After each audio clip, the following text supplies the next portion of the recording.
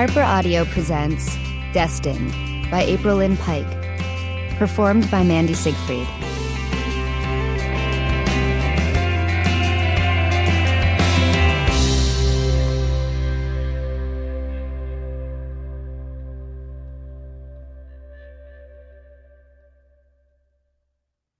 Chapter 1.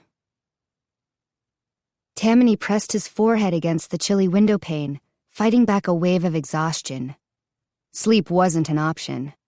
Not while the only thing between him and an angry winter faerie was a thin line of table salt. Tonight, he was faerie twice over. The old word was one he normally wore with pride. It marked him as Laurel's guardian, her protector.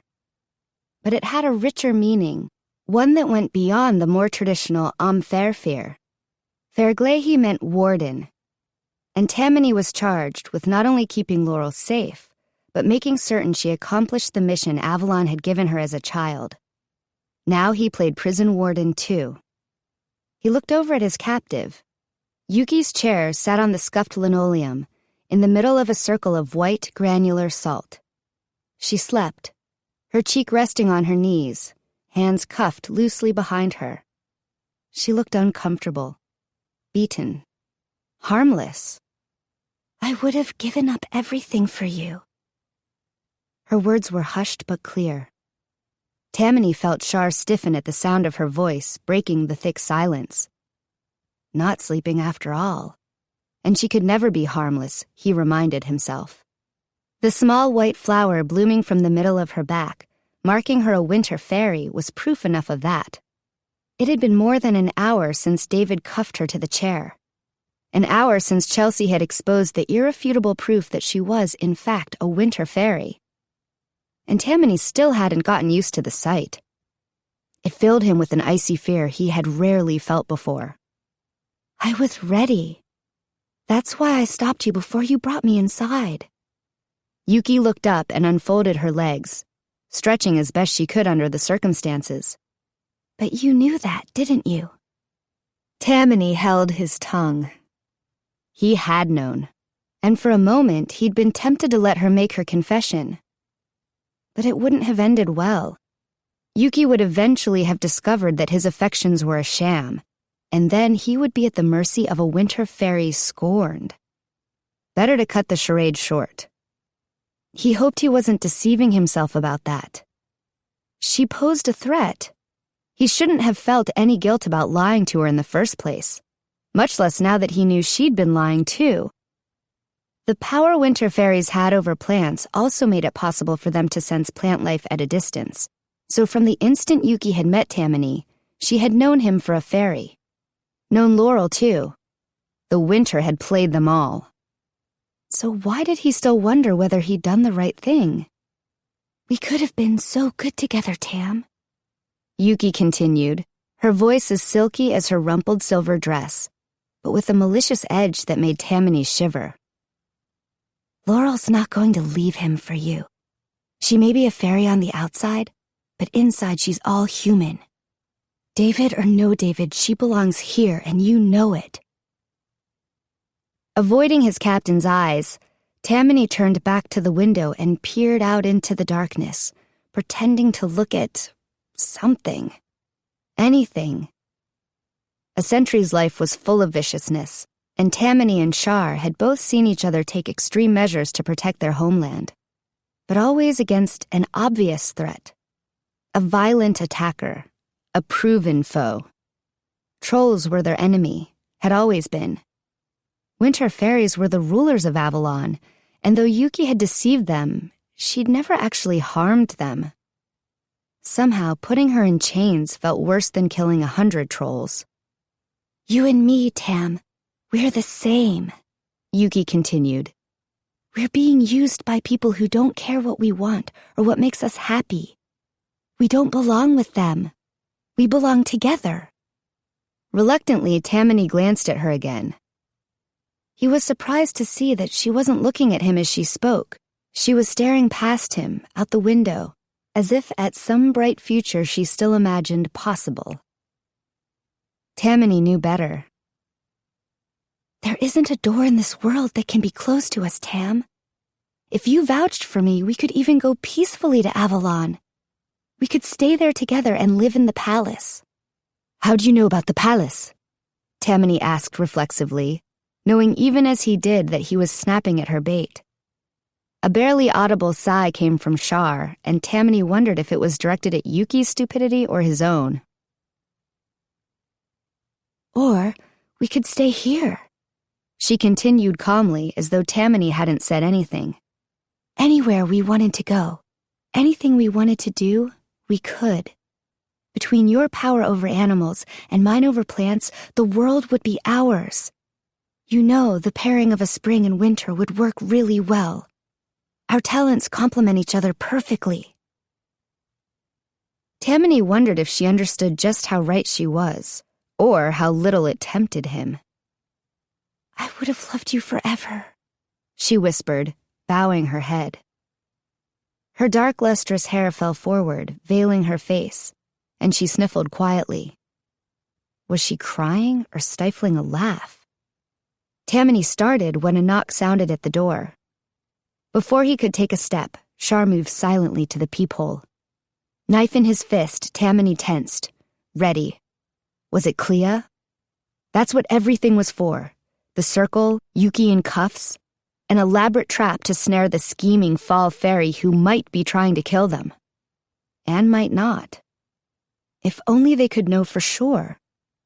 Until they did, Tamani had to assume they were a threat, a lethal one. But with a shimmer of a grimace, Shar pulled the door open and Laurel entered the room, Chelsea close behind. "Laurel," was all Tamani managed to say, his fingers falling from the knife. Even after loving Laurel for as long as he could remember, and lately becoming something more, he still felt a leap of joy every time he saw her. She had changed out of her dark blue formal, the one she'd worn when he'd held her in his arms over a year ago at the Samhain festival, when he'd kissed her so passionately. It seemed far away.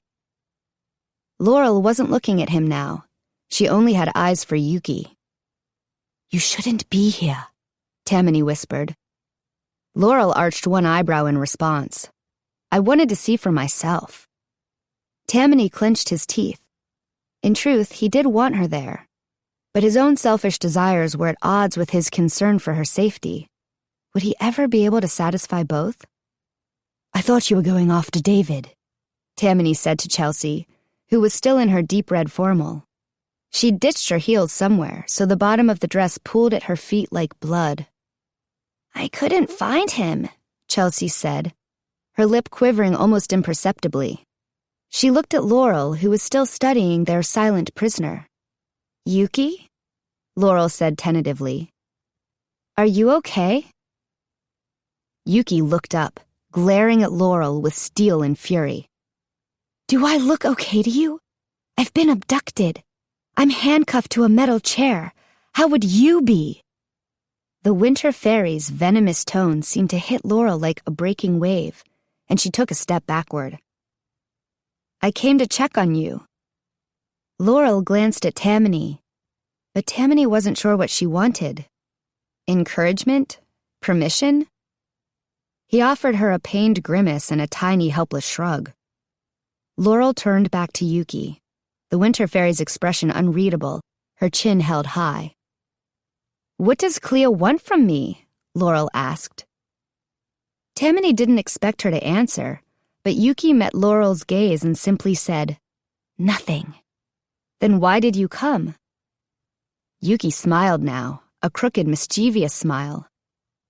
"I didn't say she never wanted anything, but she doesn't need you anymore."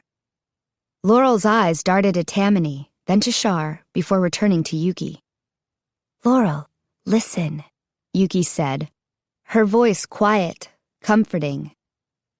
"This whole charade is completely unnecessary. I'll talk to you if you just get me out of here." "That's enough," Tamani said.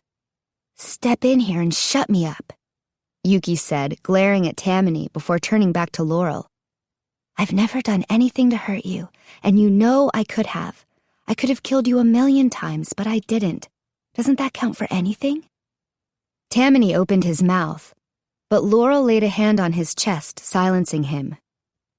You're right. But you're a winter fairy. You hid that, even though you had to know about us. Why? Why do you think? The moment your soldier friends found out what I was, they cut off my power and chained me up to a chair. Tamani hated that she was right. Okay, well, maybe we just need to start over, Laurel said. If we can figure this out before Klea shows up, even better. If you could just tell us... Tamani has the keys, Yuki said, looking over at him, malice gleaming in her eyes. Let me out of here, and I'll tell you whatever you want to know. No deal, Tamani said, doing his best to sound bored. Laurel spoke to Yuki again, cutting them off. It's probably safest for everyone if... No! Yuki shouted. I can't believe you're even a part of this, after what they did to you. To your parents? Tamani frowned. What did Laurel's parents have to do with anything? But Laurel was already shaking her head. Yuki, I don't like that they made me forget, but I can't change the past. Forget? I'm not talking about memory elixirs. What about the poison? Oh, come on, Tamani blurted. Laurel shushed him. Yuki, do you know who poisoned my father? Tamani was pretty certain of the answer, and he knew Laurel was too. It had to have been Klea. But if Laurel could convince Yuki to confirm their suspicions... Your father? Yuki looked confused. Why would they poison your father? I'm talking about your mother. Again, Laurel looked at Tamani, and he shook his head with a tiny shrug. What was Yuki playing at? You don't even know, do you? Big coincidence that the couple who happened to own the land around the gate just happened to be childless, waiting for a little blonde baby to pop into their lives? How convenient, wouldn't you say? That's enough, Tamani said sharply. He should have guessed. More games. Yuki was just looking for ways to get them doubting themselves, and each other. They did that, Yuki said. 15 years before you even showed up on their doorstep. The fairies made sure your mother was baby-hungry enough to take you without question. They damaged her, Laurel, made sure she could never have her own children. They ruined her life, and you're siding with them. Don't listen to her, Laurel. It's not true, Tamani said. She's just trying to get into your head. Am I? Why don't we ask him? Chapter 2. Laurel followed Yuki's eyes to Shar, who stood as still as a statue, his face betraying nothing. It couldn't be true. It couldn't. Not Shar, who had been her unseen guardian since she first left Avalon. So why isn't he denying it? Tell her, Yuki said, straining against her chair. Tell her what you did to her mother. Shar's mouth stayed closed. Shar? Laurel begged quietly. She wanted to hear him say it wasn't true. Needed him to say it. Please. It was necessary, Shar replied at last. We didn't choose them. They just lived there. The plan had to work, Laurel. We had no choice. There's always a choice, Laurel whispered, her mouth suddenly dry, her chin quivering with anger. Shar had poisoned her mother. Shar, who had been watching over her even longer than Tamani, had poisoned her mother. I have a home and family to protect, and I will do whatever it takes to keep Avalon safe. Laurel bristled. You didn't have to. Yes, I did, Shar said. I have to do a lot of things I don't want to, Laurel. Do you think I wanted to sabotage your human parents? Wanted to make you forget? I do as I'm told. It's why I watched you every day before Tamani came along. Why I know everything there is to know about you. The heirloom bowl you broke and lied about. The dog you buried outside your window because you couldn't bear to have him farther away. The time you spent with Tamani out at the cabin in October. Shaw, Tamani said, his voice a clear warning. I gave you what space I could, Shar said quietly, his voice at last holding a hint of remorse. But the tiny apology was clearly extended to Tamani, not to Laurel. The sudden urge to stride across the room and slap Shar across the face was stifled only by her paralyzing rage. Yuki's smile faded. This is the force you've allied with, Laurel? I may not have always been truthful with you, but even I thought you were better than these monsters. She looked down at the salt encircling her chair. A little swish of your foot and I can put a stop to this. I'll take you with me and show you how wrong Avalon is, and you can help me make it right. Laurel stared at the salt. Part of her wanted to do it, just to lash out at Shar. How do you know about Avalon? Does it matter? Yuki asked, her face unreadable. Maybe. Set me free. I'll give you the answers they've been keeping from you. Don't do it, Laurel, Tamani said softly. I don't like it either, but letting her go doesn't make anything better. Do you think I don't know that? Laurel snapped. But she couldn't tear her eyes away from the white circle at her feet. Tamani drew back, silent. Laurel wanted to kick the circle. She did. It was an irrational urge, one she knew she'd never act on. But hot tears pooled in her eyes as the desire burned in her throat. Laurel. A soft hand touched her arm, pulling her back to reality. She turned to a white-faced Chelsea. Come with me. We'll talk it over, take a drive, whatever you need to cool down. Laurel stared at her friend, focusing on the one person in the room who had never hurt her, never wronged her. She nodded, not looking at anyone else. Let's go, she said. I don't want to be here anymore. Once they were outside, Chelsea closed the door, then stopped. Damn it, she cursed softly. I put my keys down somewhere. Stupid dress with no pockets, she muttered, gathering the hem so she wouldn't trip on it. I'll be right back. She turned and the door opened before she could touch the knob. Keys, Chelsea explained as she pushed past Tamani. He pulled the door shut, leaving the two of them alone on the porch. She fixed her gaze on the stairwell, suddenly unwilling to look at him. But then he wasn't meeting her eyes either. I didn't know, Tamani whispered after a long pause. I promise. I know, Laurel whispered.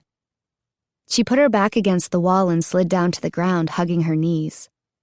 Her voice was flat even to her own ears. My mom was an only child. Her dad left when she was a baby. It was just her and her mom. And then Grandma died too. Mom always wanted a big family. 5 kids, she told me one day. She wanted 5 kids, but it never happened. She didn't know why she was telling him this, but talking made her feel better somehow, so she kept going. They went to a ton of doctors and no one could figure out what was wrong. None of them. That basically cemented her mistrust of doctors. It also wiped out their savings for a long time. And it doesn't even matter because Mom would have kept me even if she had other kids, Laurel said firmly. I know she would have. Shar didn't have to do it at all. She was silent for a while. You know what really makes me mad? Tamani had the grace to shake his head silently. I have a secret now. I tell them everything. Everything. It hasn't been easy, but being open and honest has been the most wonderful part of my life the past year or so. Now I have this thing that I can't tell them ever, because they would never look at me or fairies the same way. Her anger flared, white hot. And I hate him for that, she whispered. I'm sorry, Tamani said. I know how much they mean to you, and I'm sorry they got hurt. Thank you, Laurel said. Tamani looked down at his hands, an emotion sketched across his face that Laurel couldn't quite decipher. I resent that I didn't know, he finally said. There's so much I don't know, and I don't think Yuki is going to tell us anything. Half of what she says contradicts the other half. I thought maybe once we had her trapped, we'd finally get the answers we've been looking for, but if something doesn't happen soon, I'm not sure what Shar will do. Shar? What was it he had told her? I will do whatever it takes to keep Avalon safe. He won't hurt her, will he, to get more information? He can't. Even if he were so inclined, he can't enter the circle.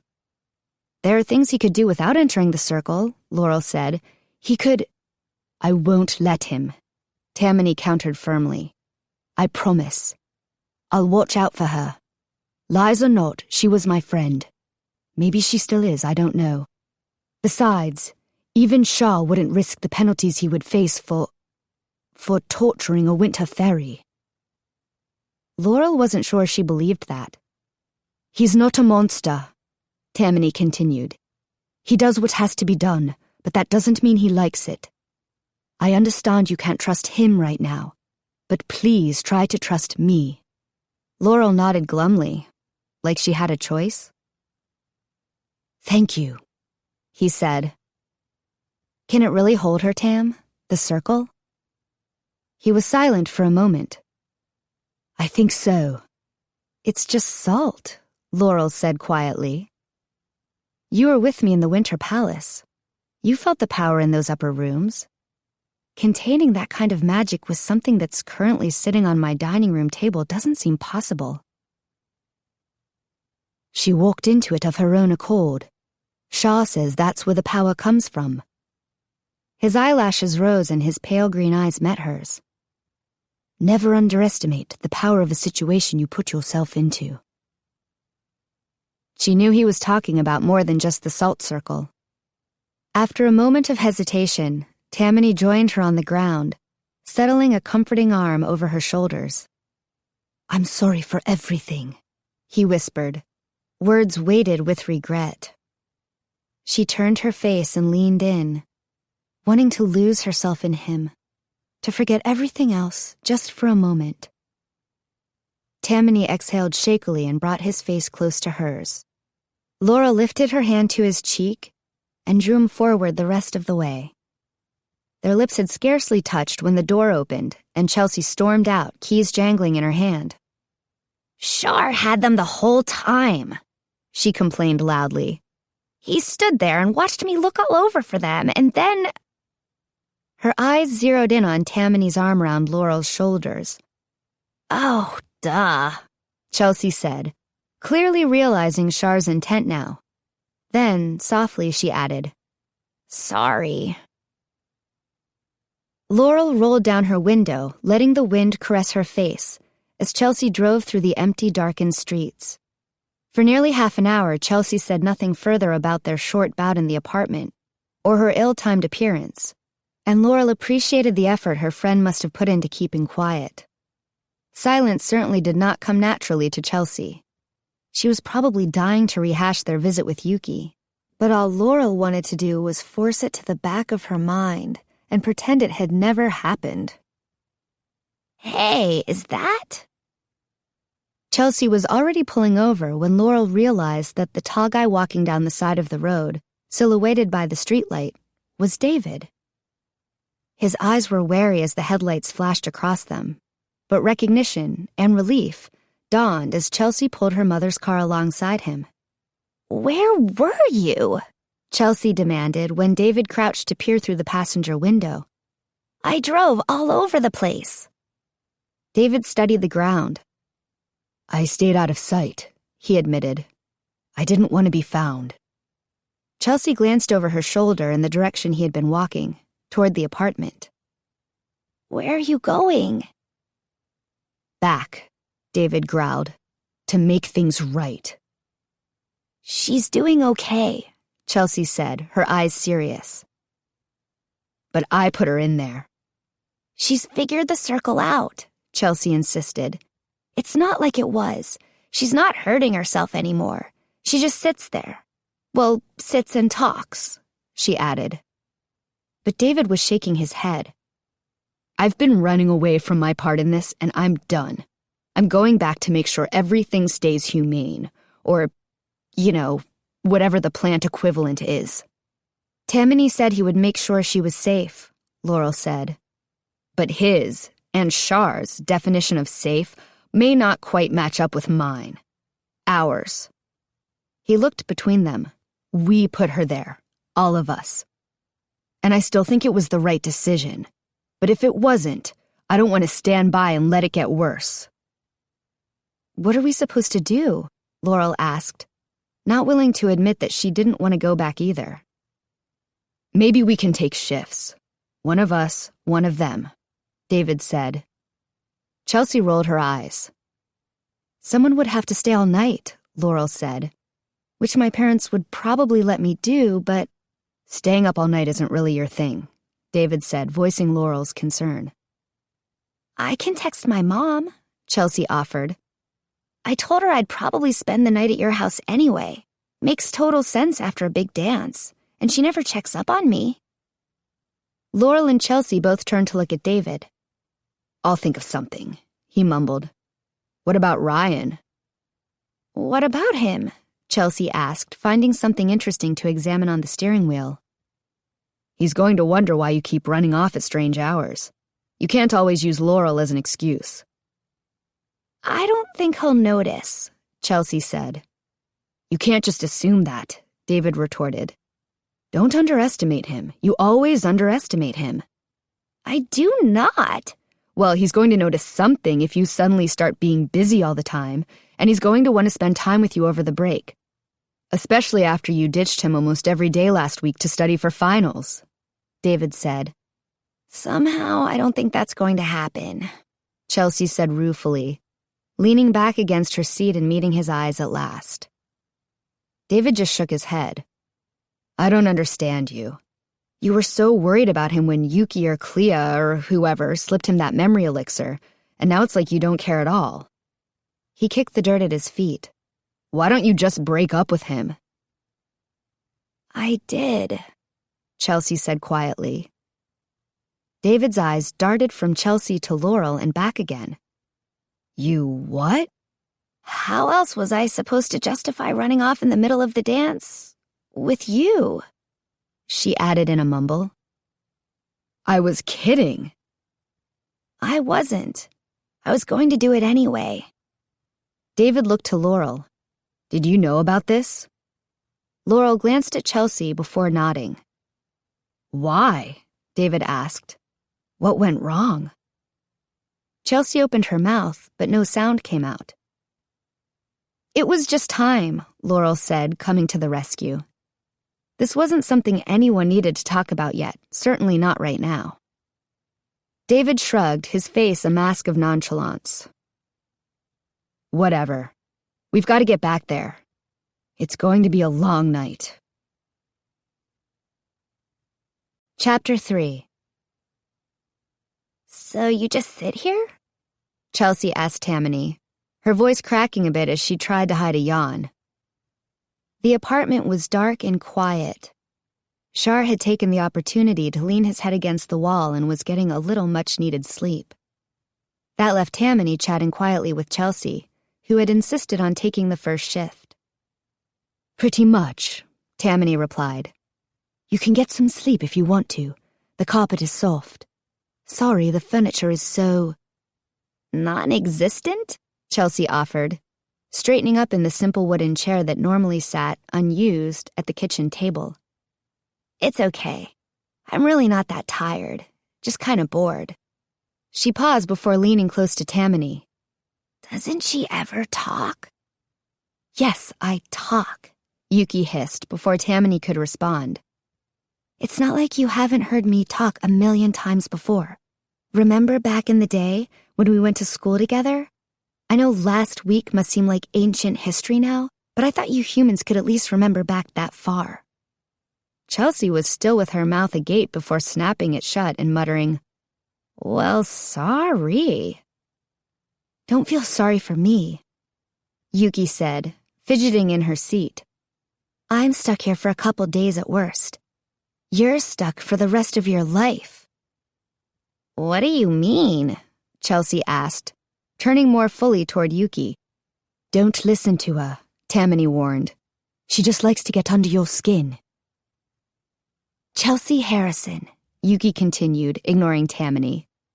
"The perpetual third wheel, always so close to what you desperately want, but never quite there." "Really?" Tamani said, shifting to place himself between Chelsea and Yuki. "She has nothing to say that you want to hear." He couldn't help but feel protective. The human girl had warmed her way into his good graces the last few months, and he didn't want her to be hurt by whatever was going to come out of Yuki's mouth next. "You really think you can compete?" But Chelsea's curiosity was almost as infamous as her honesty, and she leaned forward so she could see Yuki again. "Compete with who?" "Laurel, of course. Fact of the matter is, she doesn't have to choose David, which she will," Yuki added, doubtless for Tamani's benefit. "But even if she doesn't, you still lose. Let's say everything happens like you dream. Laurel leaves David behind, and one day he turns around and realizes for the first time ever that you've been standing there the whole time just waiting to be noticed." Chelsea's face flushed red, but her eyes never left Yuki's. "Suddenly you're everything he never knew he always wanted. He adores you and, unlike your flaky boyfriend, is willing to go to college anywhere you want. Who told you? You go to Harvard, you move in together, maybe you even get married. But," she said, leaning forward as far as she could, "Laurel will always be there in the back of his mind. All the adventures they had, the plans they made. She's prettier than you, more magical than you, just plain better than you. Face it, you have no hope of ever being anything but a rebound. And you'll have to live your life knowing that if it had been up to David, he would never have even gotten a chance to be with you. Laurel wins." Chelsea's breathing was ragged. She stood, avoiding Tamani's eyes. I think I need some water." Tamani watched her disappear into the kitchen just out of sight. He heard the tap start to run. And run. And run some more, much longer than was necessary to fill a cup. After a full minute, he stood and shot a glare at Yuki, who looked smug. Shar lifted his head at the sound of Tamani's footsteps, but Tamani waved a "be right back" sign at him. Keeping Yuki in the corner of his eye, Tamani followed Chelsea to the kitchen, where she stood, facing away from him, arms braced on the sink. There was no cup in sight. "You all right?" Tamani asked quietly, his voice just louder than the hiss of the faucet. Chelsea's head jerked up. "Yeah, She gestured aimlessly. I couldn't find a glass." Tamani opened a cupboard right in front of her and retrieved one, handing it to her wordlessly. She filled it under the flowing water and started to reach for the tap to turn it off, but Tamani stopped her. "Leave it on. Less likely she can hear us." Chelsea looked down at the running water, probably fighting the urge to not waste it, then nodded and withdrew her hand. Tamani stepped a little closer, half an eye still on Yuki's blossom, barely visible around the corner. "She's wrong," he said simply. "She makes everything she says sound true, but it's twisted until it's not really truth at all." "No, it's absolutely true," Chelsea said with surprising confidence. "Laurel is so much more than I will ever be. I hadn't thought about how her effect on David could linger like that. But it will. Yuki's right." "You can't think of it that way. Laurel is very different from you. But you're amazing all by yourself," Tamani said, surprising himself by how much he meant it. He hesitated, then grinned. "You're funnier than Laurel." "Oh, good," Chelsea said dryly. "I'm sure a couple of well-timed jokes will win David's heart over to me forever." "That's not what I mean," Tamani said. "Listen, seriously. You can't compare yourself to a faerie. We're plants. Our perfect symmetry is something you humans value for some reason. So, on the outside, yeah, she's going to look different from you. But that doesn't make her better. And honestly, except for maybe in the beginning, I don't think that's what David saw in her. So she's better on the inside too? Chelsea muttered. Now she's being deliberately knot-headed. No, listen. I just want you to understand what makes Yuki so wrong. In Avalon, everyone has the same kind of symmetry Laurel and I have. We do have a range of beauty, I guess, but there's nothing special about Laurel's appearance. She even has a friend at the academy who is practically her mirror image. If David somehow met Katya, or some fairy more beautiful than her, do you think he'd stop loving Laurel? I gotta say, you're really bad at this, Chelsea grumbled. Sorry, Tamani grimaced. I didn't mean to imply that he would never stop. Chelsea interrupted him with a small, pitiable sound. It's okay. I know what you're trying to say. Really, the last thing you need to be doing is trying to convince people that Laurel's nothing special. I don't believe it. You don't believe it. And considering the fact that you stealing her away is my only hope for any chance with David in the future, I hope you never do. No, that's not it at all. He paused, thinking. Laurel was gone for a long time, Chelsea, and even though she always had my love, I've looked at other girls in the past. He couldn't help but feel a little silly making the confession. There was one really beautiful fairy who I danced with a couple of times at festivals. I haven't seen her in years, but I have to tell you, since being able to really be with Laurel, to get to know her all over again, I haven't thought of that fairy once. Seriously. He added with a grin when Chelsea raised her eyebrows. I barely remembered her enough to bring her up. I love Laurel, so she becomes the most beautiful fairy in the world to me, and no one else can compare. Yes, I think we've established that Laurel is awesome, Chelsea drawled. I think so too, that's kind of the problem. No, Forget Laurel for a minute. Just listen to what I'm saying. I don't know if David will ever love you, but if he does, if he really does, it won't matter how pretty or exciting someone else might be. If he really loves you, you can't possibly lose, because you won't see anyone as even remotely comparable to you. Chelsea looked up at him with her big gray eyes that begged for his words to be true. Would you forget about Laurel if you fell in love with me? Tamani sighed. Sure, if it were possible for me to love anyone but her. I don't think it is, though. How does she resist you? Chelsea asked, but her smile was back. Tamani shrugged. I wish I knew.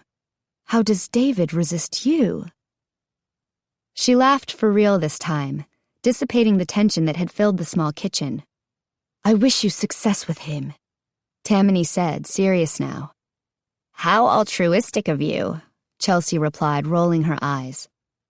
No, really, Tamani said, laying a hand on her arm and leaving it there until she looked up at him.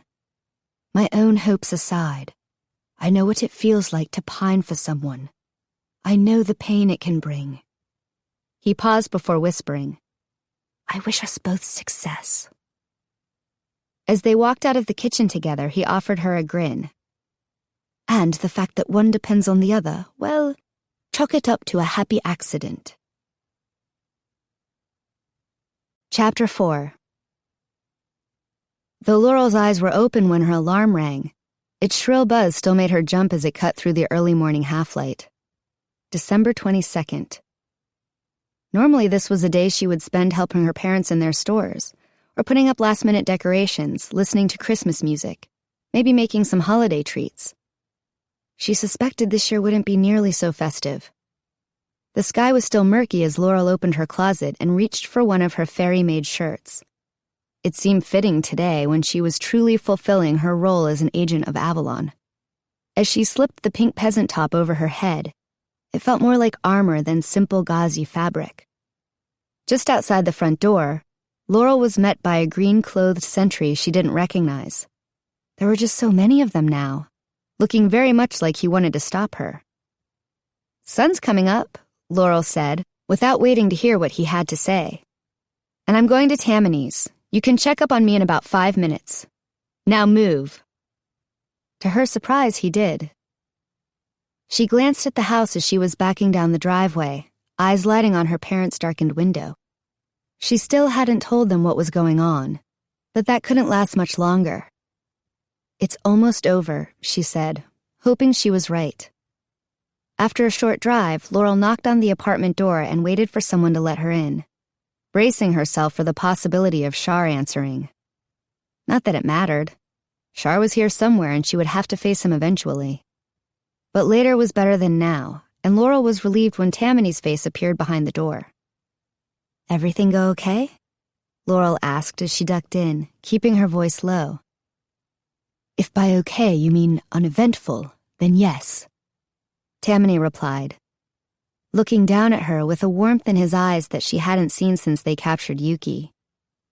She wondered what Tamani and Chelsea had talked about, and if there was any way to request they talk about it more often. "I guess that's okay," Laurel replied, dropping her backpack on the floor. But she knew they were all hoping something would happen.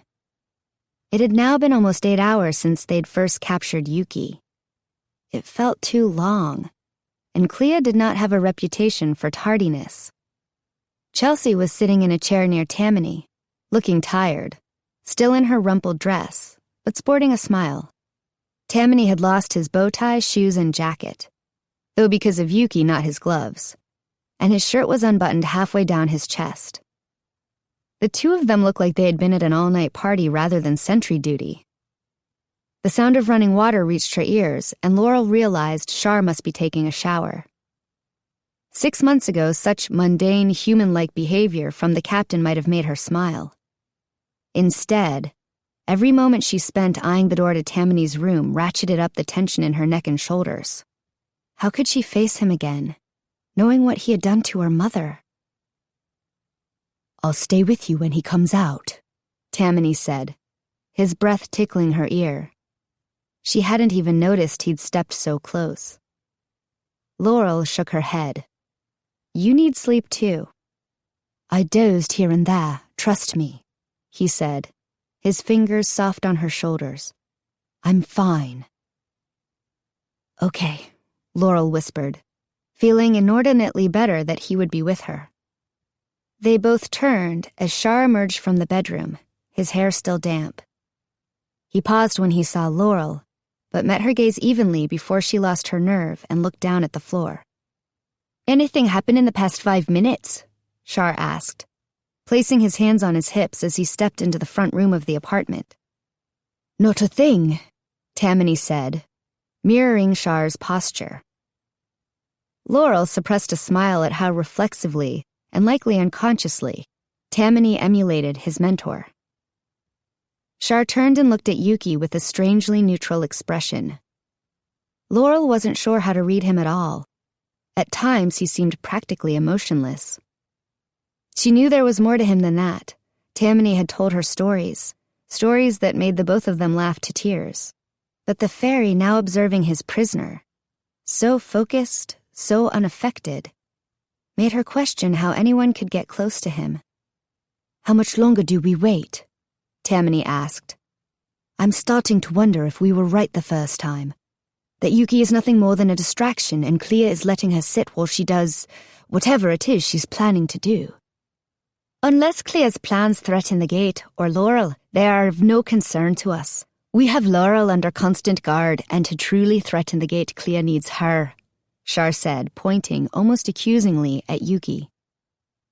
"So until she comes to retrieve Yuki, we can assume the gate is safe as it ever is," he amended.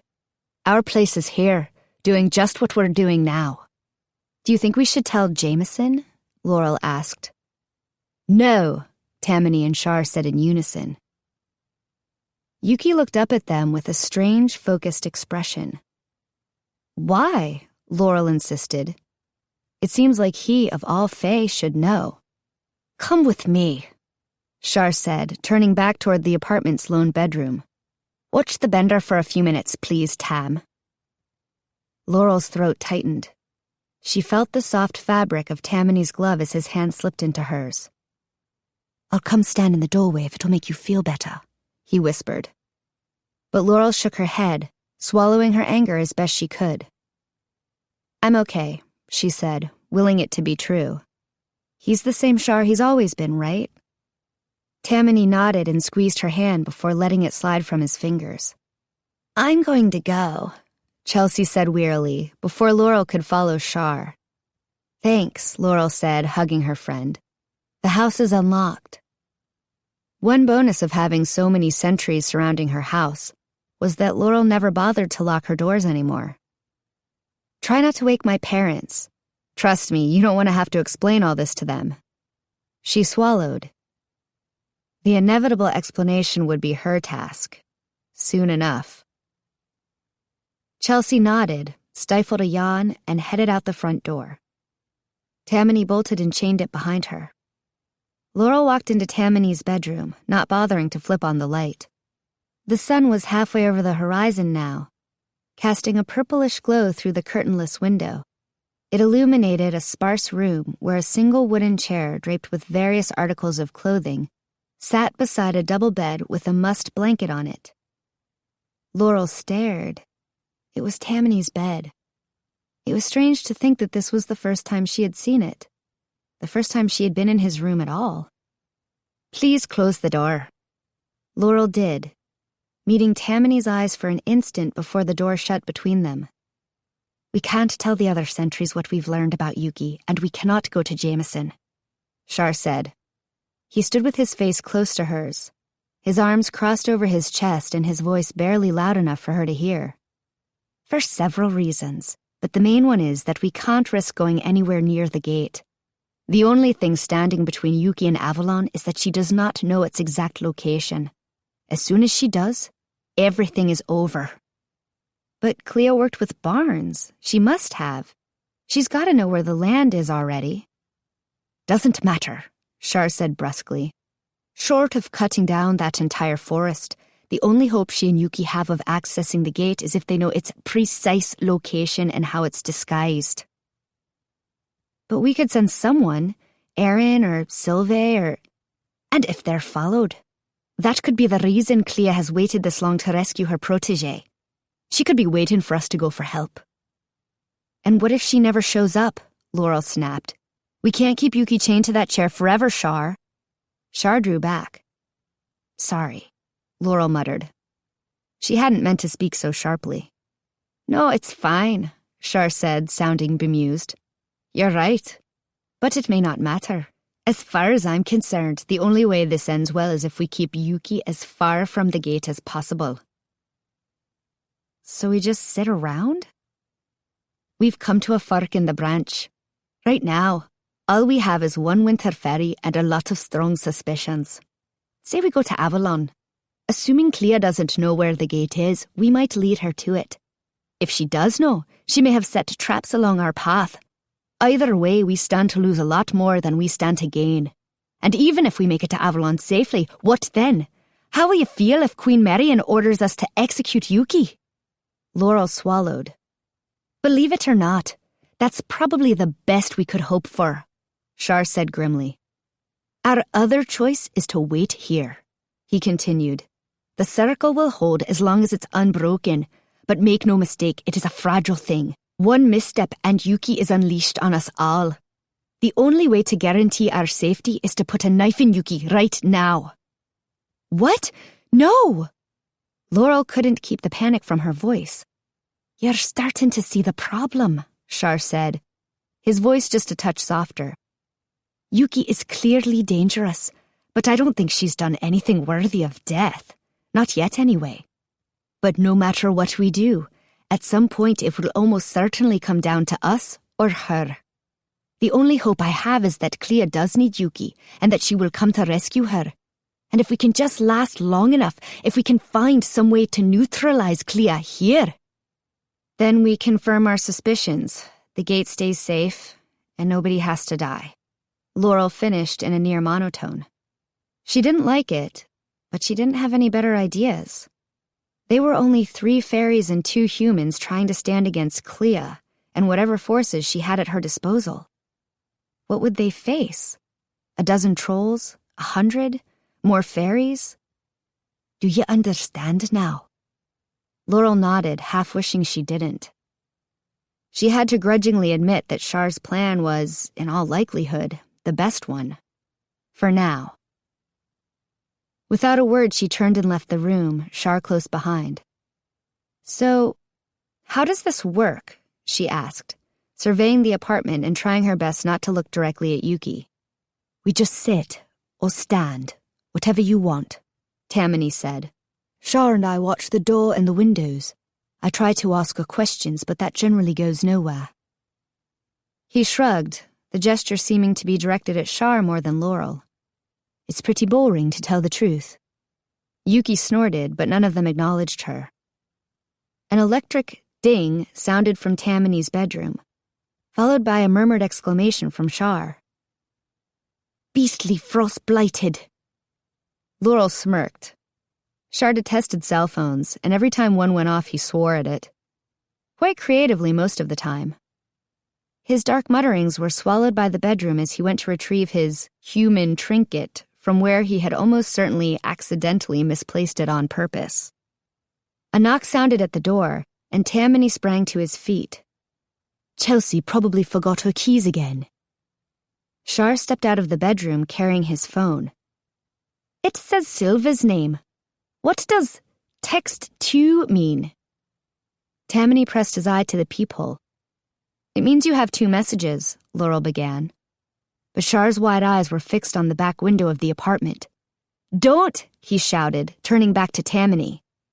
With a crack of gunfire, the door exploded. Chapter 5. The blast threw Tamani to the floor and shattered the security chain with a metallic zing. As Laurel spun from the stinging spray of debris, she saw the back of the apartment burst apart.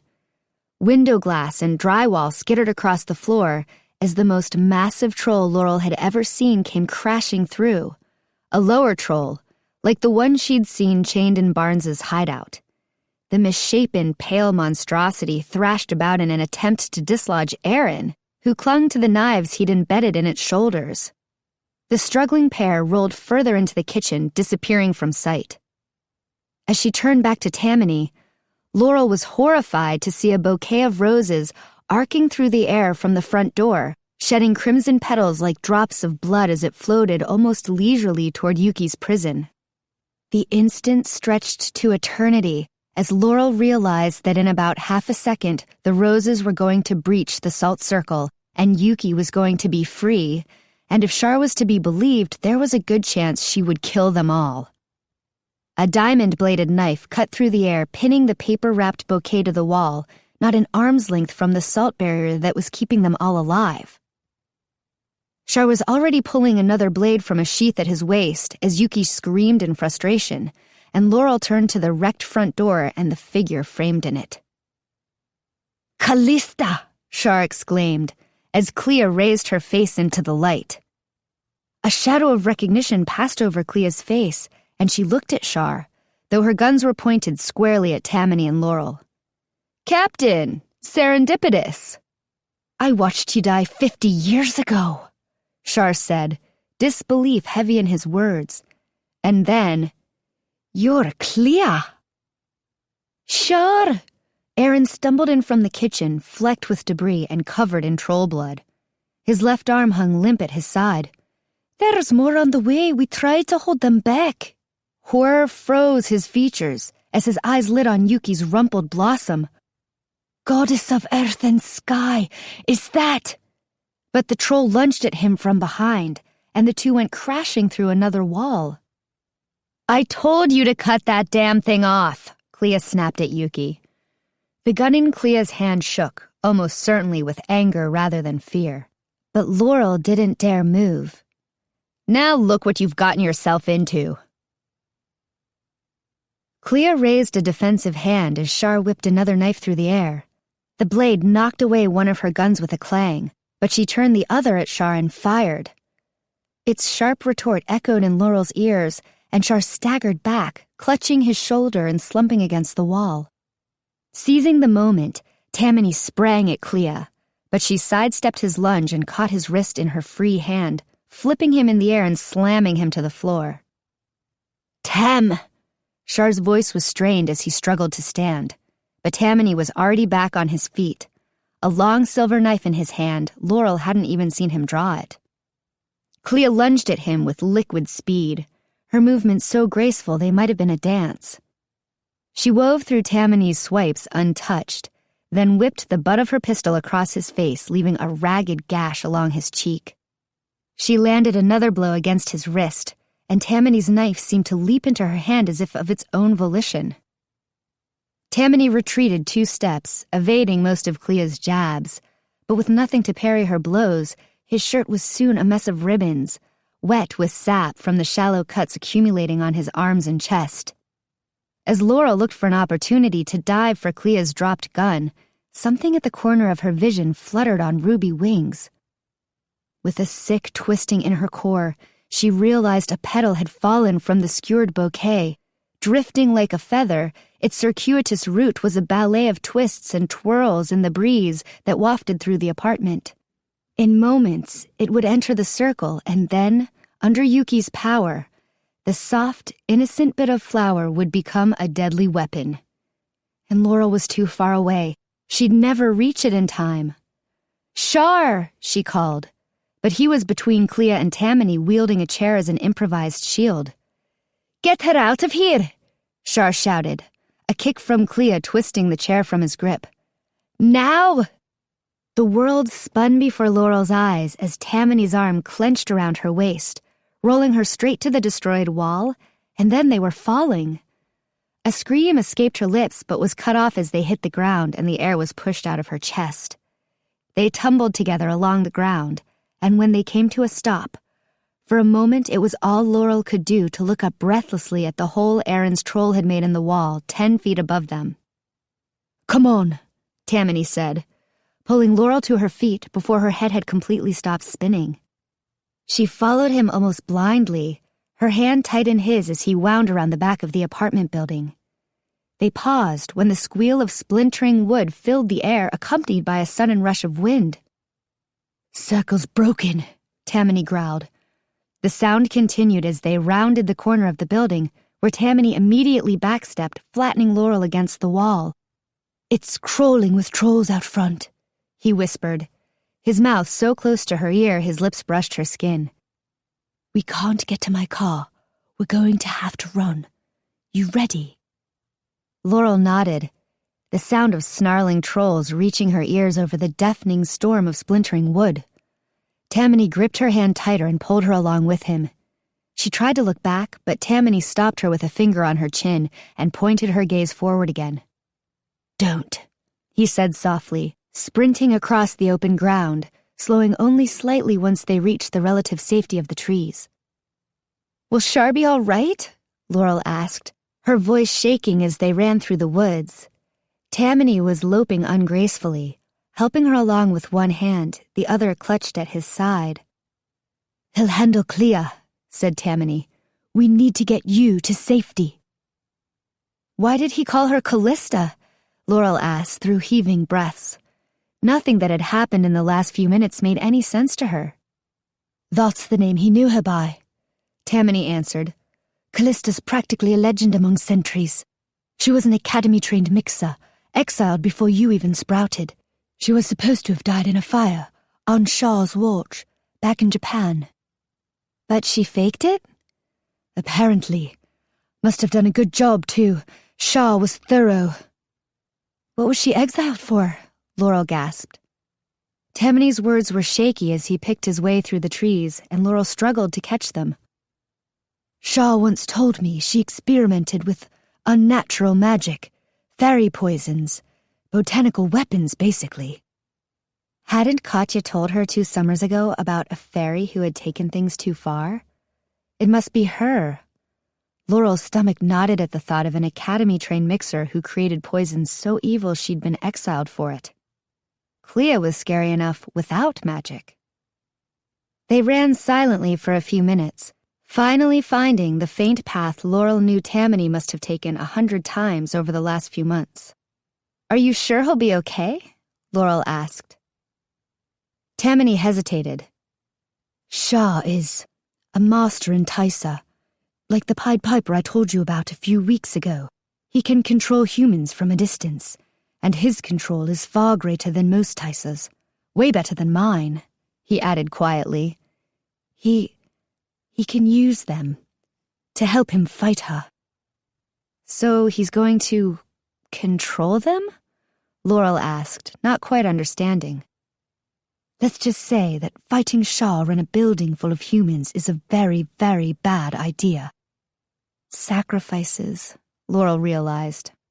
Human barriers to lie in Klea's path, or soldiers attacking against their will. She swallowed and tried not to dwell on that, concentrating on not tripping as Tamani continued to run almost too fast for her to keep up. Soon she started recognizing the trees. They were nearing the back of her house. As he ran into the yard, Tamani let out a high-pitched, warbling whistle. Aaron's second in command, a tall, dark-skinned faerie named Silva, came bursting from the tree line. "Tom, they're everywhere!" "That's not the worst of it," Tamani replied, gasping for air. Laurel stopped, resting her hands on her knees and trying to catch her breath as Tamani explained the situation, with sputtering protests from Silva at the details Tamani and Shar had kept secret. "There's no time for explanations," Tamani said, cutting Silva off. "Shah needs backup, and he needs it now." The two sentries took only a few precious seconds to outline a plan for dividing forces, and Silva sprang into the trees, shouting orders. Tamani put a protective hand at Laurel's waist and guided her to the back door, his gaze returning to the trees the whole way. Laurel's mom was in the kitchen, a light cotton robe tied loosely at her waist, concern in her eyes. "Laurel, where have you been, and what?" She gestured wordlessly at Tamani's wet, torn shirt. "Is Chelsea here?" Laurel asked, avoiding her mom's question, for the moment. "I don't know. I thought you were in bed." Her eyes flitted to Tamani, and his pained expression made her face go white. "Trolls again?" she whispered. "I'll go check for Chelsea," Laurel said, pushing Tamani onto a bar stool as gently as she could manage.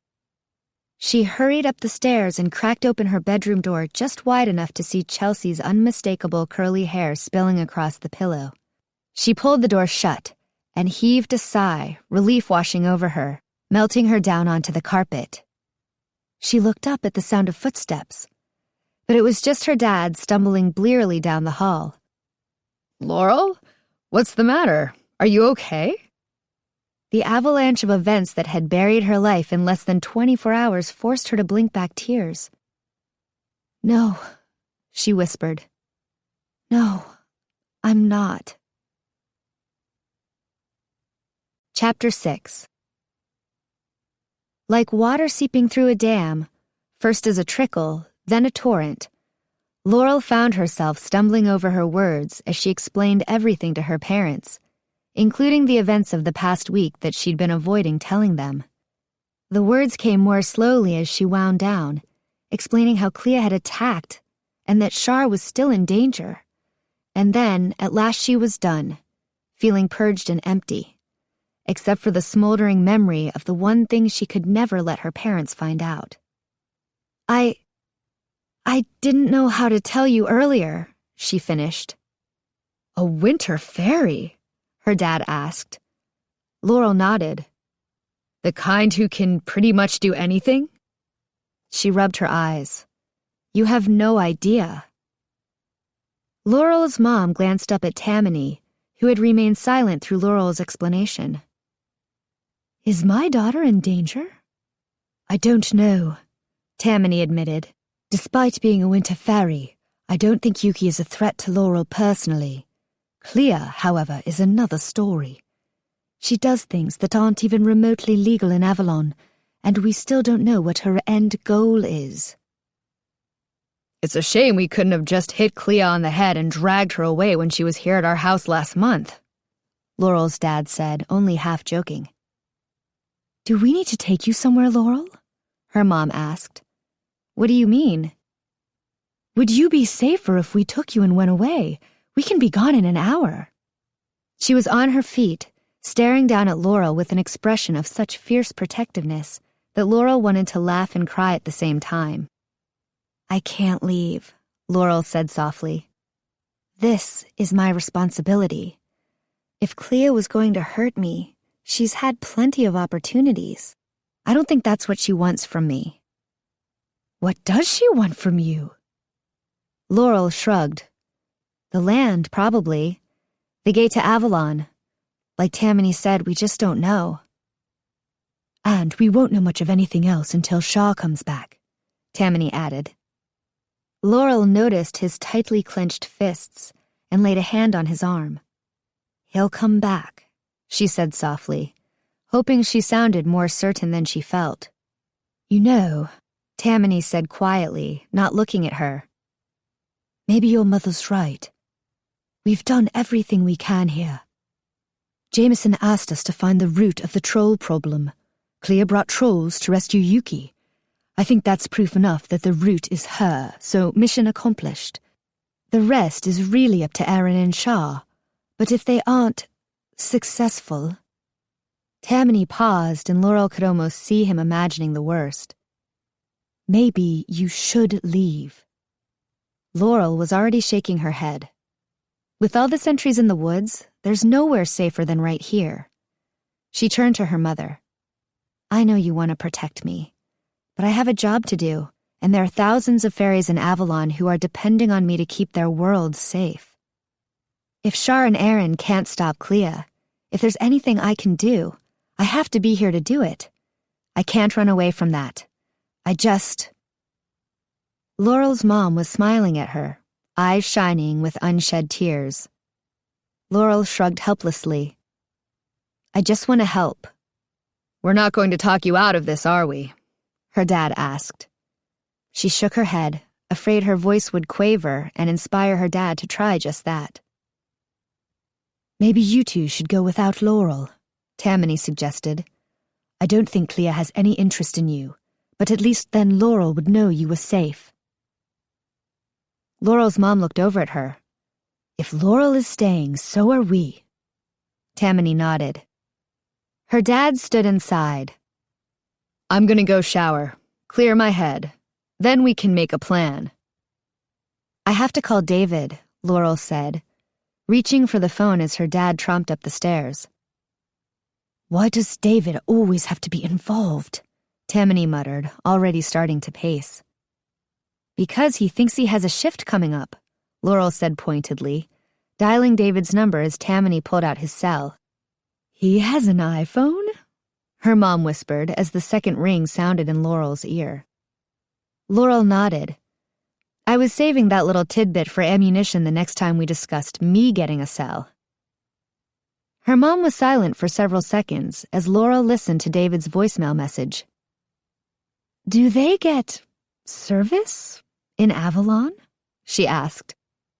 Laurel shrugged and left a brief message for David to call her when he woke up. She considered calling his home phone, but didn't want to wake his mom. After all, it was barely 7 a.m. She would have to wait, just like everyone else. Tamani's hand lingered in his pocket, and he walked back and forth across the kitchen floor until Laurel thought she might scream. "Would you like a cup of tea, Tamani?" her mom finally said with a tiny edge in her voice. Pacing was not a popular habit in the Sewell household. "Or perhaps you want to clean up a bit?" "Clean?" Tamani said, looking a little dazed. He peered down at his tattered shirt and the scratches on his arms that were no longer oozing but remained shiny with sap. "That's probably a good idea," he said haltingly. "Maybe something to eat, too," Laurel suggested. "Considering this turn of events, I suspect even green stuff is back on the menu," she added, forcing a laugh. Tamani had been avoiding his favorite foods to keep from coloring his eyes and hair roots, But Laurel assumed it wouldn't matter anymore. She supposed, in retrospect, that it had never really mattered. Yuki had always known what he was. Tamani nodded jerkily. Yeah, thanks. Broccoli if you have it. I'll go up and find you a t-shirt, Laurel's mom said, turning to follow in her husband's footsteps. Thank you, Tamani whispered, though his eyes were on his cell phone again. Laurel could feel him willing it to ring. Numbly, Laurel grabbed a knife to chop up the stalk of broccoli she'd fished from the refrigerator. Tamani turned his head slightly, listening to Laurel's mom's footsteps as she climbed the stairs and went into her bedroom. Then he seemed to melt onto the bar stool, running his hands through his hair with a soft groan. Laurel loaded several florets onto a plate and handed it to him. But he took the plate with one hand, and her hand with the other, his gaze so intense it took her breath away. He slowly transferred the glass plate to the counter and pulled her close. Laurel curled herself against his chest, grasping at what was left of his shirt. His hands were in her hair, then around her waist, his fingers pressing almost painfully against her back. I honestly thought that might be the end, he whispered in her ear, his voice gravelly. When his lips fell on her neck, her cheeks, and dotted her eyelids, she didn't pull away. Even when his mouth found hers, frantic and delving, she returned the kiss with the same fire and passion. It wasn't until that moment, feeling the desperation fueling his kiss, that she realized just how narrowly they'd cheated death. Not since he'd been shot by Barnes had Laurel seen Tamani lose a fight like that. And she clung to him, trembling with relief from a fear she hadn't even known she was feeling. Laurel's fingers brushed the cut on Tamani's cheek, pulling back at his soft gasp of pain against her lips. But he didn't jerk away. If anything, he drew her closer. She wished there was more time. Time to lose herself in his kisses, to forget that Shar was out there, somewhere, fighting for all their lives. He finally lifted his mouth, his forehead pressed against hers. Thank you, he said softly. I just needed you for a moment. Laurel twined her fingers through his. I think I needed you too. Tamani met her eyes and stroked her face with his thumb. The desperation was gone now, and he was all softness and calm. His mouth brushed hers tentatively, as his hands had so often done. Laurel leaned forward wanting more, wanting to show him that she wanted more. She stopped listening for her mother's footsteps, for a sign of Chelsea coming out of her room, for anything but the soft purr of Tamani's breath on her cheek. Only when the jangle of the phone sounded close to her ear did the world snap back into focus. It rang again as she tried to catch her breath. That'll be David, she whispered. Tamani stroked her bottom lip with his thumb, then let his hand drop and turned to his plate of broccoli as Laurel picked up the handset. Laurel, David said, his voice bleary. You're home. Did you oversleep? Do I need to get over there and cover for you? She could hear him fumbling around, probably pulling on jeans and a t-shirt, ready to rush in and save the day. No, it's worse than that, Laurel said quietly. All rustling on David's end came to a halt as she explained what had happened. I'm coming over. I think there are enough stressed people in this house, Laurel argued. Well, I can't just sit around here and wait. I'll feel better if I'm over there, just in case. Is that okay? Laurel suppressed a sigh. She knew exactly how he felt, and if their positions were reversed, she would want the same thing. Okay, she said, but just let yourself in. Don't knock or ring or whatever. Chelsea's still sleeping and she really needs it. I won't. And Laurel? Thanks. Laurel hung up and turned to face Tamani. He's coming over. Tamani nodded, swallowing a mouthful of veggies. I figured as much. Who's coming over? Laurel's mom asked from halfway down the stairs. David. Laurel's mom sighed in half amusement as she tossed a clean gray t-shirt to Tamani. I have to say, I don't know what that boy tells his mother. Chapter 7. Tamani gritted his teeth as he gingerly pulled the new, and rather too big, shirt over the binding strips Laurel had spent the last 10 minutes applying. David had arrived, and Laurel was sitting with him on the couch, filling him in on the morning attack. Tamani blocked out her voice. He was already replaying the events in his mind, looking for some way he could have been more prepared, more effective, especially against Klea. He hadn't lost a round of hand-to-hand combat to anyone but Shar in years. To lose to a human-trained mixer hurt almost as badly as the wound she had left on him, and those stung plenty. Laurel's parents had offered to stay home from work, but Tamani insisted it was better for everyone if they went to their stores and pretended it was a regular day. Before Laurel could even suggest it, Tamani had ordered half a dozen sentries to tail each parent, just in case. The grateful look in her eyes had been a welcome bonus. So what now? Tamani looked over and realized David was talking to him.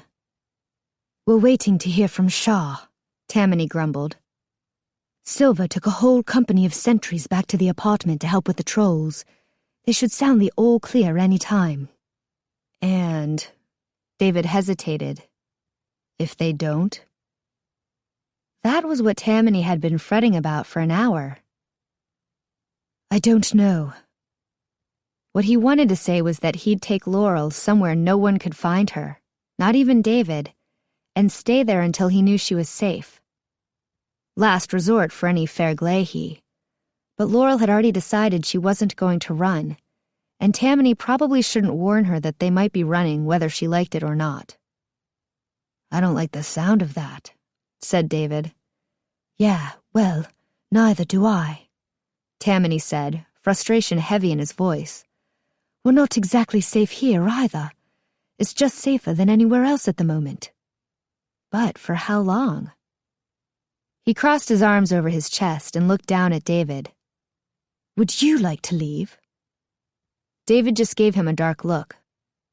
Tamani's phone began vibrating in his hand. He looked down at the screen to see a blue box heralding the arrival of a text message. From Shar? Klea took Yuki and ran. I followed. Then the phone buzzed again, a picture this time. He'd been expecting to hear from Shar. Perhaps hoping was a better word. But even though he'd been clinging to his phone since they'd arrived at Laurel's house, the person he'd assumed would call was Aaron. Maybe Silva. Shar had never managed to use the phone before. Generally, he refused to even try. Tamani slid a finger across the screen once, twice, 3 times before it recognized his touch and unlocked. He squinted at the minuscule picture for a second before tapping it to make it bigger. Not that it helped. He was looking at a log cabin with a white, tent-like structure sprawling out the back. There were 2 slightly grainy figures near the front door. What is it? Laurel asked. He beckoned her forward. It's from Shaw. Shar? The disbelief in Laurel's voice was as heavy as it was in Tamani's mind. He texted you? Tamani nodded, studying the picture. He said Klea got away with Yuki. He followed them here. He slid his fingers over the screen, zooming in on the 2 figures, wanting to be sure before voicing his suspicions. Those 2 guards, he said slowly. I don't think they're human. Trolls? David asked, still sitting on the couch. Fae, Tamani said, not looking up from the screen. They don't seem to be trying to hide it either. This must be, I don't know, Klea's headquarters? Should you call him? Laurel suggested. But Tamani was already shaking his head. No way. If that's where he is, I can't risk giving him away. Can't your phone, find his with GPS or something? Yeah, but I don't know that it matters. There's no text with this picture, and for now I have to assume that means I should do nothing. He shoved his hands back into his pockets, one still clenched around his phone, and began pacing again. The phone buzzed almost immediately. Another picture. What are they? Laurel asked, squeezing in beside him to squint at the tall green stalks. Tamani's stomach twisted with a sick churning. It had taken the gardener's son in him less than a second to recognize the distinct plant specimen. They're sprouts, he said hoarsely. Oh, Laurel said, sucking in a breath. The plants fairies are born out of? David asked, rising from the couch to look over Tamani's shoulder. Tamani nodded numbly. But there are dozens of them, Laurel said. Then, after a pause, why are so many of them chopped down? But Tamani could only shake his head as he glared at the picture, trying to understand Char's message. Everything about this was wrong. He was no gardener, but the condition of the growing sprouts was appalling even to the untrained eye. The plants were too close together, and most of the stalks were too short in comparison to the size of the bulb. They were malnourished at best, and probably permanently damaged. But it was the cut-off stalks that bothered him the most. The only reason to cut a stalk was to harvest it early. Tamani's mom had done so once in her career to save a dying baby fae, but Tamani couldn't imagine Klea's motives were so maternal, and he had no idea why she would do it to so many. She had to be using them, and not for companionship. His gruesome speculation was cut off by another picture, this one of a metal rack filled with green vials. There was no spark of recognition this time, and Tamani tilted the screen toward Laurel. Do you recognize this serum? Laurel shook her head. About half of all serums are green. It could be anything. Maybe it... His question was cut off by the phone buzzing again. Not a text this time. A call. Tamani sucked in a breath and held the phone up to his ear. Shaw, he said, wondering if he sounded as desperate as he felt. Laurel looked up at him, worry, concern, and hope twining together in her gaze. Shaw, he said, more quietly now. Tam, I need your help, Shar whispered. I need you to. His voice trailed off, and shuffling noises were loud against Tamani's ear as it sounded like Shar set the phone down. Don't move, or this whole shelf goes over. Shar's voice came through clearly, but with a slight echo. Speakerphone, Tamani realized. He felt a laugh bubble up in his throat and had to bite his lip firmly to tamp it down. Shar had figured out his phone enough to use it when it counted. Cleo's voice, more hollow but crisp enough to understand, came through next. Honestly, Captain, is this really necessary? You've already blown my schedule all to hell by knocking out poor Yuki. Knocked out a winter, Tamani thought, both proud and incredulous. Wonder how he pulled that off. I saw you burn, Shar said, his voice simmering.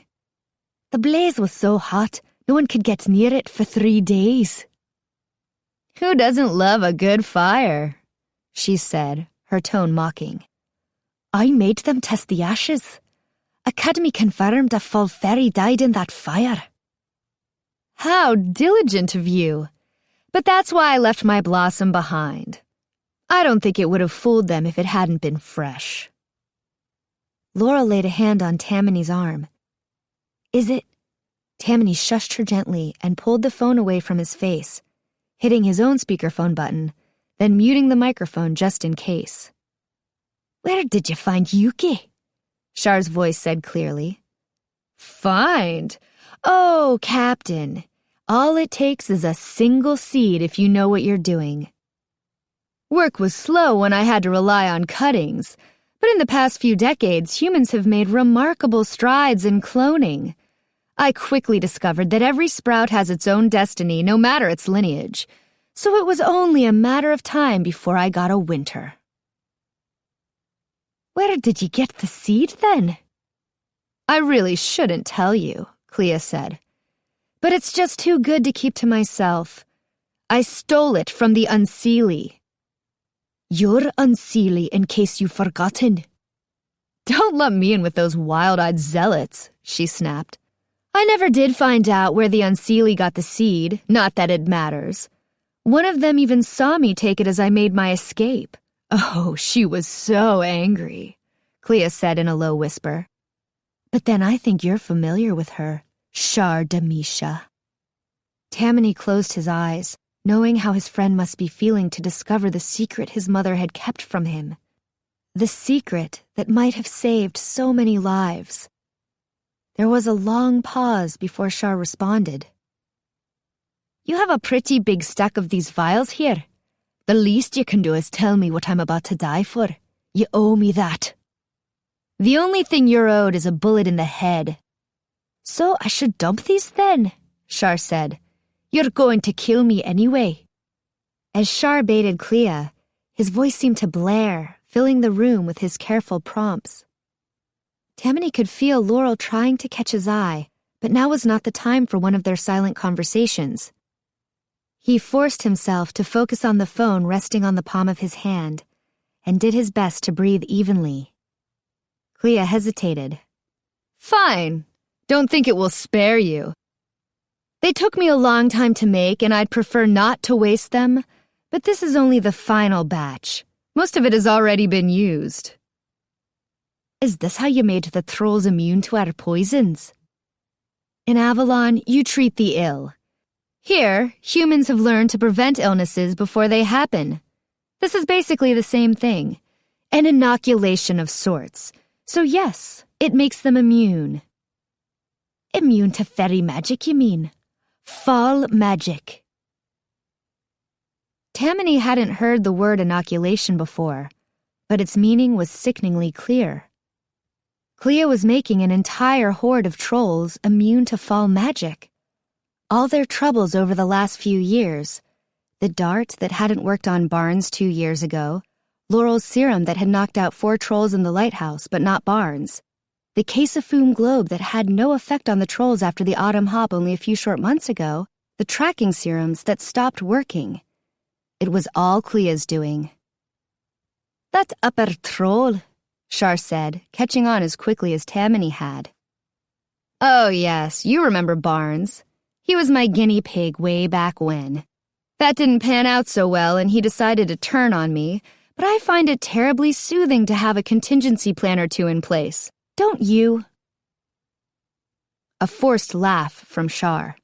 I could do with one of those about now myself. Well said, Klea chirruped, in a tone that made Tamani want to smash the phone. But we both know you haven't got one. You're either stalling because you're afraid to die, which is dreadfully unbecoming, or you think you're going to miraculously get this information back to Avalon before I invade, which isn't going to happen. So, if you'd be so kind as to step out here where I can kill you. What do you think you're going to do? Shar interrupted, and Tamani forced himself to focus on Shar's words instead of the terrifying images running through his head of what was about to happen to his best friend. Torture Laurel until she tells you where the gate is. She won't. She's stronger than you think. What the hell do I need Laurel for? I know where the gate is. Yuki plucked that tidbit out of Laurel's head almost a week ago. Startled, Laurel looked up, her eyes pools of shock. But comprehension dawned on her face as Tamani made his own connections. Those headaches. The terrible one after the troll attack, when her mind would have been vulnerable and possibly turned to Avalon. Yuki's phone call from Klea, the glittering look in her eyes. That must have been Klea's plan the whole time. Her motivation for sending trolls after them that night. And in addition to the smaller ones, Laurel had mentioned another massive headache in front of her locker the last day of school. Had even voiced concerns that Yuki might be the cause. But Tamani had dismissed it because they were about to capture her anyway. No wonder Klea had been so furious when Yuki insisted on staying for the dance.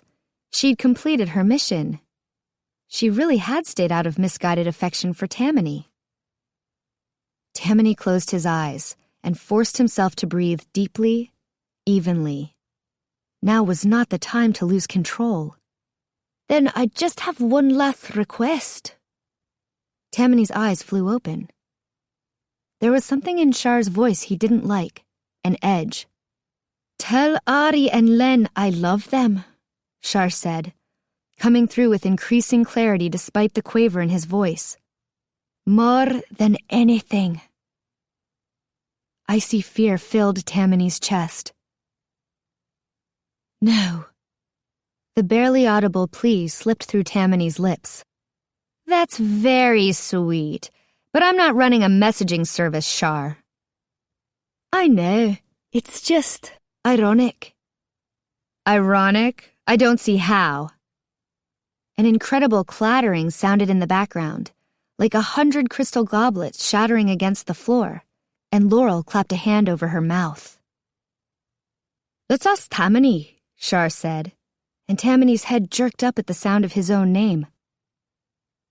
"He's the language expert." "Tamani. Isn't this what humans call irony? Because I never expected my last minutes in life would be spent figuring out how to use this damned phone." "No!" Tamani yelled. "Shaw!" He gripped the phone, helpless.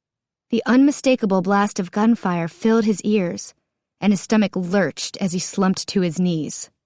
4 shots. 5. 7. 9. Then silence as the phone went dead. "Tam?" Laurel's voice was barely a whisper, her hands reaching for him. He couldn't move, couldn't breathe, couldn't do anything but kneel silently, his hand wrapped around his phone, his eyes begging the screen to light again, for Char's name to pop back up on the display, for his biting laugh to sound through the speakers as he tried to convince Tamani that the joke had actually been funny. But he knew that wasn't going to happen. Despite his shaking hands, Tamani managed to slide the phone back into his pocket as he stood. "It's time," he said, surprised at how steady his voice sounded. "Let's go." "Go?" Laurel said. She looked as shaky as Tamani felt. "Go where?" "Yes, where?" When they were hunting trolls, Char had lectured him about sticking to his role as Laurel's faerie. Should he take Laurel and run away? His head spun as he tried to decide what was right. But the sound of the gunshots, the mental picture of bullets ripping into Char, it was blocking out everything else. Tell Ari and Len I love them. Ariana and Lenore were in Avalon. Those weren't simply tender last words. They were instructions. Tamani had received his final orders from Char. "To the gate," he said. "To Jameson." Shaw didn't have to tell Klea we were on the phone, but he did. You heard Klea. She was done with us. Shaw made us a target again to divide her attention and throw her off balance. He bought us the time we need to warn Avalon. So that's what we do. The pieces were coming together in his mind. "Now," he added, already pulling his keys out of his pocket. He headed for the front door, but David stepped in front of him. "Whoa, whoa, whoa," David said, putting up his hands. "Let's wait for just a second here." "Move," Tamani said darkly. "Avalon? Now? I don't think that's a good idea." "No one asked you." Of course he would pick now to fight over this. David's eyes softened, but Tamani refused to acknowledge it. He didn't want pity from a human. "Listen, man," David said. "You just heard your best friend get mowed down. I barely knew him and I'm feeling pretty sick right now. Don't make any rash decisions so soon after what just happened." "What just happened? You mean Shaw getting murdered?" The words were salt on his tongue, and he tried not to let David know how much it ripped him apart to even say them. Do you have any idea how many of my friends I've watched die? Tamani demanded, even as he pushed the memories away. This is hardly a first. And you know what I did? Every single time. David shook his head, a convulsive shiver. I picked up my weapon. Hell, sometimes I picked up their weapons, and I kept doing my job until it was done. It's what I do. Now I'm going to say it one more time. Get out of my way. David stepped hesitantly back, but stayed close by his side, wedging a foot in front of the door as Tamani reached it. Then let me come with you, he said. I'll drive. You can sit in the back seat and think for a while. Decide if this is really the right choice, and if you change your mind... He spread his arms in a shrug. Oh, so now you're the hero? Now that Laurel's here to see you? Tamani said, feeling the grip he had on his temper begin to slip. Last night you left. You ran away instead of doing what needed to be done with Yuki. I've been doing what needs to be done for 8 years, David, and I haven't failed or run away yet. If there's one person who can keep Laurel safe, it's me, not you. When had he started yelling? What's going on? A groggy voice made them all turn to the stairs, where Chelsea stood, her t-shirt wrinkled, the wild curls around her face a halo of darkness. Chelsea. Laurel pushed between David and Tamani, her arms steady and strong, forcing them both to take a step back. It's Shar. Klea got him. We have to go to Avalon, right now. Tamani couldn't help but feel a sliver of pride that Laurel had sided with him. You can go back to sleep, or home, or whatever you want. I'll call you the minute we get back. No, Chelsea said, the weariness in her voice gone. If David's going, I'm going too. David is not going, Tamani insisted. I don't want you guys to get hurt, Laurel said, and Tamani could hear the strain in her voice. Come on, Chelsea pleaded softly. We've been through everything with you. We do it together. That's been our motto for months. The last thing Tamani wanted was more passengers, and time wasn't a luxury they had. He opened his mouth to declare exactly who was and was not coming, but the expression on Laurel's face stopped him. She had her car keys in her hand and was giving them a strange look.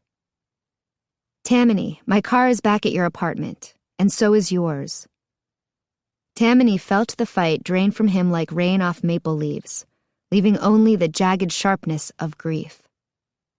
David had the good sense not to smile. Fine, Tamani said, crossing his arms over his chest. But they won't let you through the gate. And in a couple of hours, tops, those woods will be crawling with trolls and faeries, and I won't be there to protect you. He gave Chelsea a look that begged her to stay. Stay where it was safe. Safer. Where at least there were sentries to watch over her. But as he met her determined gaze, he knew she wouldn't.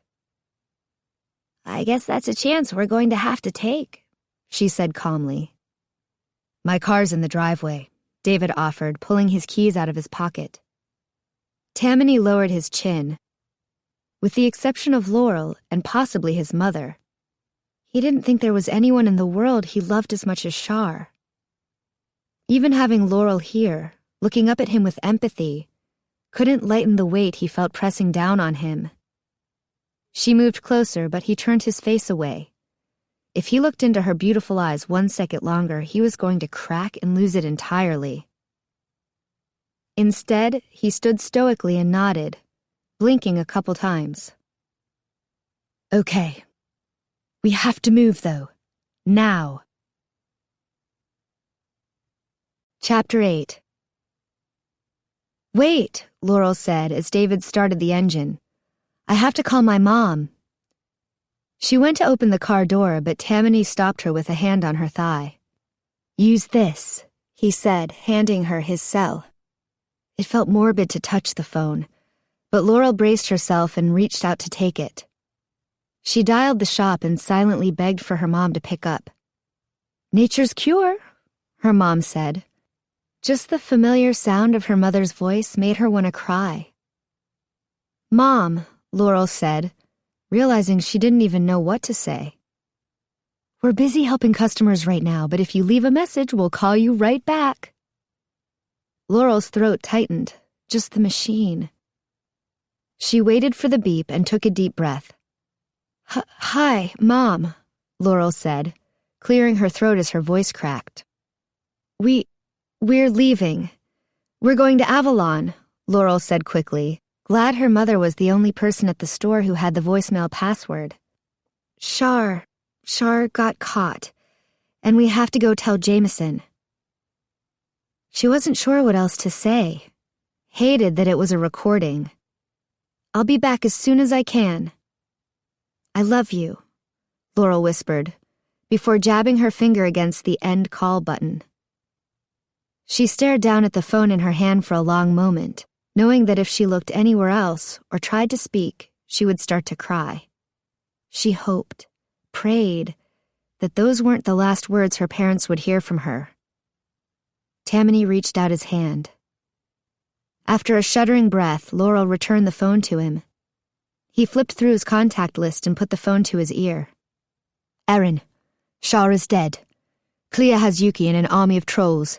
They're immune to full magic and they know where the gate is. I'm taking Laurel to Avalon.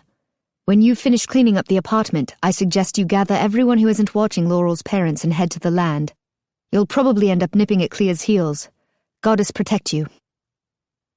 Every word came out evenly, tonelessly.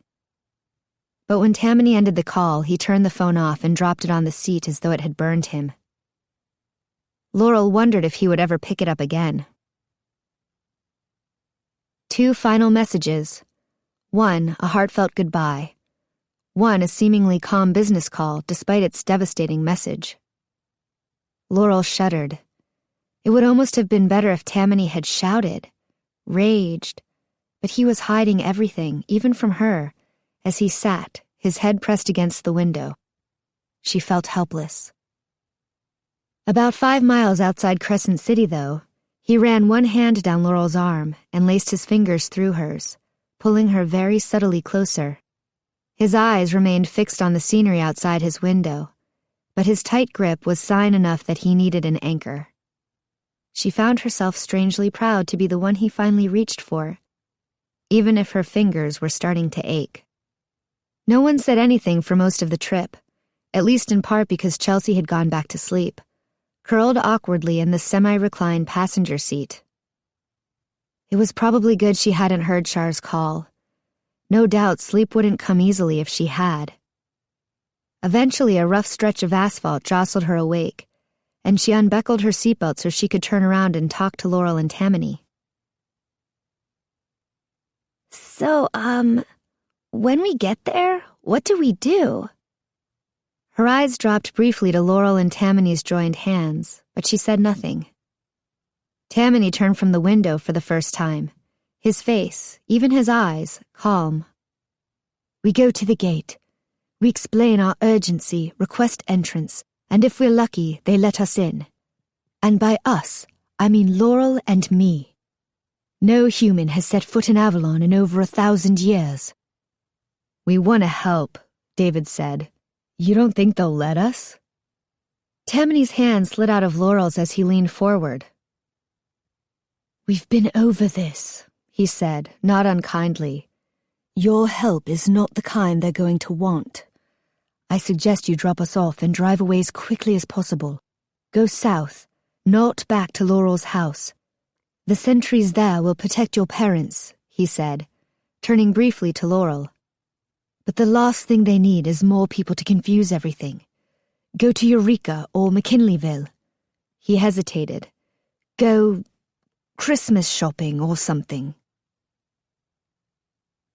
"The mall the week before Christmas. Sounds awesome," Chelsea drawled. "Go eat pie in Auric then. Point is, don't go back to Crescent City, preferably until tomorrow or the next day." "How are we supposed to explain that to our parents?" David asked. Maybe you should have thought about that before you insisted on coming, Tamani said, his tone somehow sharper without gaining the slightest bit of volume. David just shook his head. We're on the same side, man. Tamani looked down, and Laurel heard him take a few sharp, shallow breaths before raising his head and saying, more calmly now, even if they let you in, you'll probably be in Avalon for at least that long. Trust me, you'll have plenty of time to decide what to say to your mother. I'm going to tell my mom that David and Laurel tried to elope, Chelsea deadpanned. I only came along to try and talk them out of it. She'll forgive just about anything if she thinks I'm protecting Laurel's virtue. Laurel realized her mouth was hanging open, and she slapped Chelsea on the shoulder. I've been saving that one for an emergency, Chelsea said proudly to no one in particular, facing front and putting her seatbelt back on as David turned off the main road. The sight of the cabin, nestled among the mighty redwoods, sent a fresh wave of sadness through Laurel. The last time she'd been here was with Tamani, and it had been one of the most wonderful days of her life. Even now, the memory sent shivers through her body. Life suddenly seemed so fragile and uncertain. She wondered if she and Tamani would ever have another day like that. And, Laurel realized, she desperately wanted one. She looked over at him. His gaze was fixed on the cabin as well. Then he turned and their eyes met, and she knew they were both thinking the same thing. Where should I park the car? David asked. They'll see it when they come. If they arrive before you're gone, it'll be too late to worry, Tamani said, breaking his stare. May as well leave it right here. They started walking toward the forest when Tamani stopped them, his face deadly serious. David, Chelsea, as I said before, there have only been the barest handful of humans admitted into Avalon, but those who have, sometimes they don't come back. If you come with us into the forest, I don't know what will happen, and I don't know what would be worse. If they turn you away at the gate with no time to get back to your car, or if they were to actually let you in. He held David's gaze for a long time before David nodded once. Then he turned his eyes to Chelsea. I can't stay here, she said softly. I would hate myself for the rest of my life. Fair enough, Tamani said, almost under his breath. Then let's go. Tamani led the way down the serpentine path, moving through the forest with such confidence and determination that Laurel and her friends almost had to run to keep up. Laurel knew there had to be sentries marking their progress, and around every corner she expected them to appear, as they had often done when she'd entered the forest with Tamani. But the woods remained eerily still. Are we too late? Laurel whispered. Tamani shook his head. We're with humans, he said simply. When they at last came into sight of the ancient ring of trees surrounding the gate, a sentry finally showed his face, popping up practically in front of Tamani and placing one hand on his chest. Tamani stopped with such grace, an onlooker might have thought he had intended to stop at that exact spot all along. You're on dangerous ground bringing them so close, Tam, the sentry said. I would be treading more dangerous ground when I asked permission to bring them into Avalon, Tamani said flatly. Shock splayed across the other sentry's face. You can't. It's not done. Step aside, Tamani said. I don't have time. You cannot do this, the sentry said, refusing to move. Until Shara returns, we can't even. Shah is dead, Tamani said, and a hush of reverence seemed to ripple through the trees. After waiting a few seconds, perhaps to let the news sink in, perhaps to gather his own courage, Tamani continued. As second in command of this assignment, his authority falls to me, at least until the council meets. Now, I say again, step aside. The sentry shrank back, and Tamani strode forward, his chin held high.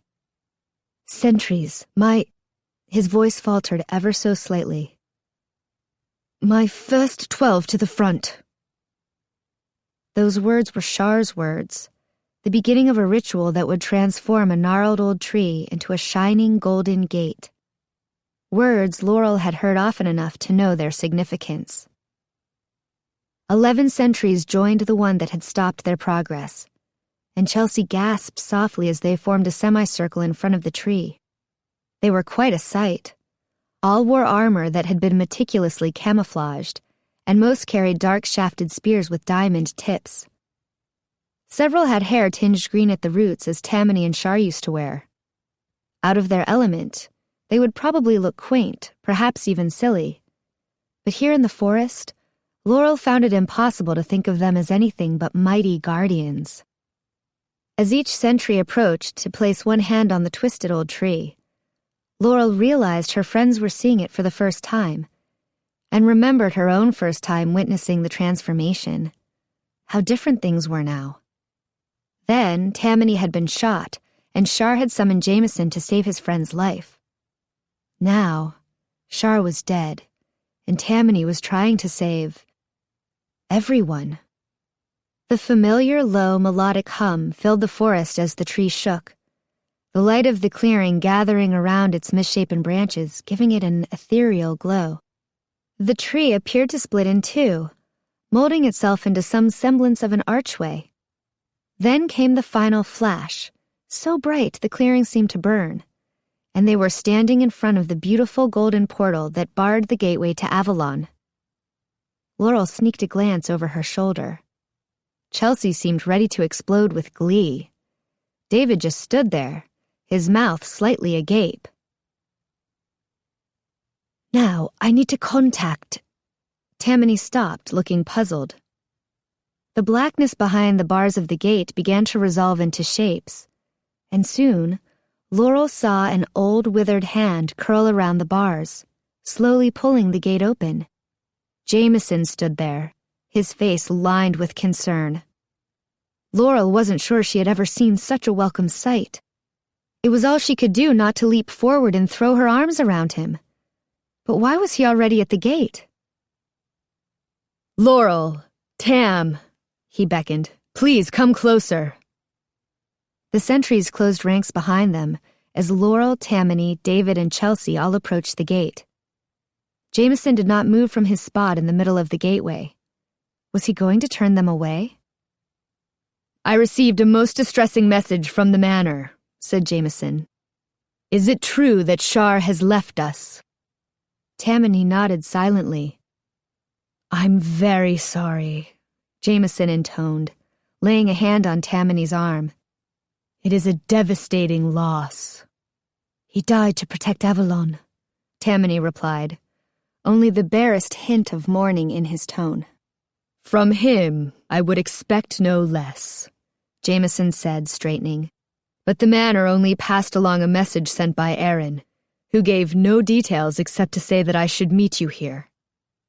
I appreciate his discretion. We don't want to throw anyone into a panic. But now it falls to you to fill in the details so we can make sure our good captain's sacrifice was not in vain." "The wildling," Tamani began. "She's a winter faerie raised by Klea." Jameson's eyes widened as Tamani continued. "She was sent to pull the location of the gate from Laurel's head, which she was able to do last week." Guilt surged through Laurel as she watched concern deepen the lines on Jameson's face. "It's not her fault," Tamani added. "We discovered Yuki's cast too late to prevent it." "No, of course," Jameson said, smiling sadly at Laurel. "Not your fault at all." "As we suspected, Klea is the full faerie who poisoned Laurel's father." He hesitated. "She is also the exile Callista." "Callista," Jameson said, surprise on his face, then a look of regret. "That is a name I had not imagined I would hear again in this life." "I'm afraid that's not the worst of it." Jameson shook his head, looking decidedly weary. "Klea, Callista, has been creating serums that make trolls immune to foul magic. That's why we've had so much trouble tracking and fighting them. She apparently has an army of these trolls, and—" he took a deep breath. "They will be here soon, likely within the hour." For a long moment, Jameson did not respond.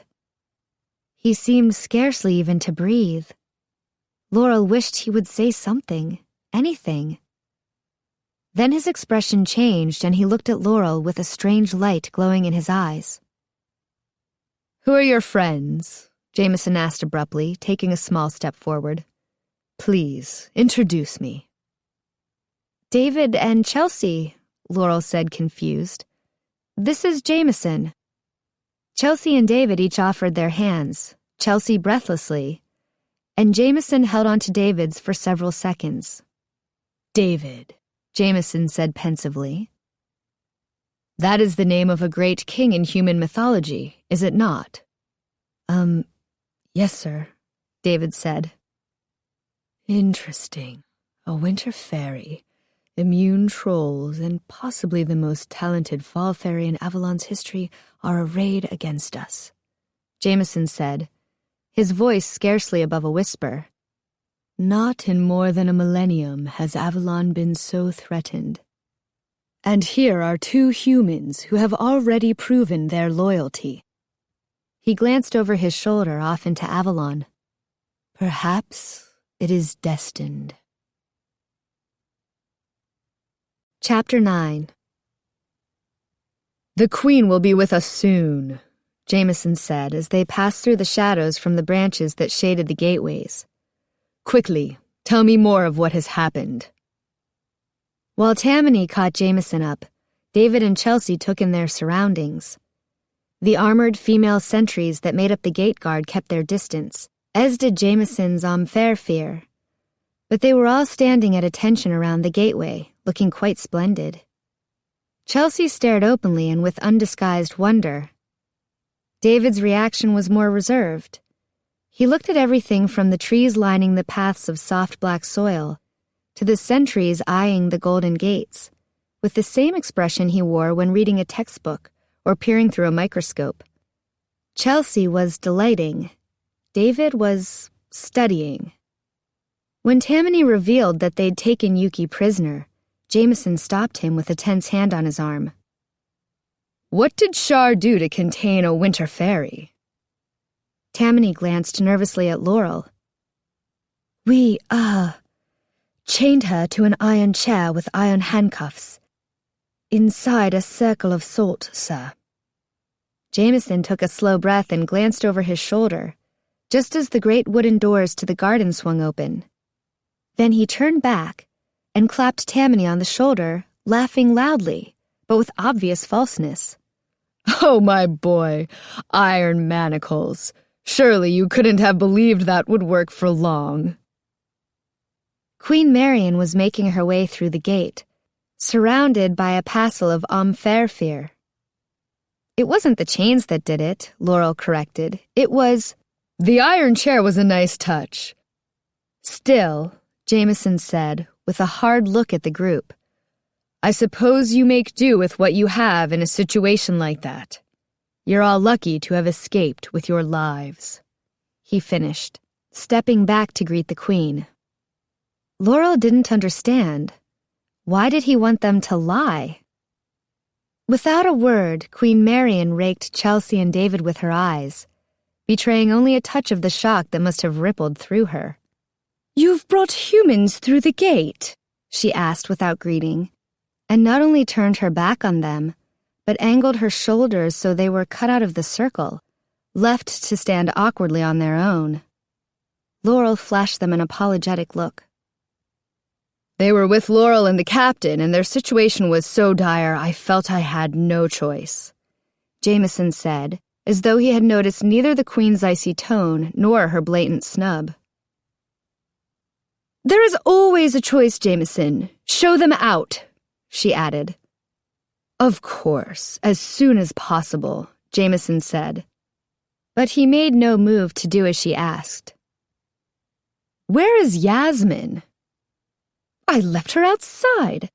"You spoke of a threat to the crown," Marian said. "Surely you don't think the child should be exposed to such things," I think she is nowhere near a child anymore, nor has she been for quite some time, Jameson said softly. The Queen raised her eyebrows. It matters not, she continued after a brief pause. What is this supposed emergency? Jameson deferred to Laurel and Tamani, and, with a show of great reluctance, the Queen turned to listen as Tamani gave a much abbreviated version of the events of the past few days, skipping the circle of salt, with only the barest glance at Jameson. We expect the Klea, or Callista as she was known here, will arrive with her entire force within the next hour, maybe less. With her ability to conceal gathering places, we have no way to know their numbers, but based on the vile shot. Tamani's voice caught, and Laurel suppressed the urge to reach out a comforting hand. Now was not the time. But the pain in his voice as he spoke his mentor's name made her want to weep. Based on the shelf full of serum and Klea's claim that it was the last of many batches, he paused. There could be thousands. The Queen was silent for a few moments, two perfectly symmetrical thought lines creasing her brow. Then she turned and called, Captain? A young female faerie in full armor stepped forward and bowed low. Send runners, the Queen instructed. Summon all the commanders and mobilize the active sentries. Laurel took advantage of the Queen's momentary distraction to lean close to Tamani and whisper, Why wouldn't Jameson listen to you about the circle? Tamani shook his head. There are some things even Jameson cannot pardon. Laurel's chest tightened as she wondered just what kind of punishment could provoke Jameson to encourage them to lie to his monarch. Shall we prepare for a military council then, Your Majesty? Jameson asked, as the young captain turned and began issuing orders. Goodness, no, Marion said, her tone light. With a few instructions, the captain should manage on their own. We're leaving. Leaving? Tamani said, clearly shocked. Laurel had rarely seen him speak so boldly in Avalon, and never in the presence of a winter fairy. Marion fixed him with a withering stare. Leaving the garden, she amended before turning to Jameson. You, Yasmin, and I will retreat to the Winter Palace and defend it, while the Spring Fae do their duty here at the gate. She turned to survey the milling sentries. We will require some additional support, of course. 4 companies should be sufficient to ensure our safety, along with our fair and... We can't go, Jameson said firmly. We can't stay, Marion replied in an equally firm tone. The winter fairies always guard the palace and themselves in times of danger. Even the great Oberon stepped back to preserve himself when the battle raged its fiercest. Do you think yourself greater than he? This is different, Jameson said calmly. Trolls are already immune to enticement. These trolls will be immune to fall magic as well. If we leave the gate, our warriors will have no magic to counter their enemy's strength. There will be slaughter. Nonsense, Marion replied. Even if the beasts have figured out how to evade tracking serums and some rudimentary defense potions, it's hardly the tragedy you're making it out to be. You there, tell me, how many trolls have you killed in your life? It took Tamani a moment to realize he was being addressed. I don't know, perhaps 100. 100? Laurel almost gasped at the number. So many? But then, in almost 10 years as a sentry outside Avalon, could she really be surprised? He had killed about 10 just in her presence. And how many of those did you kill with the aid of fall magic? The Queen continued, not fazed by the number at all. Tamani opened his mouth, but no words came out. Laurel realized there was no right answer. If the queen found his reliance on fall magic high, she would tell him he was incompetent. If it was low, she would use that to prove her point. "Come, Captain. Time is short and precision unnecessary. Would you guess half? A third?" "About that, Your Majesty." "You see, Jameson, our sentries are quite capable of killing trolls without our assistance." "And what of the 2 rogues?" Jameson asked. "The Winter is untrained. Aside from her power to open the gate, she's no threat at all, and the Fall is outnumbered along with any others she might bring." "No threat?" "You always underestimated Callista," Jameson said before Laurel could speak up. "And you always overestimated her. You were wrong then, and by the end of the day I expect you will discover that you are wrong now." Jameson said nothing, and the queen turned away from them. Never in her life had Laurel felt so dismissed. The gate garden became a hurricane of brightly colored uniforms as orders were given and messages sent.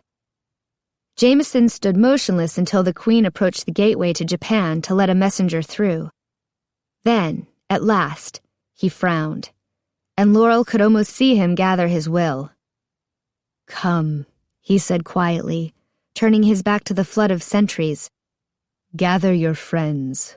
We have to get to the Winter Palace." His pale blue robes flared out as he spun to face the far wall of the garden. "Jameson," Laurel said, leaping after him, Tamani close by her side, David and Chelsea following with confusion written on their faces. "You can't honestly be doing what she said." "Quiet," Jameson whispered, pulling them a few steps away. "I beg you to trust me. Please." Fear raced through Laurel, but she knew that if there was anyone in the world worthy of her trust, it was Jameson. Tamani hesitated a moment longer, staring back at the California sentries now coming in through the gate, conferring with their peers. But when Laurel tugged on his fingertips, Tamani turned to follow the elderly winter fairy. "This way," Jameson said, indicating a tree with a barrel-shaped trunk and a wide berth of shading leaves. "Hurry, before my fairfear realize I'm leaving." Behind the tree they were out of sight of most of the garden's occupants. Pausing only to take a deep, slow breath, Jameson placed his hands together, then swished them at the stone wall. The slim branches of the tree rose from beside Laurel, one brushing her cheek as it passed, and vines snaked up from the ground to dig into the stones like spindly fingers, pulling them apart just far enough to create a small exit. Once Laurel and her friends were through the wall, Jameson gestured again and the vines and branches retreated, returning the wall to its former pristine state. Jameson stood still for a moment, perhaps listening for some sign that they'd been spotted. But it appeared they had managed to get out without being seen. He pointed up to the Winter Palace and began to climb. "Why are we sneaking out?" Chelsea whispered to Laurel as they scaled the steep hill after him. Without the benefit of the gentle, winding path that led out of the actual gate to the garden, they were climbing almost straight up. It was a shortcut, but not an easy one. "I don't know," Laurel answered, wondering the same thing. "But I trust Jameson." "Once we find out what is going on, I'm returning to the garden," Tamani said, his voice a low murmur. "I won't abandon my sentries." "I know," Laurel whispered, wishing there was a way to convince him to stay somewhere safe. On the long climb to the Winter Palace, Chelsea's eyes were practically popping from their sockets as she tried to take everything in. Laurel tried to imagine the scene through Chelsea's eyes, remembering her own first trip to Avalon. The crystalline bubbles far below them that housed the summer fairies, the way the palace was held together by branches and vines, the footpaths paved with rich, dark earth. Sooner than Laurel could have imagined, they reached the white archway at the top of the slope. Even Tamani was clutching his sides and sucking in deep, noisy breaths. "Must continue," Jameson gasped, after giving them only a brief moment to rest. The strenuous part is behind us. As they traversed the palace grounds, Chelsea eyed the broken statues and crumbling wall. "Don't they fix anything?" she whispered to Laurel. Sometimes retaining an item's natural power is more important than keeping up its outer appearance, Jameson said over his shoulder. Chelsea's eyes widened. She had spoken so softly even Laurel had scarcely been able to hear her. But she said nothing more as they mounted the steps and pushed open the great front doors.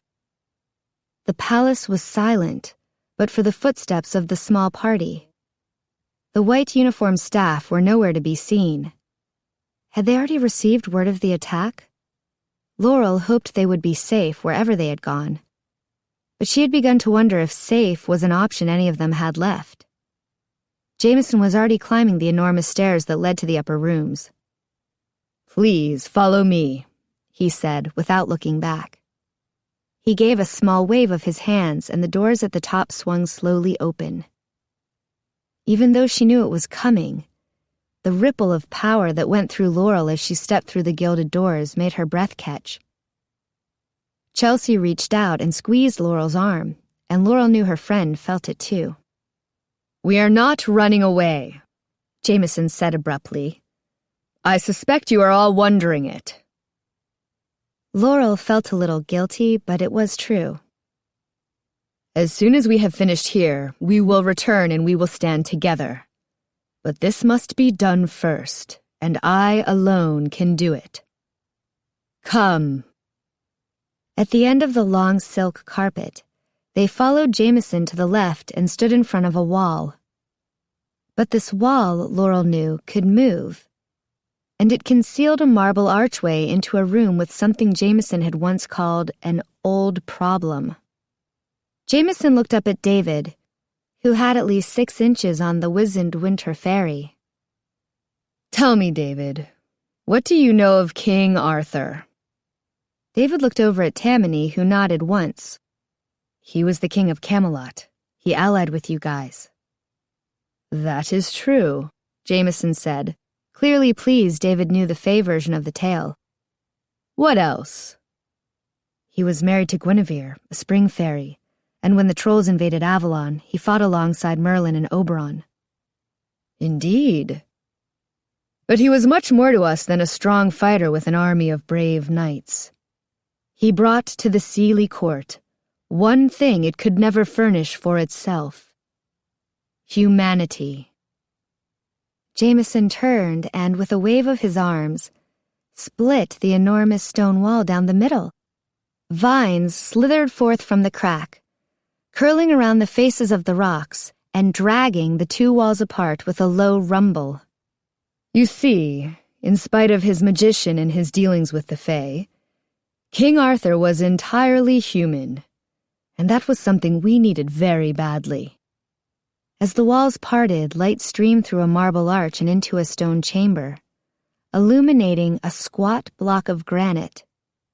Wedged into the granite was a sword that looked like it had been forged from solid diamond, its prismatic edges casting rainbows across the white marble chamber. King Arthur, the blade of the sword wedged in stone. "Excalibur," Laurel whispered, understanding. "Indeed," Jameson said, his voice low and hallowed, "though it was called something else in those days. But here it is, and here it has been, untouched since King Arthur himself drove it into this rock after his victory against the trolls." "Untouched? But I saw you doing something with it when I was here last time," Laurel said. "I was trying, as I have my entire life. I cannot seem to leave it alone," Jameson replied. "Excalibur is a unique combination of human and fairy magics, forged by Oberon and Merlin to seal the alliance with Camelot and ensure victory against the trolls. Its wielder is untouchable in combat, and its blade will cut effortlessly through almost any target. But Oberon also sought to protect his people against a day when the sword might fall into the wrong hands. It cannot be used to harm fae. One could swing Excalibur at a faerie with all his might, and it would simply stop, a breath away. How? David asked. I mean, the momentum has to go somewhere, doesn't it? Trust David to bring science into it. Would that I could answer that, Jameson replied. I cannot say whether Oberon intended to do precisely what he did, but I can assure you that the prohibition is absolute. No part of the sword can touch a faerie, and no faerie can touch any part of the sword. I cannot even manipulate it with my magic. That's why you let David and Chelsea in, Laurel realized. Jameson's glance back into Avalon, his talk of destiny. He had shared last summer that the World Tree had told him of a task he alone could perform. Only Jameson would be willing to place the fate of their land back in human hands, as it had been in Arthur's day. David Lawson, Jameson said. Avalon needs your help. Not only are you human, with the ability to wield the sword, but I can sense your bravery, your strength, and especially your loyalty. I know what you have done for Laurel in your world, standing by her when it meant risking your life. Even entering Avalon today took great courage. I suspect you have much in common with that young man Arthur, and I believe it is your destiny to save us all. Chelsea was soaking up the scene with eager eyes. Tamani looked horrified. Laurel knew what Jameson was going to ask and wanted to stop him, to tell David that he should refuse, that he didn't have to do this, that being around her had hurt him enough already. He didn't need to be a soldier for Avalon, too. David, with the name of kings, Jameson said formally. It is time to discover if you are the hero Laurel has always thought you to be. Will you join us in defending Avalon? Laurel looked at Chelsea, but knew instantly that there would be no help from her. Her gaze was fixed on the sword, and she wore an expression not unlike jealousy, as though she wished there were a similar role she could play. Then David turned to look at Tamani, and Laurel found herself hoping Tamani would say something, anything, that could dissuade David from accepting Jameson's offer. But a strange sort of silent conversation seemed to pass between them, and then Tamani, too, donned a look of wistful envy. When David turned at last to Laurel, she closed her eyes, conflicted. Did David realize what Jameson was asking? The amount of blood he would be required to spill? But this was Avalon, her homeland, whether she could remember it or not. So many lives at stake. It wasn't a decision she could make for him. She stood very still, then opened her eyes, meeting David's. She did not move, didn't even blink, but she saw his decision written on his face. Yes, he said, looking straight at her. Jameson's outstretched arm was all the invitation David needed. He walked through the marble archway and looked down at the sword. He touched the pommel, tentatively at first, as though expecting it to shock him. When nothing happened, he stepped forward, bracing his feet on either side of the gleaming weapon. Then, wrapping his fingers around the hilt, David pulled the sword from the stone. Chapter 10. The air around them seemed to electrify as the crystalline blade emerged from the slab, and Laurel took an involuntary step backward as torrents of energy washed through the room. She felt Tamani's chest against her shoulder and his hands at her elbows, steadying her, and she was glad for the support. David stood motionless, staring down at the sword in his hand with a probing expression. Jameson gasped, and they all turned to see the smile spreading across his face. I'm not ashamed to admit I wasn't entirely certain that was going to work. After all these years, it's a bit of a dream come true for me. Then he cleared his throat and sobered. We must work fast. The Queen will be here at any moment. Tamani, you'll want something as well. Jameson gestured invitingly toward a small selection of shimmering armaments hanging from the eastern wall of the chamber where the now empty block of granite sat. "They're beautiful," Tamani breathed, so quietly Laurel doubted anyone else had heard. He walked over and hefted a long, double-headed spear. The blades on each end looked razor-sharp. It didn't give Laurel the same squicky feeling as she got when she was around guns, but it was close. Tamani turned and balanced the spear in his right hand, lifting it up and down a few times before nodding. "This is a good weight for me," he said, his voice serious. It was his sentry voice, a sign that he was officially in battle mode, and that frightened Laurel as much as the spear. "Sir?" Everyone turned to face David. Despite the unearthly power exuding from him, he looked rather lost. "Yes, David," Jameson said. I don't understand. What do I do?"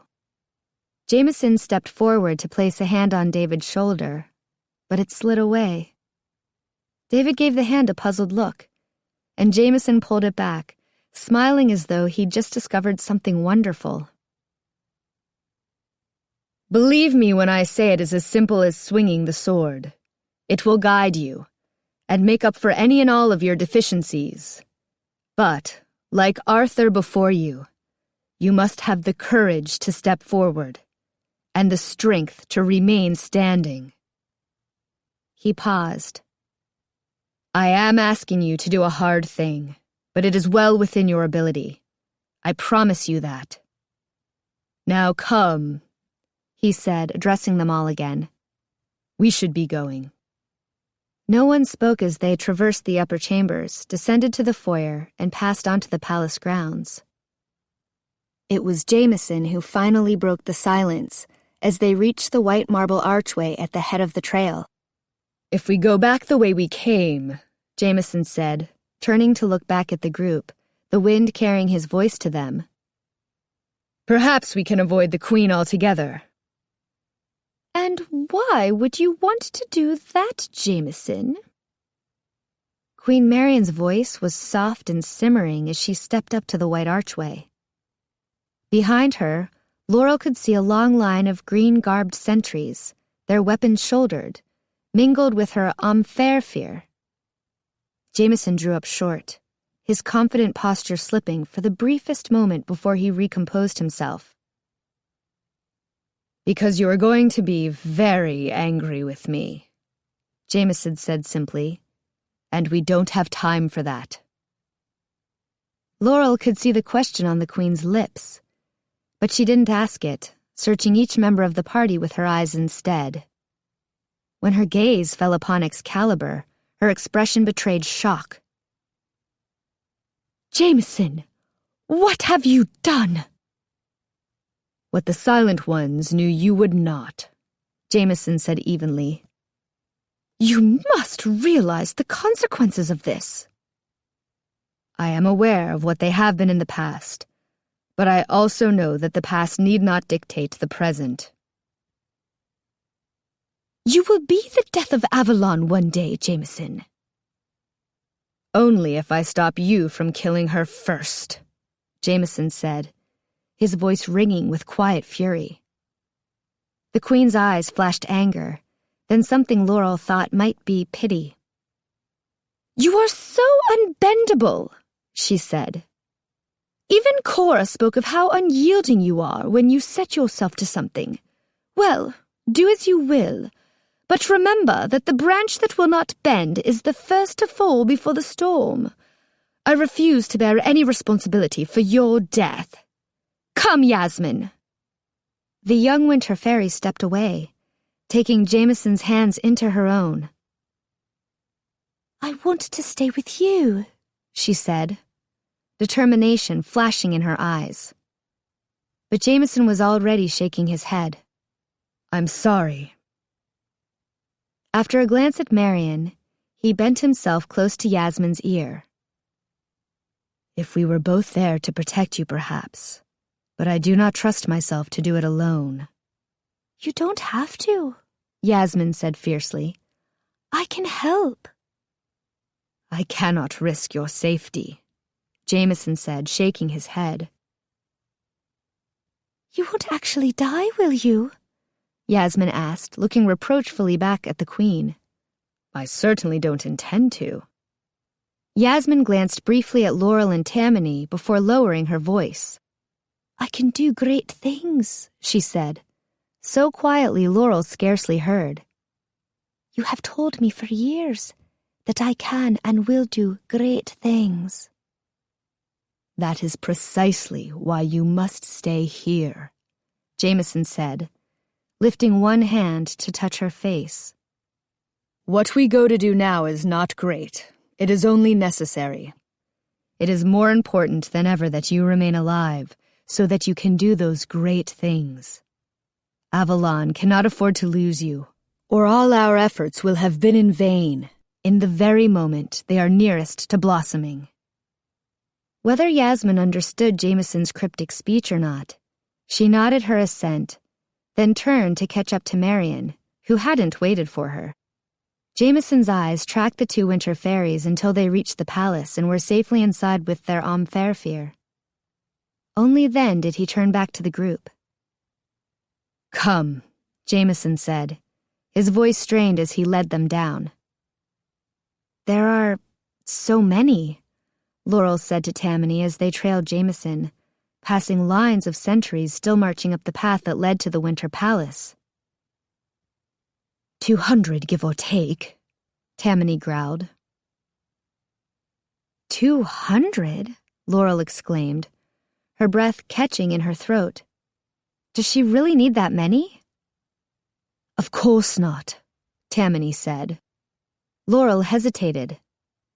Can Avalon spare that many? Of course not, he repeated, his eyes hollow. Let's go. He took her hand and together they followed Jameson, David, and Chelsea. Laurel's feet seemed to move of their own accord as gravity pulled her downhill along the path that led to the gate garden. The line of sentries finally ended, and soon even their marching footsteps had faded away, leaving only the sounds of breathing and the scuffing of their own footfalls. Laurel's head snapped up as the silence was shattered by a piercing blast of gunfire. We're too late, Tamani growled. They're here? Laurel asked. It was too soon. And they have guns, David said, his face pale. It doesn't matter, Jameson said. We have something better. Perhaps you young ones should run ahead. I'm afraid these old stems are slowing you down. The others turned to look at the glittering sword, and David's face paled. But Tamani's grip tightened on his spear. Let's go kill some trolls. The four of them ran the rest of the way to the gate garden, which was in an uproar. The tops of the walls were lined with sentries wielding bows and slings. Others were passing around knives and spears. Most of the sentries seemed to be on the verge of panic, and the whole operation had an air of disorganization about it. The Casafoom doesn't work! Laurel heard one armored sentry shouting at a plainly garbed spring carting a wheelbarrow full of potions. None of that mixer stuff works! Get back to Spring and tell them we need more weapons! But the anonymous Fae's response was drowned out by the roar of crumbling stones some 50 feet from the entrance to the garden. Immediately the cry went up. Breach in the wall! We've got to close that breach, Tamani said. The garden is a secondary choke point after the gateways. We need to contain the threat until Jameson catches up. David, I want you on point. David blinked. That means I want you in front. Nothing can hurt you. Are you sure? David said, his voice shaking on the first word before he steadied it. Tamani fixed David with a determined look. I'm sure. Just don't let go of the sword, he said seriously. From what Jameson said, I don't think anyone can take it from you or yank it out of your hands. But even so, whatever you do, don't let go. As long as you have your hands on that hilt, you'll be fine." David nodded, and Laurel recognized his stony expression. It was the look he'd had when he pulled her from the Chetco River, when he'd carried her across the ocean to the lighthouse to rescue Chelsea, when he insisted on returning to guard Yuki last night. This was the David who could conquer anything. He plunged the tip of the sword into the earth and wiped his hands on his jeans. Chelsea bounced anxiously from foot to foot beside Laurel, until Laurel wanted to grab her arm to make her stand still. After a deep breath, David cracked his knuckles. How often had Laurel watched him do that? And reached for Excalibur again. "Screw it," Chelsea muttered under her breath. "I am not going to die today without doing this. Wait," she called out before David could touch the sword. He scarcely had time to turn around before Chelsea grabbed his face and pulled him down, pressing her lips firmly to his. Laurel saw the moment more like a snapshot than an actual event. Chelsea kissing David. Not a moment of romance and seduction, rather of desperation and bravado. Still, Chelsea was kissing Laurel's boyfriend. "He's not my boyfriend," Laurel told herself. She looked down and forced back her weird jealousy.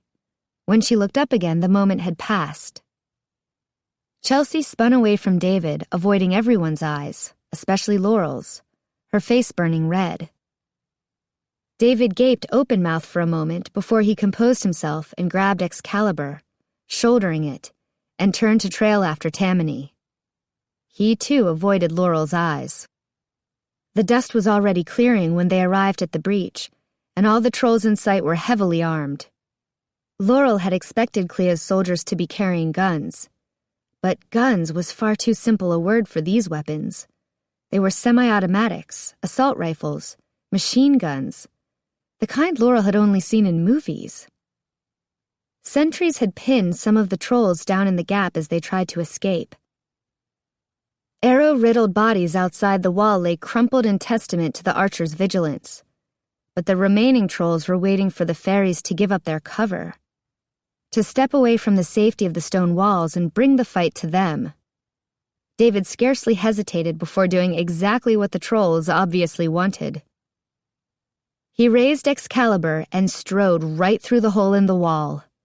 The first gun-toting troll spotted him and opened fire as Tamani pulled Chelsea and Laurel down behind a smooth-barked aspen. But not before Laurel saw David reflexively duck his head and raise an arm to shield himself from the assault. A second troll's gun joined the first. Staccato bursts like a string of firecrackers assaulting Laurel's ears, even louder than the shriek that escaped her throat. She forced herself to peek around the tree at David, who was, she saw with relief, still standing. He studied his limbs and touched his face before holding Excalibur out in front of him and taking it in from point to hilt. Then he reached down and picked something up off the ground. It took Laurel a moment to realize that the vaguely oblong metal bead in David's hand was a bullet. He stood there, deaf to the fray, staring at that misshapen bit of metal, awe blossoming over his face.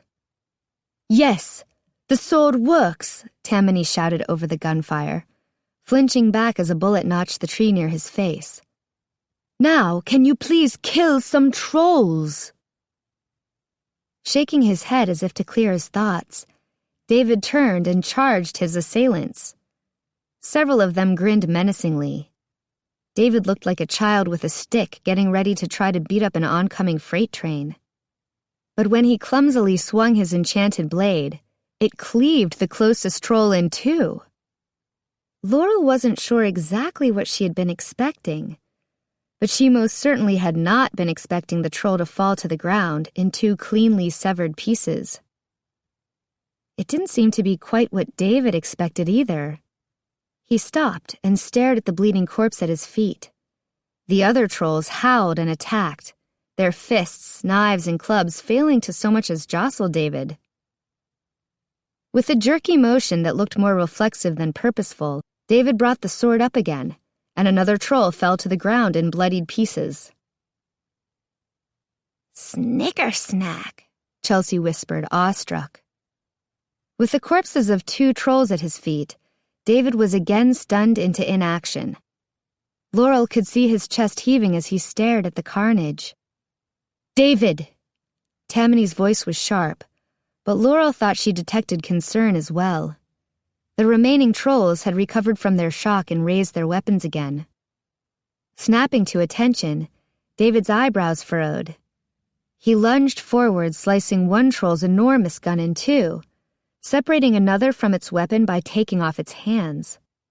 His swings grew ferocious, indiscriminately cleaving metal and flesh alike, with all the effort it might take to carve gelatin with a steak knife.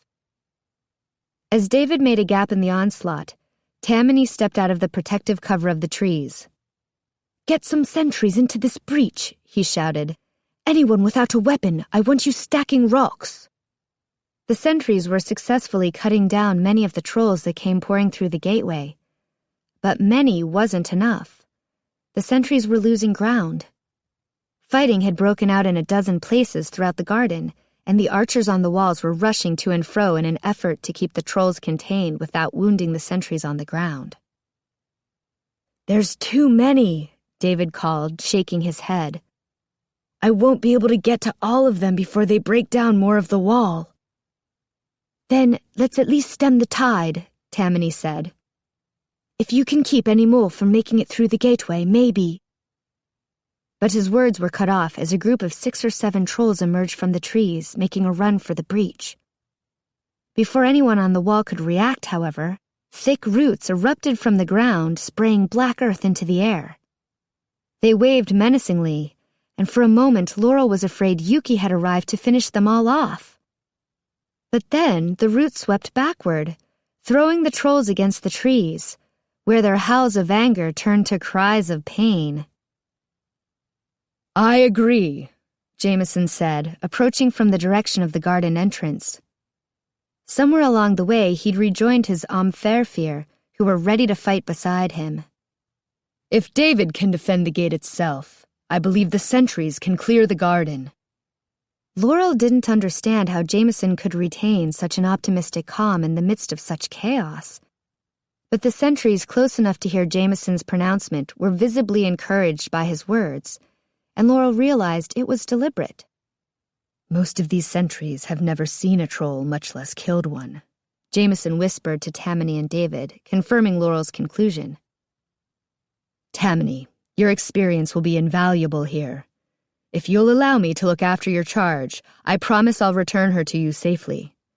I'd appreciate you joining David at the gates." Tamani nodded, though his jaw was clenched. Laurel knew he didn't like leaving her, but he wasn't about to argue with Jameson. David also said nothing, though he did spare a glance back at both Laurel and Chelsea before following Tamani into the trees.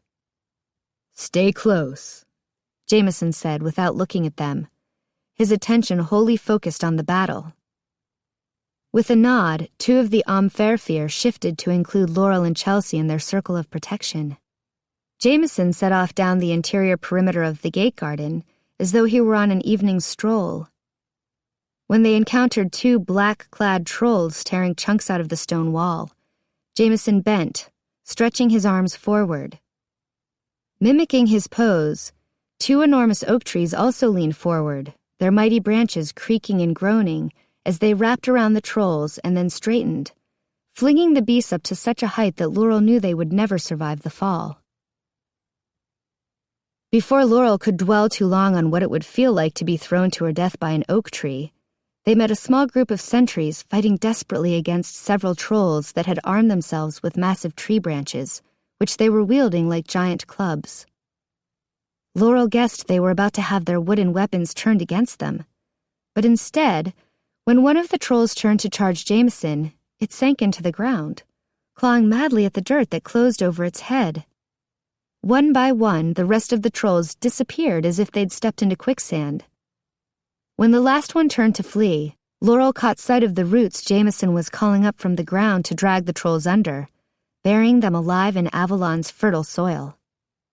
Laurel tried to keep an eye on the guys as Jameson circled the garden, assisting the sentries.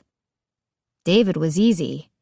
It was almost impossible to miss the arcs of blood being cast off his magical weapon with every swing.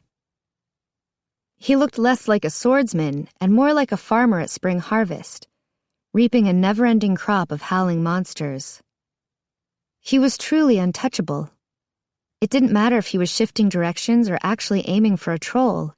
Every movement of the sword brought down bodies.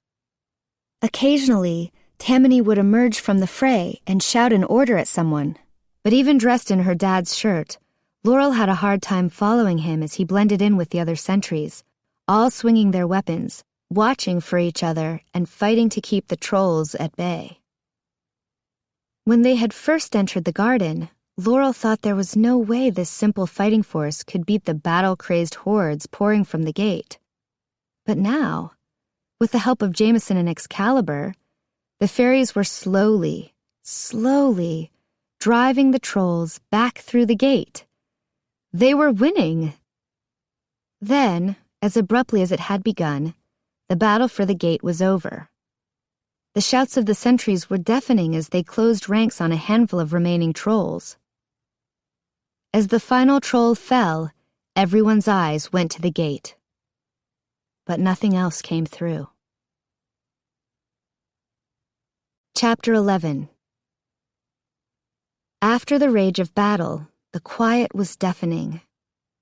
Laurel's ears adjusted gradually, and soon she could hear groans and murmurs of pain from the wounded fairies, and the buzz of the sentries on the walls as they spread the news to those who couldn't see for themselves. Tamani was favoring one of his shoulders, and his eyes were wary as he and David approached Jameson's circle of faerie. "Did we win?" Chelsea whispered. "Can Jameson close the gate?" Tamani immediately shook his head. "It's not over," he said softly. "If it was, my sentries would have come through to tell us." He gritted his teeth. "Klea and Yuki are still on the other side." "Nevertheless," Jameson said, his gesture taking Tamani and David in together. "If we do not take the battle to them, they are sure to bring it back to us eventually." "We have a decent force assembled here. I'll lead them through," Tamani said. "Let me," David said softly, raising the sword. Tamani hesitated. Laurel could see the war between pride and good sense raging in his eyes. But caution won out. Tamani nodded and began shouting orders to the assembled sentries, who again shouldered their weapons and began to align into formations. But Laurel's eyes were on the gate. She could see the California redwoods through the gateway, the ones that ringed the clearing, which looked empty. Where were the sentries, or the rest of the trolls? She thought she caught a flash of black leather, but convinced herself she was jumping at shadows. Then, something small and yellow came rolling through the gate. It was immediately swallowed by the earth. Jameson's doing, Laurel had no doubt, even as several more matching canisters came hissing through the gateway, billowing clouds of sickly green gas that rose and expanded at an unbelievable rate. Laurel managed to suck in a breath just before the smoke enveloped her. More canisters came streaming through, and Laurel blinked and squinted against the murk. She watched in horror as Jameson staggered, then collapsed onto the emerald grass alongside his faerie. Those sentries still standing watched the winter fairy fall, then turned in panic to flee the encroaching fog. But it was spreading faster than they could run. Klea's special recipe, no doubt. Fighting the flow of retreating sentries, Laurel spun, trying to find her friends. She caught sight of David, who was standing like a stone in the middle of a raging river of fairies. Excalibur was in his hand, and he was staring at it as if to ask, "What am I supposed to do now?" At the rate the gas was spreading, he had little choice but to run with them. Even with Excalibur, surely he still had to breathe. It took Laurel only a moment to realize she could save him, the same way she'd saved him once before. Laurel rushed to David, grabbing for the front of his blood-soaked shirt. Her hand slipped away, as though she'd grabbed at a ghost. Too late, she remembered that as long as he was holding Excalibur, she couldn't touch him. She felt herself being pushed away by the panicked throng and resisted the urge to cry out. And then, his hand was on her wrist, and he was pulling her to him. His eyes were hard, and his grip on her arm was tight as he placed one hand on the side of her neck the way he used to do. She could feel his heart racing in his chest as she brought her face close, then pressed her mouth to his. Laurel heard a weird sound and opened her eyes to see Chelsea just a few feet away, her hand pressed over her mouth, watching them. Behind Chelsea, Tamani had paused in his task of dragging Jameson's unconscious form to stare at them in confusion. Laurel sucked in a breath and peered around David, catching their eyes. "Breathe!" she commanded, making sure she didn't let any of the misty air enter her mouth. Realization sparked in Chelsea's eyes, and she spun to Tamani with a smirk. She took a firm grip on his ears and pressed her lips against his. And there they stood, 4 figures abandoned by the living, surrounded by the dead, clinging to one another. From their experience at the bottom of the Chetco, Laurel and David knew that they could share breaths for a long time. If they moved carefully, they could probably escape the smoke, no matter how far it had spread. And David could still carry the sword between breaths. But what will we do without Jameson? Laurel pulled away from David and knelt by Jameson's side. She put both hands on his chest, and to her surprise, they moved up as the old fairy breathed. Laurel had almost convinced herself it was wishful thinking when he did it again. Jameson was alive! Laurel turned and grasped at Tamani's arm. She took his hand and placed it on Jameson's chest, her eyes fixed meaningfully on his. Tamani's shoulders slumped in what must have been relief as he understood. That meant that the gas wasn't immediately deadly, and that most of the fairies around them were still alive. But for how much longer? The sound of footsteps swishing through the thick grass indicated they didn't have much time. Laurel paused, peering through the mist. She could only make out shadows, but the hulking forms that were clearly not fairies were all the confirmation Laurel needed. The assault was about to begin again. Whatever this sleeping gas was, it was only intended to give the trolls back the upper hand. After a quick pantomimed request for Chelsea's assistance, Tamani pulled Jameson onto his back, and they began dragging him toward the wooden gates at the front of the garden.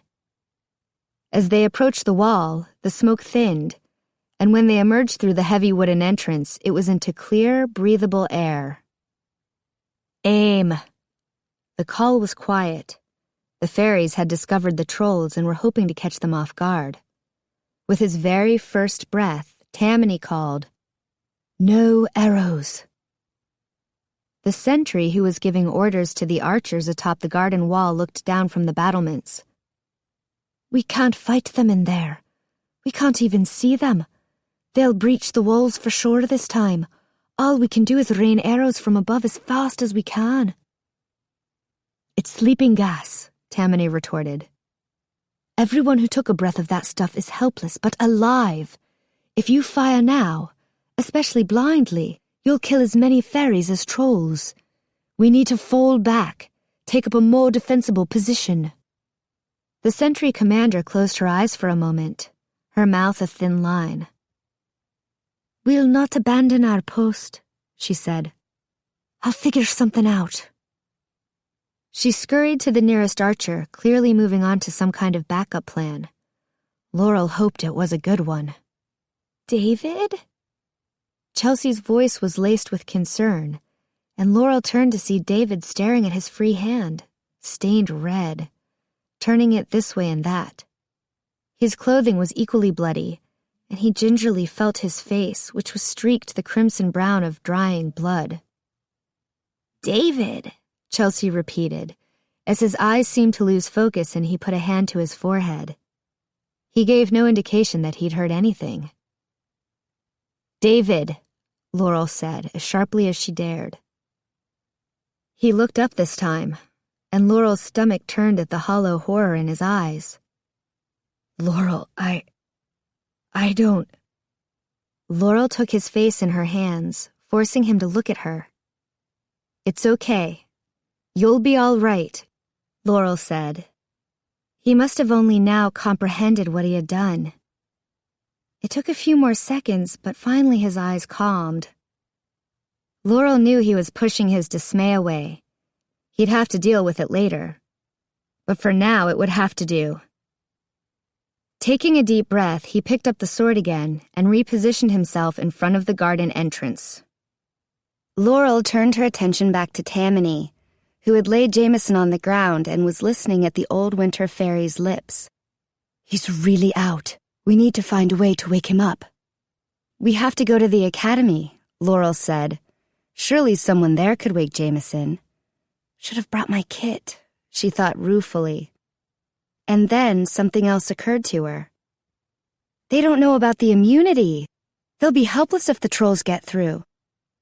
Thinking about the damage even one elixir-immune troll could do in the academy was horrifying enough. Get a whole group in there?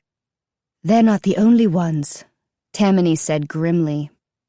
We have to go now, Laurel said, clutching at Tamani's sleeve. We need to get to the academy and warn them. They can wake Jameson, I'm sure of it. There's no time, Tamani growled, and zero cover. Carrying Jameson uphill, we'd be fruit ripe for the picking for any trolls that come through. Even if we get to the academy, you're right, they're helpless. We can't risk losing Jameson. He'll be safest if we take him to Spring. There are sentries there and plenty of ingredients for you to try. I appreciate your confidence, Laurel said evenly, wondering whether Tamani was trying too hard to protect her. But if anyone can wake Jameson, it's Yardley. And even if he can't, someone has to warn them. All my men are back there, Tamani snapped, pointing into the green mist that filled the walled garden. And the sentries here are refusing to fall back. There's no one to send. Unless... His voice trailed off, and he looked at Chelsea. You're fast, he said. No, Laurel said softly. Chelsea, Tamani said, facing her fully. I need you to run. Chelsea nodded. I'm good at that. Up this path, the huge gray structure on your right, covered with flowering vines, you can't miss it. Go in the front gates, right up to the main doors. If you're fast, faster than you've ever been in your life, you can save them. No, Laurel said, louder this time. Tell them about the immunity. Start them building a barricade at all the entrances, as high and strong as possible. And the windows, bar them somehow. They're smart, like you. They'll figure it out. I'm gone, Chelsea said, rising from her crouch. No, Laurel said, and felt David step closer behind her. She can't go alone, David said, brandishing the sword. She has to, Tamani retorted. I need you to help me guard Jameson, and I need Laurel to try to wake him up. The Queen won't help until it's too late, so he's still our best chance at victory. We can't let him die. I'm doing this, Chelsea said, setting her jaw as she faced Laurel and David. If you want to offer anything helpful, do it now. I'm leaving in 10 seconds.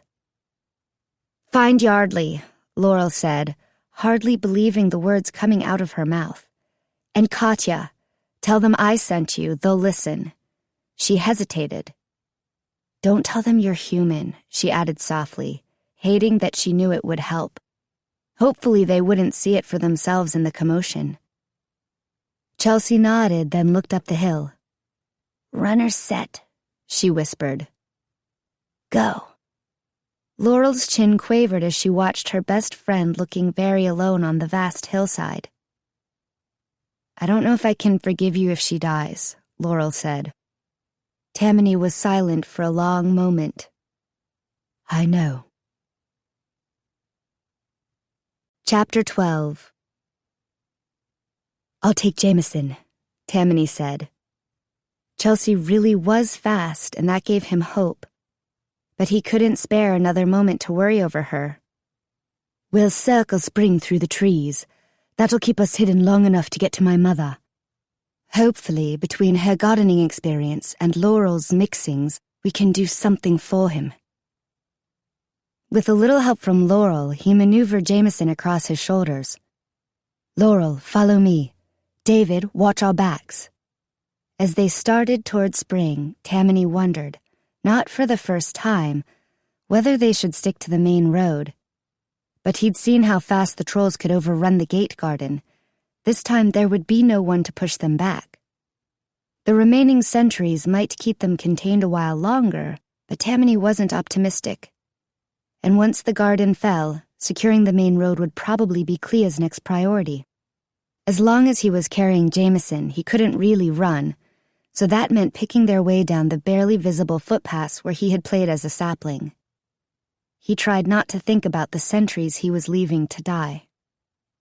They sacrificed themselves for the greater good, he repeated to himself again and again as they trudged through the woods, moving slowly but steadily downhill. For years Shar had pounded that concept into his head, the greater good, but he had never completely understood it until this moment. Shar. He couldn't think about that right now.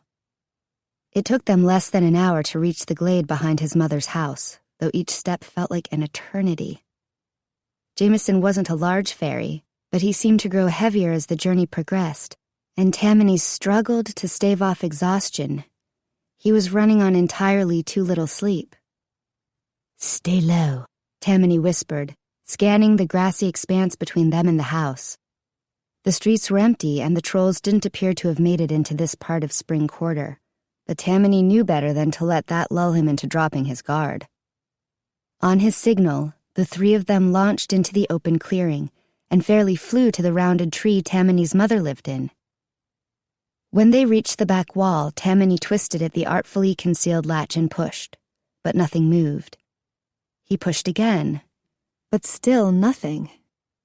With a growl, he raised one foot and kicked as hard as he could, and the hidden door swung wildly on its hinges as it gave way.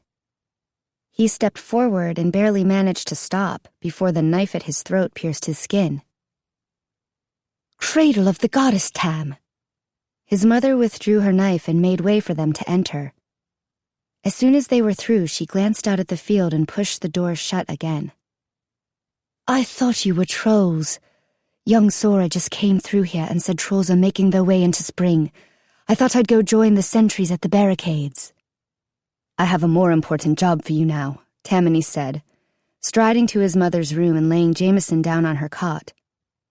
Earth and sky, is that Jameson? His mother exclaimed, already pulling off her arm guards and dropping to her knees by the side of the bed. What happened to him? Tamani explained as quickly as he could. We have to wake him up. I thought you might assist Laurel with that. Of course, his mother agreed, stripping off the rest of her armor. It's a shame old Tanza joined the Silent Ones. He'd know just what to do. I hadn't heard, Tamani said, his shoulders slumping in disappointment. He'd dared to hope. But Laurel would manage. She had to. Seeing the confusion on Laurel's face, he explained. Tanza was a friend of my mother's. He used to live near here. Finest mixer I ever knew, Tamani's mother said, pressing her hands to Jameson's ashen cheeks. Once upon a time, I knew them all. Not many mixers come to live in spring, though. You mentioned barricades, Tamani asked. His mother nodded. The main road near the laundry huts. When the trolls breach that, we'll be fighting in the streets. Not if. When. Hopelessness threatened to consume him. The Queen had turned her back on them. Jameson was incapacitated. The garden gate had fallen. At least they still had David, and David had the sword. Do whatever you can for Jameson, Tamani said, meeting Laurel's eyes. Any mixer trick you can think of, just do it. We have to go to the barricade. Do what we can. Tamani's mother frowned at him, then stood and pulled him to the side where Laurel and David couldn't hear her. "I know who this is," she said in her mother voice, inclining her head toward David. "Do not go out there and get him killed to serve your own purposes, Tam. A dishonorable victory is no victory at all." But Tamani was already shaking his head. "It's not like that. He has the sword, Mother. The one Shah used to whisper about. It's real, and I've watched him use it." He glanced up at David. "With Jameson down, he's our only hope." His mother was silent for a moment. "Is it really so dire?" Tamani squeezed her hand. "Then go," she said. "Goddess protect you both." She started to step away, then reached out for his arm, pulling him close again and pressing one hand to his cheek. "I love you, son. No matter what happens today, you remember that." Tamani swallowed hard and nodded. He turned to Laurel and she looked like she wanted to say something, but Tamani wasn't sure he could stand to hear it. He edged away from her to face David. "You ready?" They had almost made it to the door before Laurel cried out, "Tam! David!" Tamani closed his eyes and steeled himself against her protests, but for a moment she said nothing, and then, to his surprise, she only whispered, "Be safe." Grateful for her understanding, Tamani waved and led David out the front of the house, back toward the main road. It wasn't long before telltale sounds of battle reached their ears. "Blighted trolls are so fast," Tamani muttered under his breath. His fingers tightened around his spear. It was time to fight again. He had rarely fought or even trained with such a fine weapon. It brought down trolls so much easier than the small knives he usually carried. Good weapons meant dead trolls, and with every dead troll he felt like Laurel was that much safer. And what could matter more? "I want you to focus on trolls with guns," Tamani called over his shoulder to David.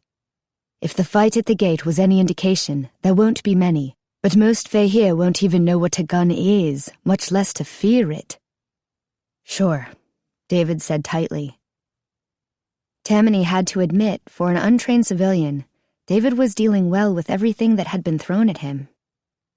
Tamani gave a brief wave of acknowledgement as they passed under a rooftop full of archers shooting arrows over a sturdily constructed barricade. Sharpened stakes, repurposed fence posts mostly, stretched across the main road where it dipped between two hills, atop which more archers had gathered and were raining arrows and sling stones on any troll that tried to go around the long way. Most of the fighting was taking place in the slight valley at the mouth of the road, but some trolls had slipped through and were busy smashing as much of the barrier as they could manage. Tamani raised his spear, but an arrow whistled through the air and struck his intended target square in the chest. Tamani shoved the misshapen beast to the side and kicked into a run, weaving through the barricade, David close behind him. At all sides now he was surrounded by Ticers, and some of them even knew what they were doing. As retired sentries fought side by side with scythe-wielding tenders and hammer-swinging smiths. Still, it seemed to Tamani, as he stabbed a troll before it could kill a young spring who was slapping at trolls with a long-handled shovel, that there were far too many green saplings in the mix. He almost opened his mouth to tell the kid to go home. But what would he do there? Wait for the trolls to come in and kill him? No, Tamani decided. He wouldn't discourage bravery, even stupid bravery. "David, this way," Tamani called, directing him into the midst of the trolls. At such close quarters with the Fae, he would have trouble swinging Excalibur.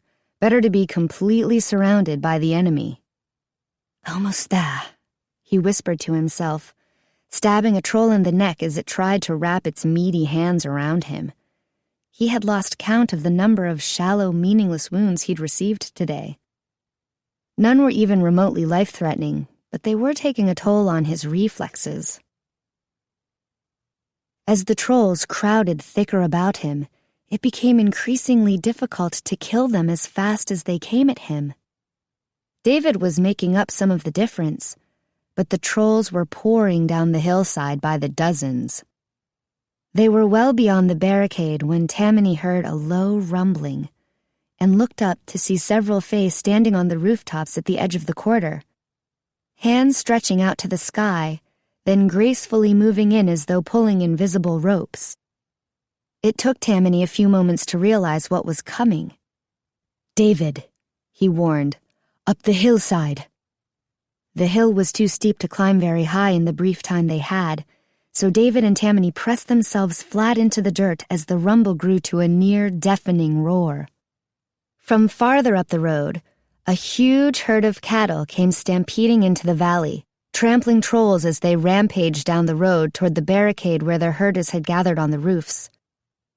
At the thickest segment of the stampede, Tamani had to push himself even flatter against the grassy hill to avoid the panicked cows and their long, deadly horns. Once the danger was past, Tamani nearly laughed at David as he half stood, half sat against the steep hillside, his sword held limp in his hands, watching the spectacle. "What the hell is up with the cows?" David asked, flabbergasted. Tamani pointed up to the Ticers on the rooftops, swirling their charges into a wide circle now. David followed his gesture, and, though Tamani would have doubted it was possible, his eyes grew even wider. "Enticement on the cows?" he asked in disbelief. Tamani nodded, but he wasn't smiling anymore. "Come on," he told David. "We have to strike while they're confused." The trolls were still bigger than most of the cows, and they were getting the idea quickly, turning their blades against the herd. The distraction wouldn't last long. "Why do you have cows in Avalon?" David yelled as he chopped down a lower troll that was covered in festering sores where it wasn't covered in coarse black fur. Tamani dislodged his spear from a troll's chest with a savage kick. The name tag on its jumper said Greg, and Tamani wondered momentarily whether the mostly human-looking troll was Greg or had just eaten Greg. "Can't depend on mixers for all of our fertilizer," he said blandly. The trolls were thinning out again, and David seemed to have found a rhythm that was working for him. So Tamani, his spear still clenched in one hand, took a few minutes to carefully pull some of the wounded fae back toward the barricade. They were still breathing, and if they could just avoid getting stabbed where they lay, they might be treatable. There wasn't time to take them anywhere truly safe, but at least he could drag them away from the risk of being trampled. "Tamani!" It was David. He turned to thrust his sword at a troll that tried to jump on his shoulder. "They're not coming down the hill anymore," David said, breathless. Tamani tensed. Last time the trolls stopped coming, it was because they were preparing to unleash something worse. He certainly wasn't ready to trust this cessation. He hesitated. "Let's keep fighting here until the Ticers have a better hold on everything. Then we need to go back to my mother's." Though honestly, Tamani had no idea how long that would take. The spring fighters were barely hanging on as it was. David nodded, then jumped as something made of glass shattered by his feet. "Finally," Tamani murmured, feeling his chest lighten a little. More tiny vials rained down from the sky, popping against the ground, splashing their sweet-smelling contents across the battlefield. "Finally what?" David asked. "The beeheads have gathered their flocks," Tamani said, one side of his mouth ticking up in a grin, as the telltale noise reached his ears. He pointed to the top of the barricade, where archers had given way to a cadre of spring fairies, each with a crook in one hand and a sling in the other. A buzzing cloud of darkness descended into the pass, and the trolls began to howl in pain. The black and yellow insects swarmed across the battlefield, blanketing the trolls and stinging them with fervor. Their tiny bodies were dropping to the ground almost as fast as they flew in, and Tamani felt a twinge of sadness at the years it would take to rebuild their hives. But true to their nature, the bees were defending their home, just like the spring fairies. Those trolls that refused to be brought down by the venom were blinded, both by pain and by the clouds of insects surrounding them, and became easy targets for the fairies. A cry of alarm from David made Tamani turn, his weapon raised. The bees were swarming over David, too. Thanks to Excalibur, he remained untouchable and unstingable, but the insects had clearly unnerved him, and he was thrashing about, swinging his sword like a fly swatter, trying to drive them off. "David! David!" Tamani called. But if David heard, he gave no sign. "David!" Tamani yelled, finally catching his ear. "It's okay. I don't think they can sting you." "No," David responded, calming at last. "But I can feel them, and it—" David paused, then spat. "It is creeping me out." That almost made Tamani smile. "I think the Tices can take it from here," Tamani said, wishing he felt more certain. "We should go." David muttered something that sounded like agreement and followed Tamani back through the barricades. "Run," Tamani said, kicking into a jog. "In a while, they'll be drawn back to the potions on the road and should leave you alone." They jogged together down deserted side streets Tamani hadn't traveled since he was a sprout. The bees retreated slowly at first, but after a few minutes, David was left with just a few stubborn stragglers. "I thought magic didn't work on the trolls," David panted. "Bees aren't magic," Tamani said, pausing for a moment to get his bearings. "But that stuff they threw into the square, the glass things, those were potions, right?" Tamani grinned now. "Yes, but potions for the bees, not the trolls. It stimulates them to attack animals. Unfortunately, that includes you." David nodded, leaning over with his hands on his knees. "Brilliant," he said, taking one more deep breath before following Tamani, already a few strides ahead of him. "Hecate's eye!" Tamani gasped, throwing himself against a wall as they reached the corner across from his mother's house, only to find a dozen trolls standing over the bodies of a handful of sentries. "They must have come in a different way," he said, peeking out quickly. They were making their way toward him. Perhaps they had heard? Or, "They smell us," Tamani said, shaking his head and looking down at his blood-stained clothes, cursing his carelessness. "They probably followed the smell of blood all the way here." As the first troll came into view, an enormous lower troll that looked like a hairless grizzly bear with a nose instead of a snout, it sniffed the air. "Here we go," Tamani said, stepping around the corner to greet the attack. The big one loped toward them, closing the distance so fast that Tamani barely had time to raise his spear. With a picture-perfect swing, David stepped up and took the monster's arm clean off. At the sight of their comrade's vibrant red blood pouring from its shoulder, the others seemed to catch a kind of frenzy, sending the fight into a deadly fast forward. David, his arms clearly growing weary of Excalibur's weight, could barely swing his sword fast enough to repel their attacks.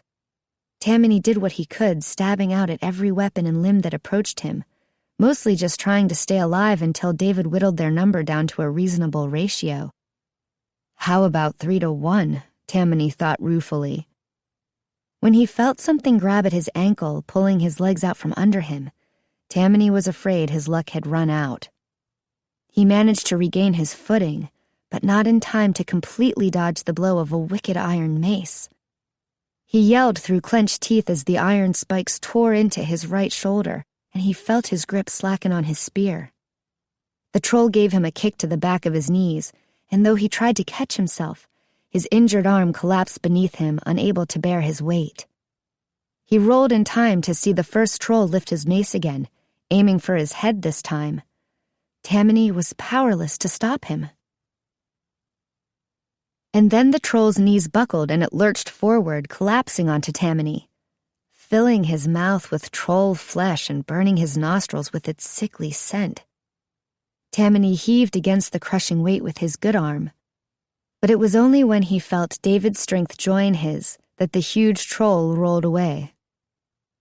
Tamani climbed back to his feet, and David reclaimed the sword from where he'd plunged it into the cobblestones. He had a strange look on his face. "I owe you my life," Tamani said, sweeping up his spear. "Again," he added.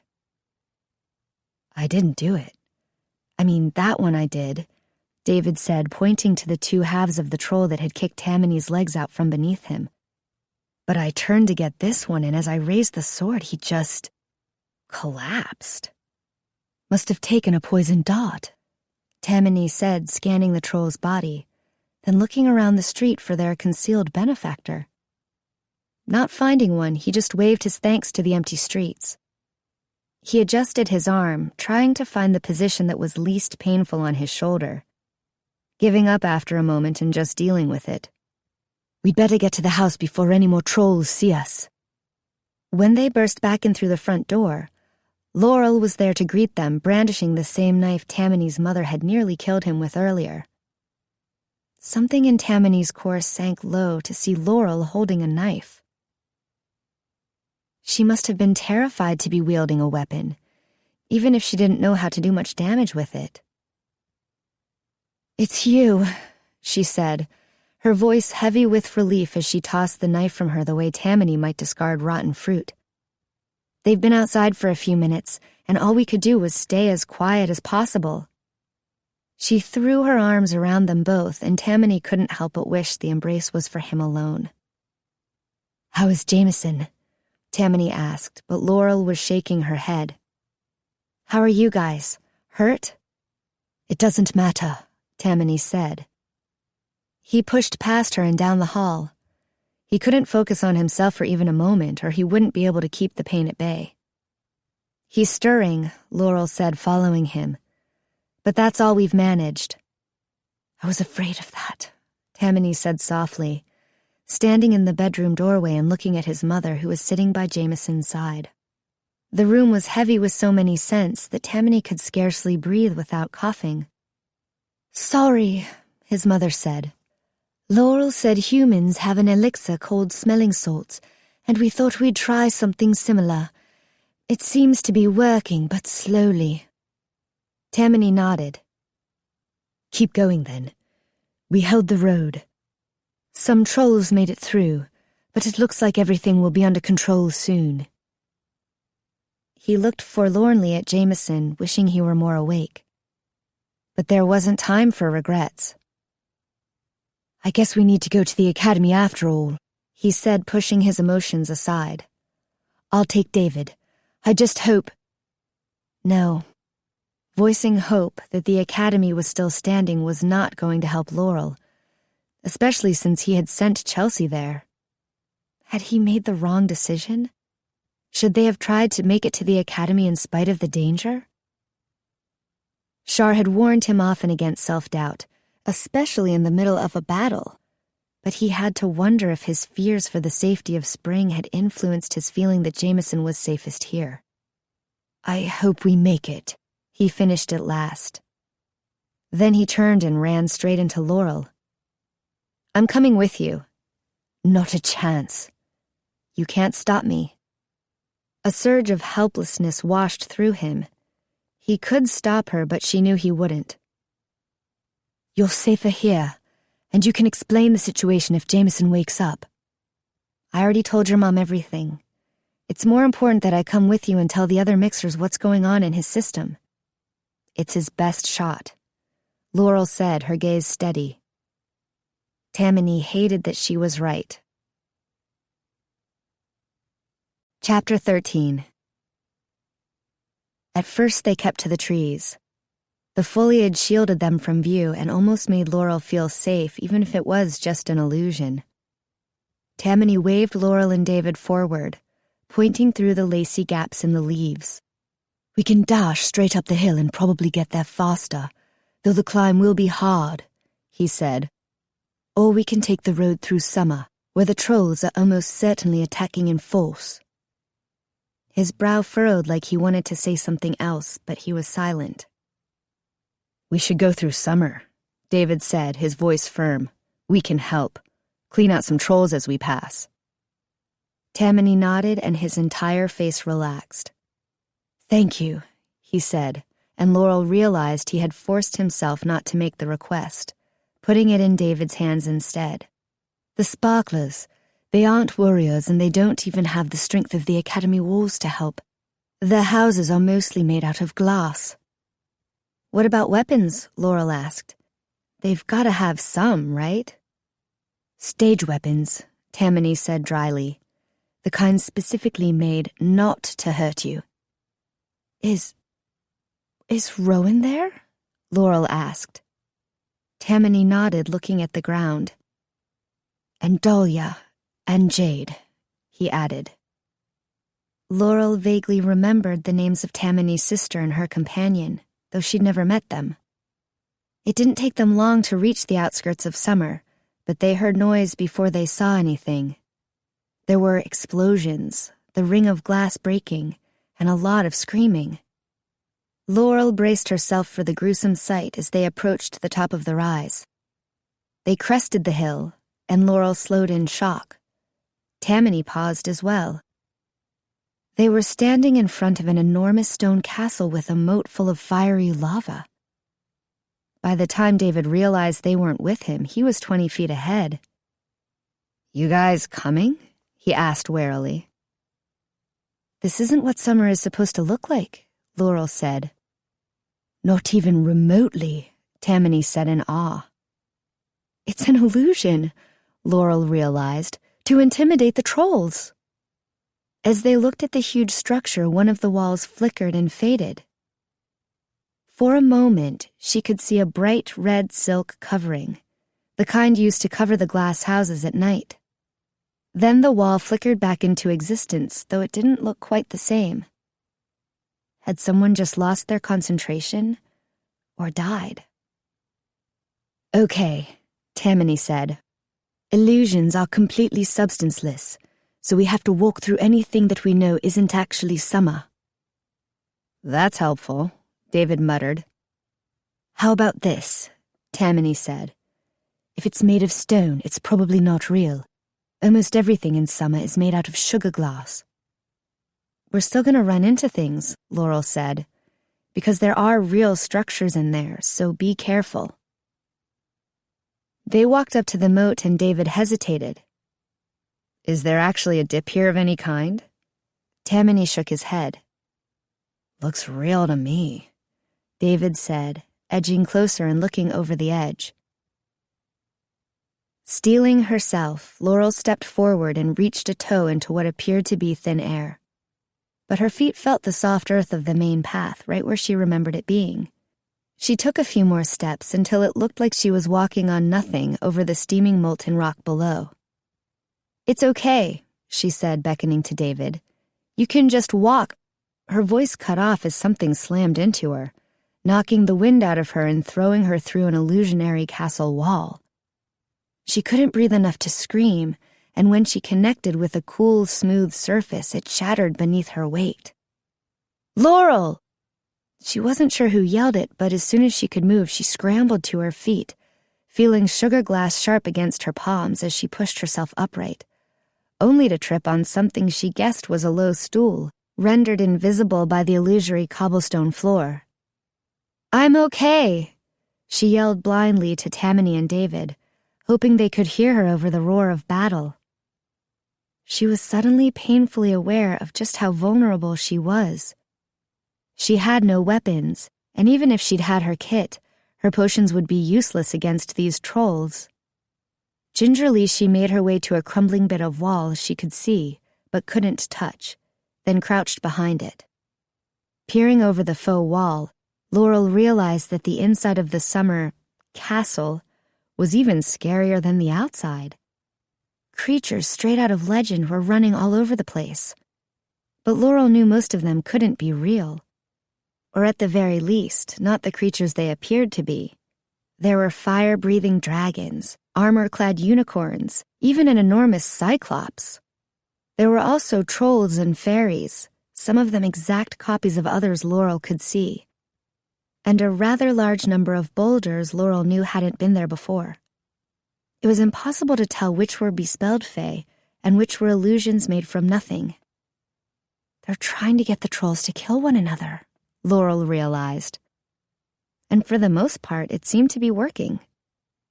Laurel winced in horror as a black-clad troll gunned down an orange-haired fairy, only to breathe a sigh of relief as the fairy shimmered and shifted, taking the form of a tusk-mouthed lower troll.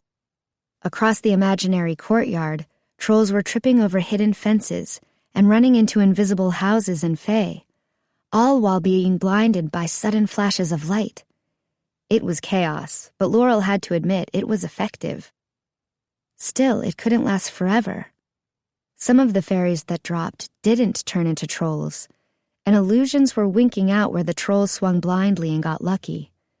And as each fairy fell, whatever the unfortunate summer had been hiding was suddenly exposed and vulnerable for as long as it took someone else to take up the illusion.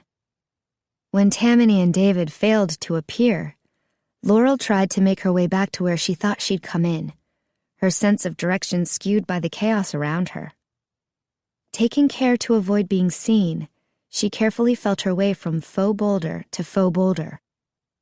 She realized she must be going the wrong way when she touched the curve of another bubble house disguised as a half-destroyed stable. Swallowing her fear and wondering if she could risk calling out for David and Tamani again, Laurel tried to turn back. But the landscape had changed. The shifting illusion made navigation by sight impossible.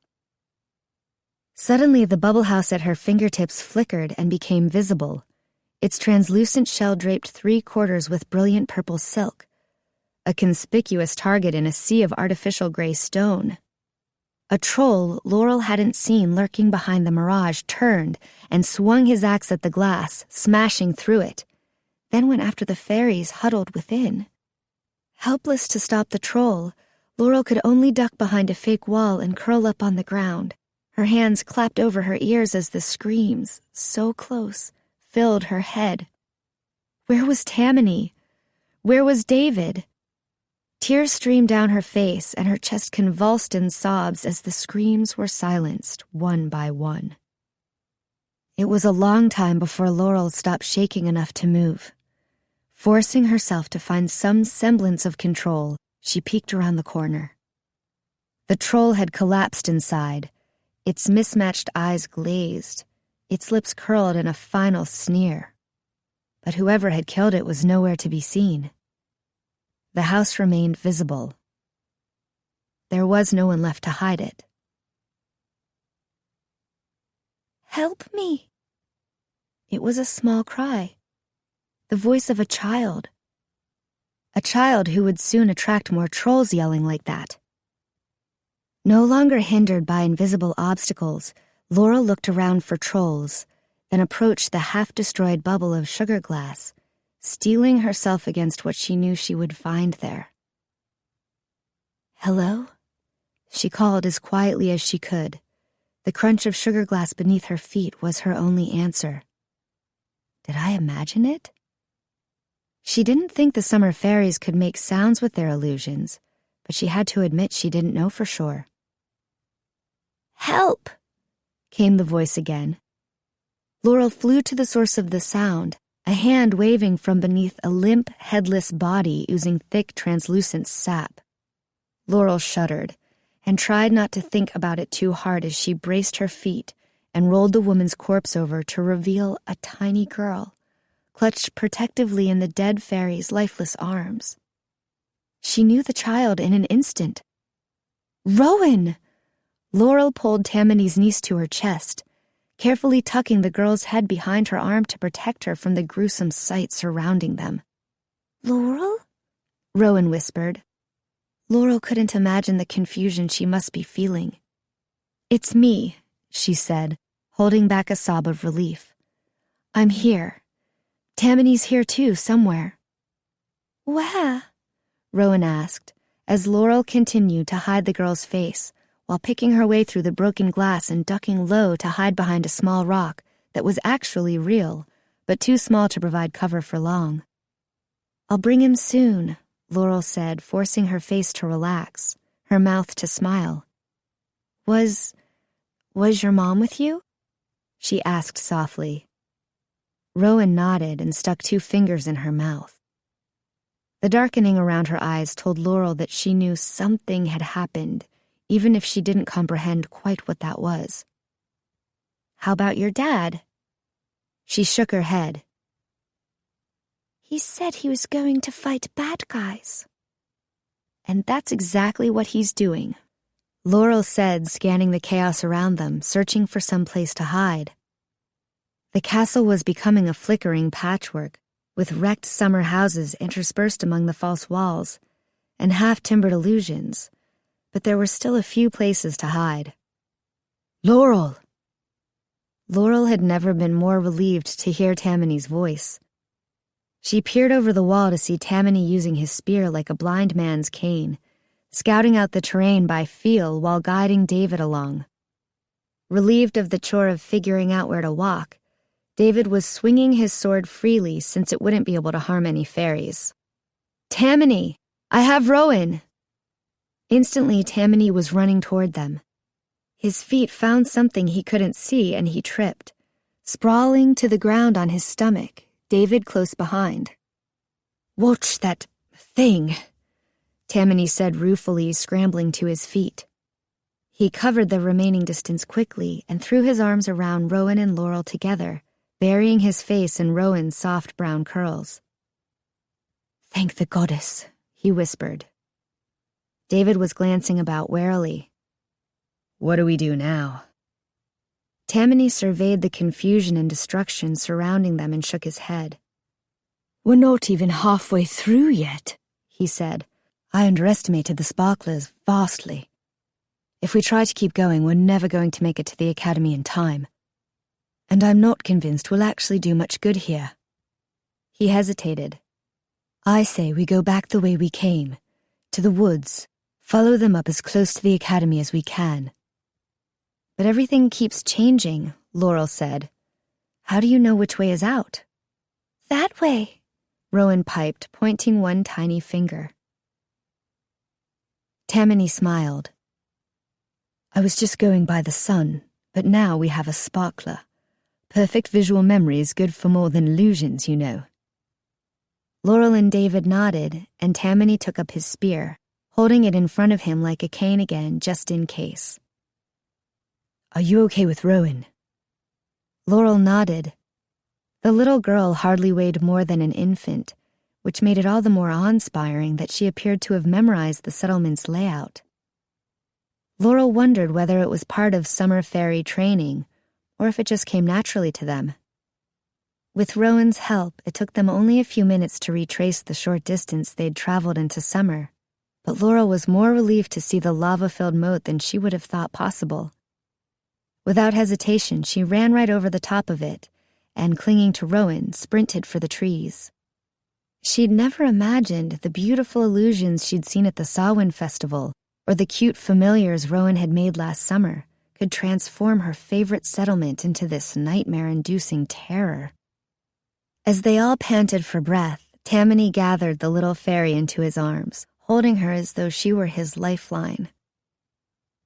"Now listen to me, Rowan," Tamani said, pulling back and holding her face firmly in his hands. "I know you've been working on changing your appearance." Rowan nodded soberly. "Did you get a good look at any of the bad guys who came in here today?" She nodded again. "Can you show me?" Rowan's tiny chin quivered for a moment. Then she bowed her head and seemed to expand before them, becoming 20 times the tiny girl she had been, morphing into a misshapen man in black jeans and a tattered white shirt, a man with a huge axe. "Holy crap!" David said, jumping backward and nearly knocking Laurel over. Laurel blinked away tears. Rowan had seen the troll who had killed her mother. Gotten a good enough look to replicate him exactly. "Good girl," Tamani said, still clasping her little hand, now cloaked in a troll's enormous fingers. "I want you to go down this path until you get to Rosalind's house. Stay in the trees. Try not to let anyone see you, even another fairy. No one. Turn into a bush or a rock if you have to. When you get there, you knock on the hidden back door I showed you last summer, understand?" "Back door," Rowan said, the wispy voice so bizarre coming from that massive body. "As soon as the door opens, you show Rosalind who you really are before she can hurt you." Rowan nodded.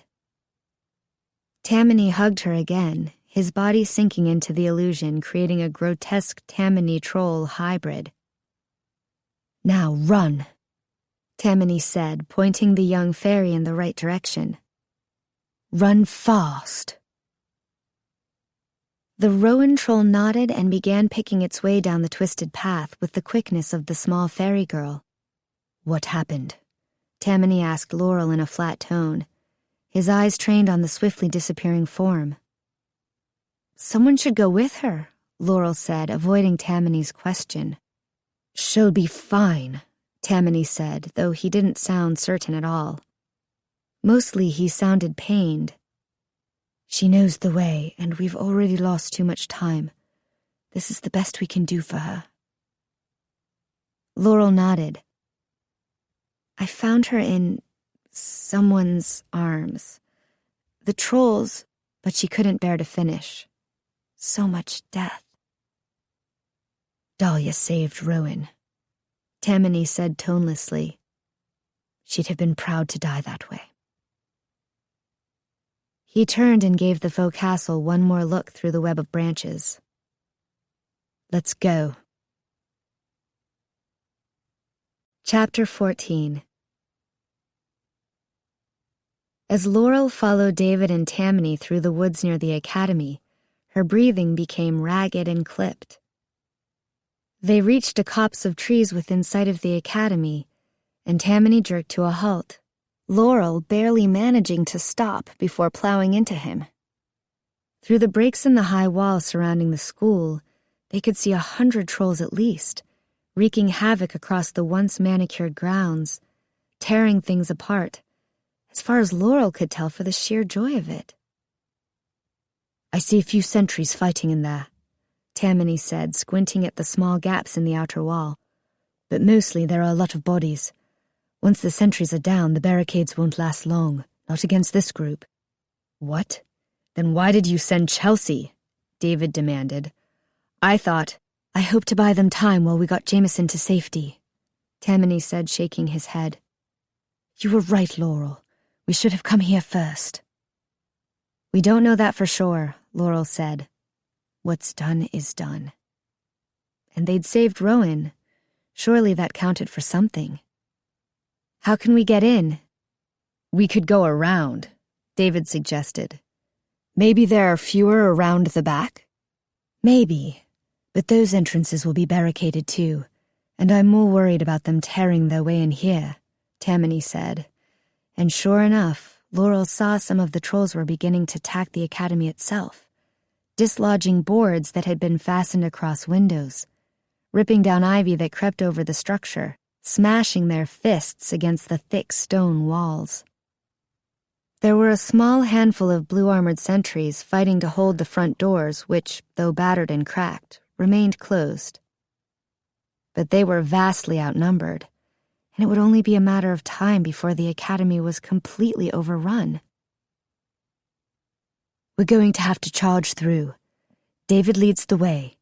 If we stay close to him, I can protect Laurel from behind." Moving as one, they stepped out onto the path. As they passed through the academy gates, Laurel could taste the tang of blood on her tongue. It was different from when they were in the garden where, despite the deaths, they had been winning. The academy lawn was strewn with bodies of trolls and fairies alike, their blood pooling together. The trolls were on them in an instant, rushing from all sides at their fresh new prey. "Keep running," Tamani shouted as he speared grasping arms. David was swinging his sword wildly, clearing their path. Each swing brought down more trolls, and soon they were picking their way over dead bodies as David moved closer to the front doors. The trolls continued to press toward them. Laurel had to avert her eyes and hold her breath to keep from retching. It helped to focus on the front doors, looking for a reasonable chance to make a run for them. As she and Tamani and David drew closer, 2 sentries managed to drive a group of trolls back and down the stone steps. "I've got a clear path," Laurel shouted to Tamani. He turned to glance at the entrance for the briefest of moments. "I'll cover you. Go now." Laurel threw herself out of the protective sphere of David and Tamani and sprinted for the front entrance, expecting to feel a troll's claws pierce her back at any moment. When she reached the heavy doors, she threw herself against them, pounding her fists and shouting, "It's Laurel! Let me in! Please, it's Laurel! We need your help!" She turned to see Tamani and David close behind her. More trolls were closing in like waves on all three sides, gaining ground every second. "Please!" Laurel shouted again. "Let us in!" She didn't dare look again, just continued beating on the splintered wood, trying to ignore the ache of forming bruises on her fists. A tiny crack appeared between the doors, so small it could have been her imagination.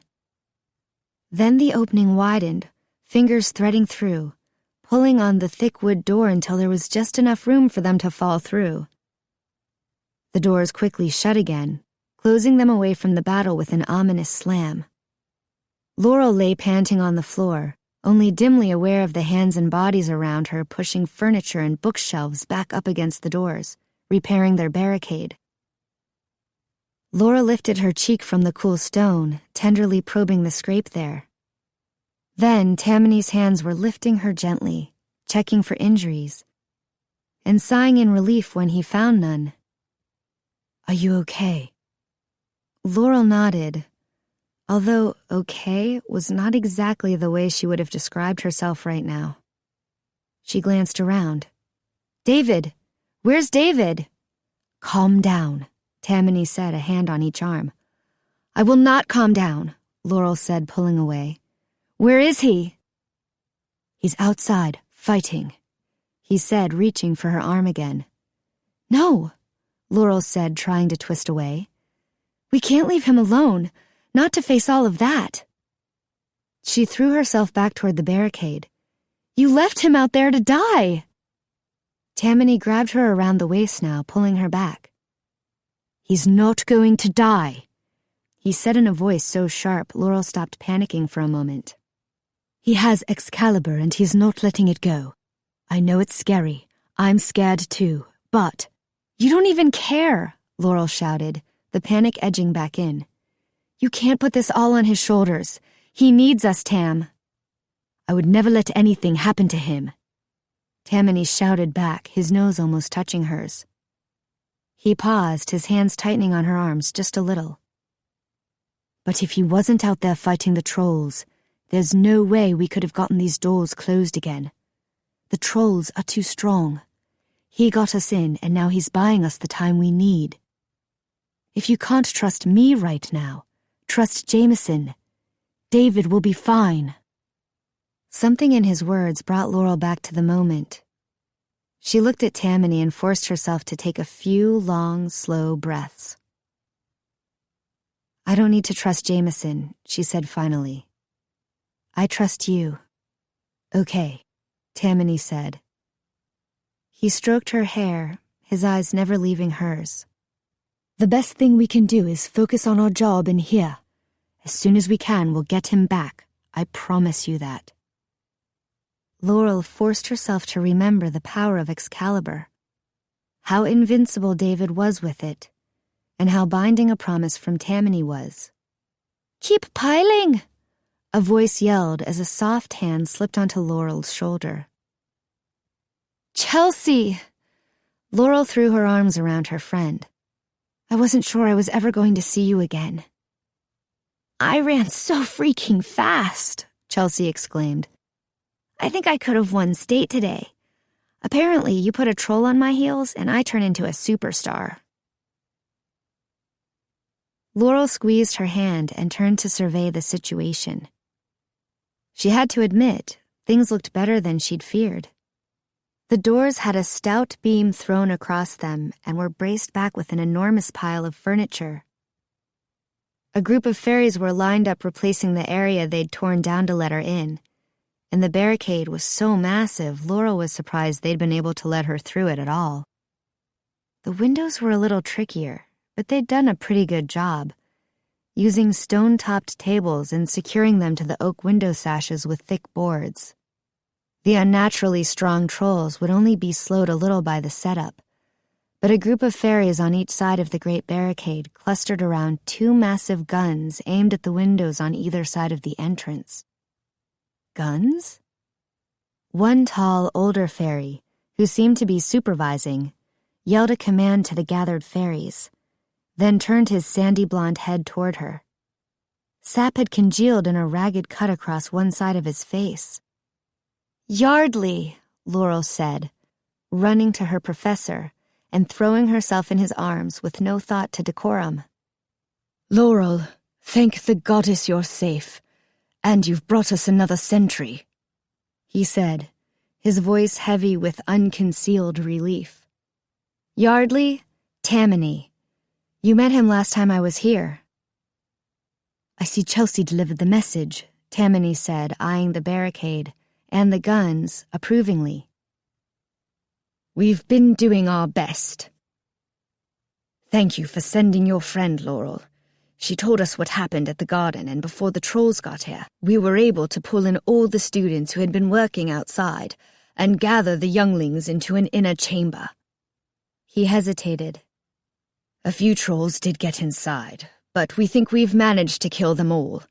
The labs are a mess, and we've had several deaths and more injuries.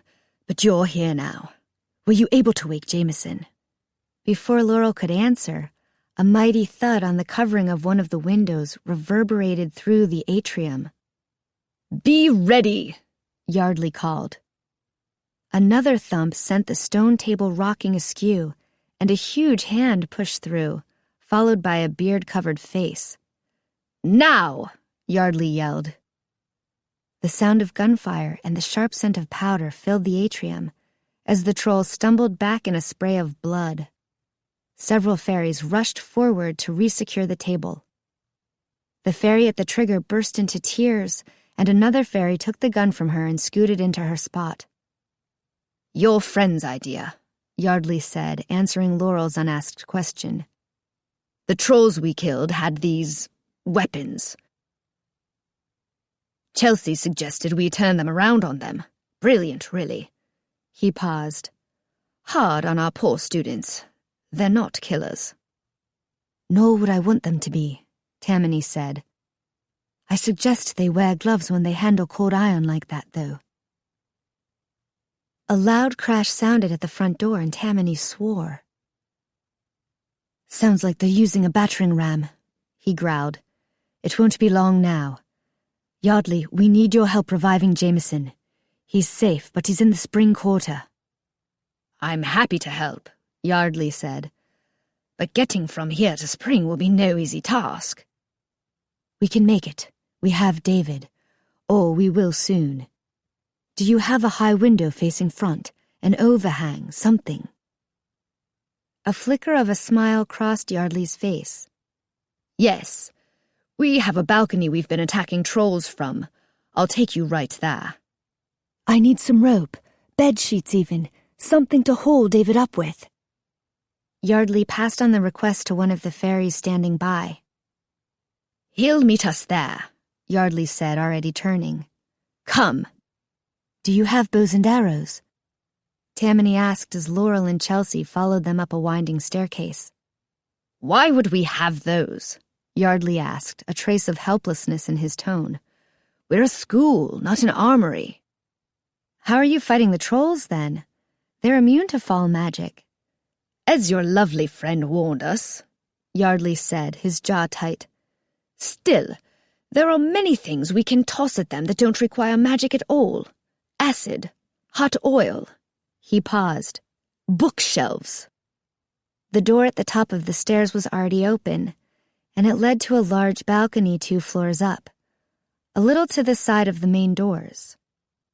As they stepped out, Laurel saw several fairies lugging an armoire through a door on the other side of the landing, and she watched with horror and fascination as they struggled to the railing with the beautifully carved cupboard, paused, and then when someone shouted, "Now!" pushed it off. A small blonde fairy brushed dust from her hands with satisfaction as she turned away from the railing.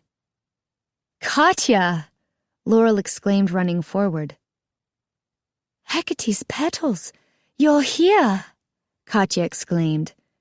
She pulled back, gripping Laurel's shoulders, then pulled her close again. "You shouldn't be. It's so dangerous. Oh, but I'm so glad you are." Laurel lingered in her friend's arms an extra moment. This past summer, when Avalon had been so lonely without Tamani, Katya had been Laurel's personal rock. She never asked for details, but somehow she intuited that Laurel needed someone and took special pains to keep her busy and entertained. Katya squeezed Laurel's shoulders one more time, then looked up at Tamani.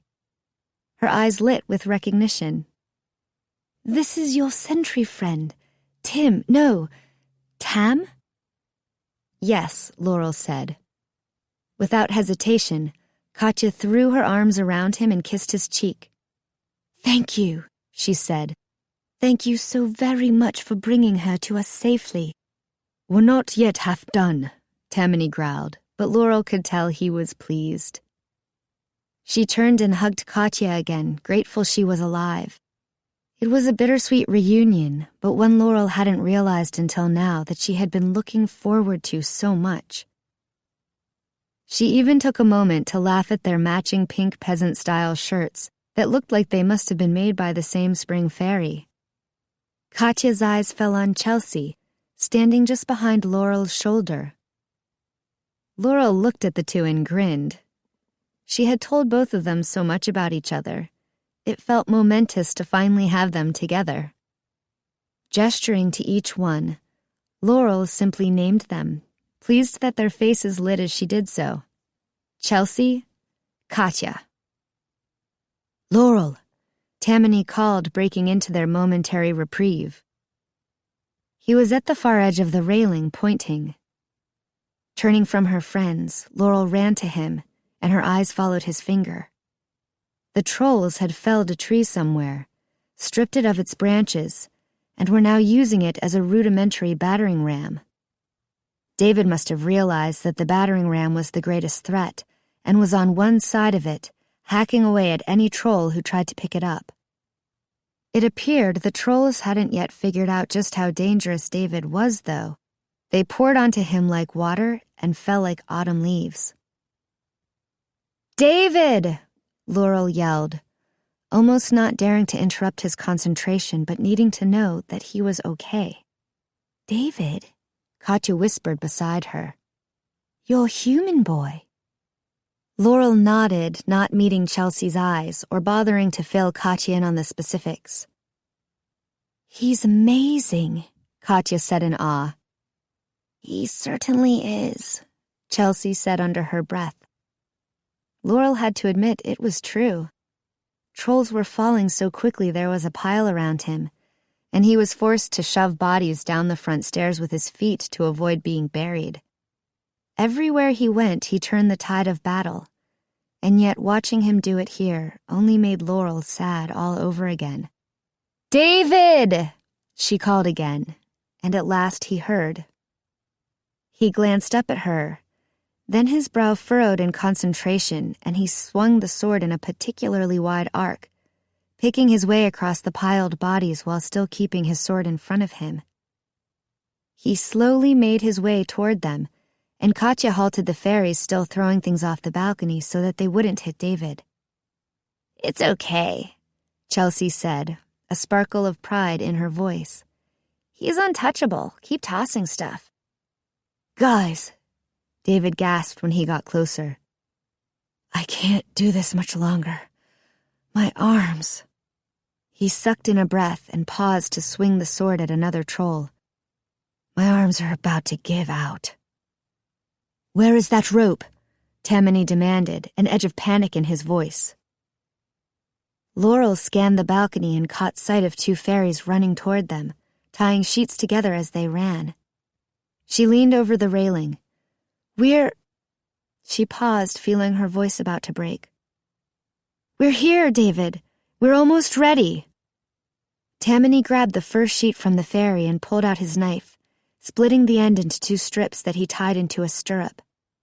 He met Laurel and Chelsea's eyes with gravity. "We lower this, And David has to get it first, or the trolls will pull it down and we lose it. He puts his foot into the loop and we pull him up. Understand?" Laurel nodded as Tamani handed her the stirrup. She leaned over the railing and repeated Tamani's instructions, to which David, without looking at her, nodded his understanding. She worried about telling him what to do when all the trolls could hear, but he was killing them off so quickly she suspected none of the ones in earshot would still be alive when the loop descended. "Grab hold!" Tamani yelled, gesturing to the handful of fae surrounding him. Everyone grabbed onto the end of the tied sheets, and Chelsea stepped forward as well, taking hold of the sheet right behind Tamani. "Aim carefully," he said to Laurel, then clenched his fingers around the material and planted his feet. "David!" Laurel shouted, and he looked up at her. "I'm ready," he called weakly. Laurel closed her eyes, took a breath, then opened them and tried to apply every concept she'd ever learned in softball as she threw the knotted material toward David. Removing one hand from the sword, David reached up and grabbed the material out of the air, pulling it down against his chest. After taking a moment to catch his balance, he leaned over and thrust his foot into the loop. The trolls, seeing a moment of weakness, surged forward. If they somehow managed to pile on him... "Pull!" Laurel screamed the instant David was ready. As the sheep rope went taut, David clung crazily to it, defending not himself, but his tenuous escape line. "We've got him!" Laurel called. Several howling trolls made grabs at David's legs. Each time they did, they slid away, unable to touch him. One of them finally got smart, and just before David was out of reach, it jumped up and grabbed the sheet and began swinging its club at David. The weapon couldn't hurt David, but it knocked him off balance and threatened his grip. David tried to swing Excalibur at the troll, but he was exhausted and at a bad angle. Laurel could see his white knuckles, the strain in his face as he worked to keep hold of the sheet and Excalibur both. The possibility that David would ever drop the sword had seemed remote, but now it was the thing Laurel feared most. Without Excalibur, David was as good as dead. Abruptly, the troll released its hold on the sheet, dropped to the ground in a heap, and lay motionless where it fell. There was no time for Laurel to question this. With more than half of the weight suddenly gone, David practically flew to the railing. Tamani let go of the rope with one hand and leaned forward to extend the other to David. But their hands met and then slid away, and David fell back. David took 2 breaths, then looked up and swung the sword, releasing it into the air. Laurel heard it clatter against the balcony floor behind her as she reached out to grasp his arm, her hands making contact this time. Tamani had a firm grip on his other arm, and together they pulled David up and over the edge of the railing, all 3 sprawling onto the cool stone. Chapter 15. They lay panting on the balcony floor a moment before David reached instinctively for the fallen sword and pulled it close, cradling it against his chest. As he turned to face Laurel, she almost didn't recognize him. Blood-striped sweat streaked from his temples to his chin, and his arms were stained a rusty red. The rest of him was a patternless mess of gore. "Are you all right?" she asked, pushing up off her stomach as Chelsea dropped to her knees beside David. "Tired," he rasped. "I need some water. And rest," he added. "I have to rest." "Is there someplace we can take him?" Tamani asked, turning to Katya, as the other fairies resumed barraging the trolls from above. "The dining hall," Katya said. "They've brought some medical supplies in there for the fairies the trolls got earlier." She finished, her lashes lowered. "I'll take them," Laurel said, rising to her feet and helping Chelsea up too. They looked down at David, who had pushed himself up to his knees. He looked too tired to stand on his own, But he was clinging to the sword, and neither Chelsea nor Laurel could do anything for him while he held it. Chelsea leaned close, just a hair's breadth away from his ear. "David," she said softly, "let me carry it for you." David blinked at her as though she were speaking a foreign language. Then comprehension dawned. "Thank you," he whispered, laying the sword down on the floor between them. Wrapping both hands around the hilt, Chelsea reverently took Excalibur and held it close as Laurel and Tamani helped David stand.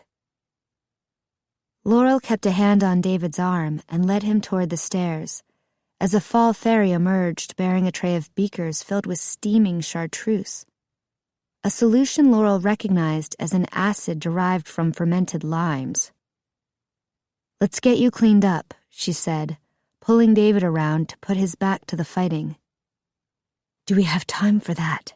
David asked, his voice weak as he followed her through the doorway off the balcony. "They just keep coming. We've got to get Yardley to Jameson." "Let's think about that later," Laurel said, casting a concerned glance at Chelsea. It was easy to feel safe barricaded inside the huge stone academy, but how much longer could they last? The three of them descended the staircase slowly, and Laurel paused at the bottom when she realized Tamani wasn't with them. He was still standing at the top step, one arm resting on the banister. His shoulders were slumped, and he was clutching at the injury on his shoulder that he had refused to let her see at his mother's house. He seemed to be allowing himself a moment to feel the weariness and pain he'd been pushing aside all day. His eyes were closed, and Laurel turned away before he could discover he'd been seen in such a vulnerable moment. She was glad to hear his footsteps catching up with them a few moments later.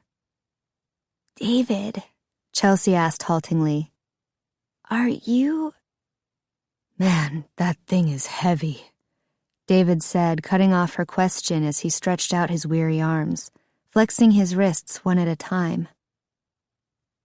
Laurel bit her lip, and when Chelsea turned to look at her, she shook her head. Now wasn't the time for questions.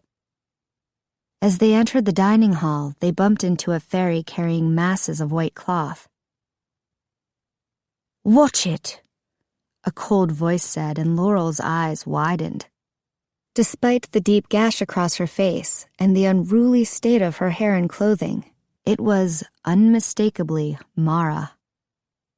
Tamani recognized her as well, judging by his glare. Mara raised her chin as if to look down on Tamani from her slightly greater height, but he met her eyes unflinchingly, and Laurel noted, without the requisite bow. After a moment, Mara dropped her gaze and shuffled from the room. "Nice to meet you, too," Chelsea said dryly. "Go ahead," Tamani said stiffly when Laurel looked back at him. "I need to check a few things." Laurel stepped away from David and Chelsea. "Come back as soon as you're done," she said in a tone meant to cut off any arguments. "I need to take a look at your injuries." Tamani started to protest, but Laurel interrupted. 5 minutes. Tamani set his jaw but nodded. The dining hall was bustling, and Laurel saw Yardley across the room, delivering serums and binding strips to several stations where healthy fall fairies were treating the wounded. Laurel wondered how they must feel, using potions they had made and never expected to use for themselves. Repetition work, as they called it, when they put their studies aside to make healing solutions and other potions for the spring fairies, for sentries outside the gates who occasionally tussled with trolls, or tenders who fumbled their scythes. The worst injury most fall fairies got was a paper cut or perhaps an acid burn. "Sit," Laurel instructed as soon as she found David an empty chair. Chelsea propped the sword against David's seat, and he immediately picked it up and laid it across his lap. Leaving him to Chelsea for a moment, Laurel fetched a tall glass of water. "Plain water," she insisted to the faerie who tried to add pinches of nitrogen and phosphorus, and returned to find Chelsea fretting over how bloodied David was. I'm fine, David insisted. I just need... Oh man, thank you, he said, taking the glass of water from Laurel and downing it all in one go, except for a few droplets that trickled down his chin. Absently, he wiped them off on his sleeve, leaving a smear of blood beneath his lips. Do you want more? Laurel asked, trying not to look at the new streak as David relaxed in his chair, leaning his head back against the wall and closing his eyes for a few seconds. Is he really okay? Chelsea whispered, staring at David's blood-flecked face. It seems like it, Laurel said, but I should get the blood washed off to be sure. Can you go grab something to scrub with and meet me by the fountain? She pointed to a table full of folded fabric where people were grabbing bandages and towels. Chelsea nodded and hurried off. Come on, Laurel said, gesturing to David. Let's get you clean. At first, David followed her numbly, dragging Excalibur along the ground, surely unaware of the perfect line its tip was scoring across the polished marble floor tiles. But when he realized what Laurel had in mind, he suddenly couldn't get there fast enough. He sank to his knees at the edge of the marble circle, set Excalibur reverently aside, and thrust his arms into the water, scrubbing vigorously. A murky red cloud spread away from him, giving the water a pinkish hue. Out of the corner of her eye, Laurel caught Kaylin, the one male mixer her age, watching them. Perfect. Hey, she said, do me a favor? I need a clean shirt, for him, she added, pointing to David, lest Kaylin return with a fluffy blouse. Kaylin eyed the strange new male. He'd always been comically territorial, and nodded, heading toward the dorms. Chelsea appeared a moment later with a small pile of clean handkerchiefs. Thank you, Laurel said, grabbing the top one. She looked at the sullied water David was still scrubbing his arms in and wrinkled her nose. Chilly, crystal-clear water was spilling from the top of the fountain, so Laurel reached up and wet the cloth there before scrubbing at the blood decorating David's face. I'll help, Chelsea said softly, wetting a cloth and going to work on the other side, tackling a particularly thick stream of blood that ran down his neck. Strip, Laurel said when most of David's face was clean. We're never going to get the blood out of that shirt. Just take it off and toss it. David reached for the tail of his t-shirt, and careful to keep the blood away from his face, pulled it over his head, dropping it unceremoniously onto the ground. At first, Laurel thought she was imagining the hush that seemed to settle around her, but after another minute of scrubbing, she realized that nearly everyone in the room had stopped moving. The silence was now a buzz of whispers that grew louder every second. Chelsea had noticed too and was looking around nervously. But all eyes were on David, specifically on David's chest, where a small patch of dark hair was clearly visible against his skin. They hadn't realized he was human. They probably hadn't realized Chelsea was human either, between the fury of the battle and the fact that Chelsea had no obvious giveaways like visible body hair. Some of the fairies were now looking at the sword David had placed at the fountain's edge and whispering behind their hands. David noticed them too and stopped washing himself off. He was glaring at those fairies who were bold enough to look him in the face. With loud footsteps, Tamani stormed across the dining hall, an angry look on his face and holding a white bundle of cloth. Behind him, Kaylin was looking all too happy to have someone else complete the task he'd been given. Here, Tamani said, handing David the dry white piece of clothing. A clean shirt is the least we can do for saving the academy. Tamani shot a glare around the room before handing over the shirt. After a long moment of silence, David pulled the fabric over his head, looking like any other fairy boy as the Avalon-style shirt covered his chest. As soon as he was dressed, the dining hall burst into activity again, though many of the Fae continued to eye David with a mix of curiosity, condemnation, or fear. How are you feeling, mate? Tamani asked, dropping into a crouch beside David. Better, David said. I could use another glass of water, though. Chelsea hurried off to fetch it. Any chance you might be ready to go back out there? Tamani's tone was casual, but Laurel knew he was anxious to get Yardley to Jameson. David pursed his lips. There was something haunted in his eyes, but he looked down at the sword and after a moment nodded. I think so, he said. Thank you. David closed his eyes for a few breaths, then opened them and reached for his sword. Not yet, Laurel said, leaping to her feet. Laurel, Tamani began, desperation in his voice. Let me bind your shoulder first. His gray t-shirt was ragged, and the sap on it had dried, but without a handful of binding strips, the wound would certainly open again. I'm fine, Tamani said, turning not so subtly so she couldn't see his shoulder anymore. You're not. You're in pain, and you will be more effective, she finally settled on, if you let me do something about it. He hesitated, then looked up at Chelsea, who was returning with more water for David. If you hurry, he said, relenting, then quieter. We don't have much time. I'll be fast, Laurel promised. She went to the nearest station and searched through the medicines that remained. Can I borrow these real quick? She asked, grabbing 2 bottles of clear solution and a handful of binding strips.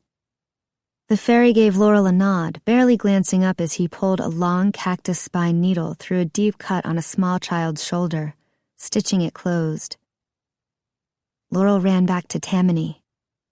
Take it off, she said, touching his shirt.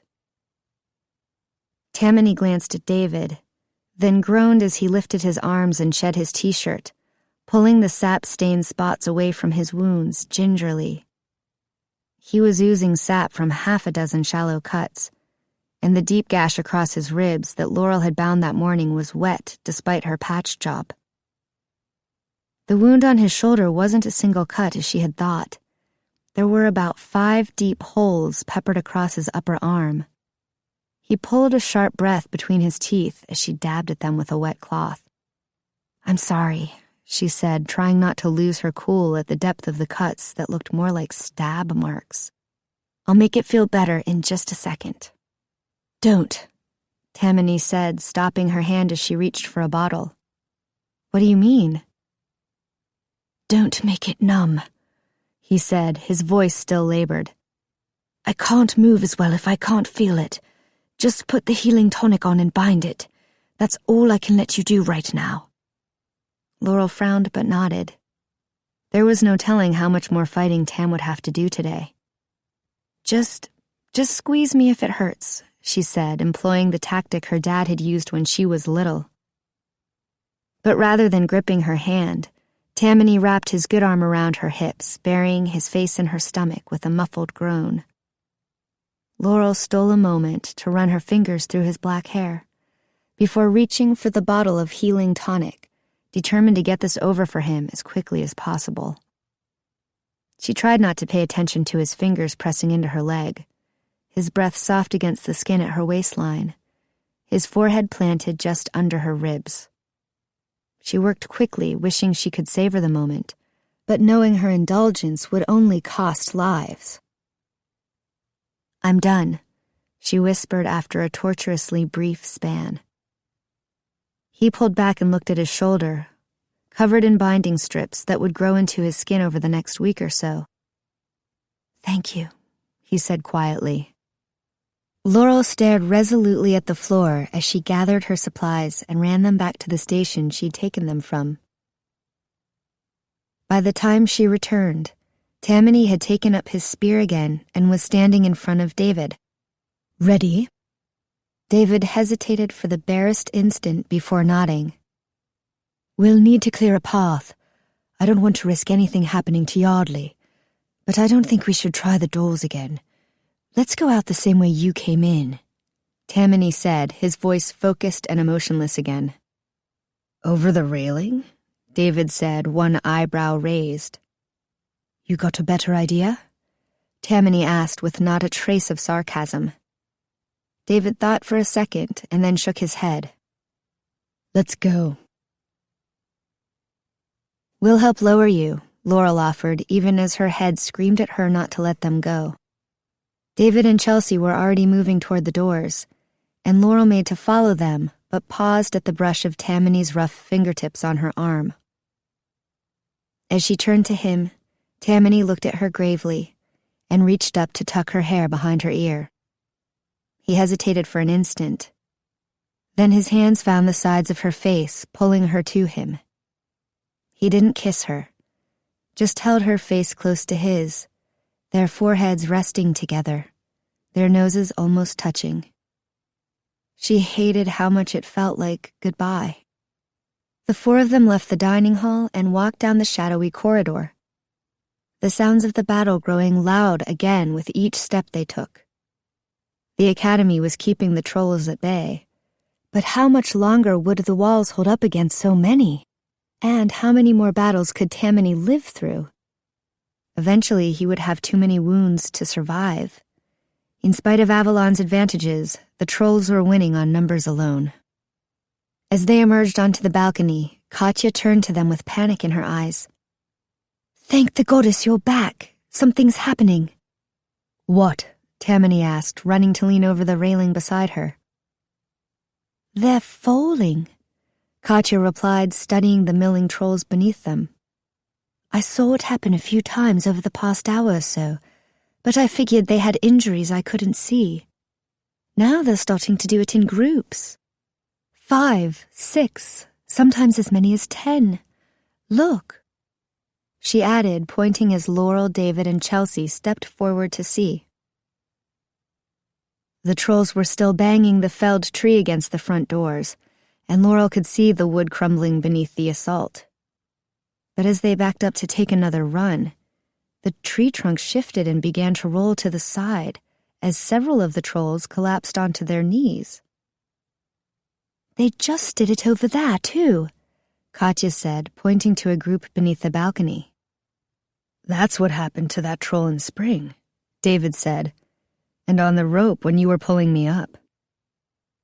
"I don't understand," Tamani said. But even as he spoke, Laurel saw several more trolls go down.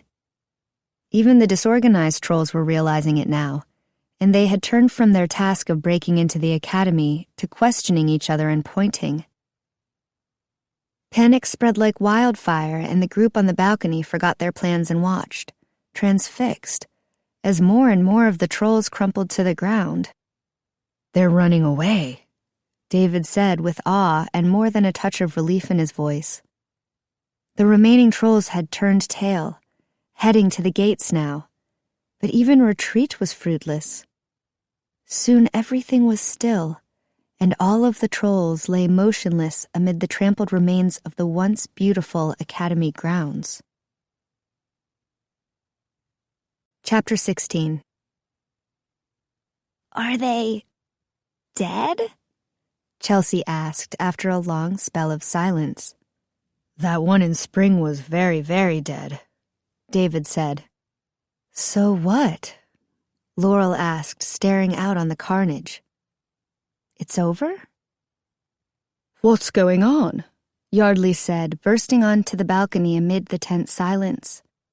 He was holding a cloth sack in one hand, his kit, Laurel realized. "Why did the fighting stop?" "It's hard to say," Tamani replied, scanning the grounds. "They look dead, but the goddess only knows why. I don't trust this." "What's that?" A blur of motion on the green hillside caught everyone's eyes. Several figures were making their way up the path from the gate garden.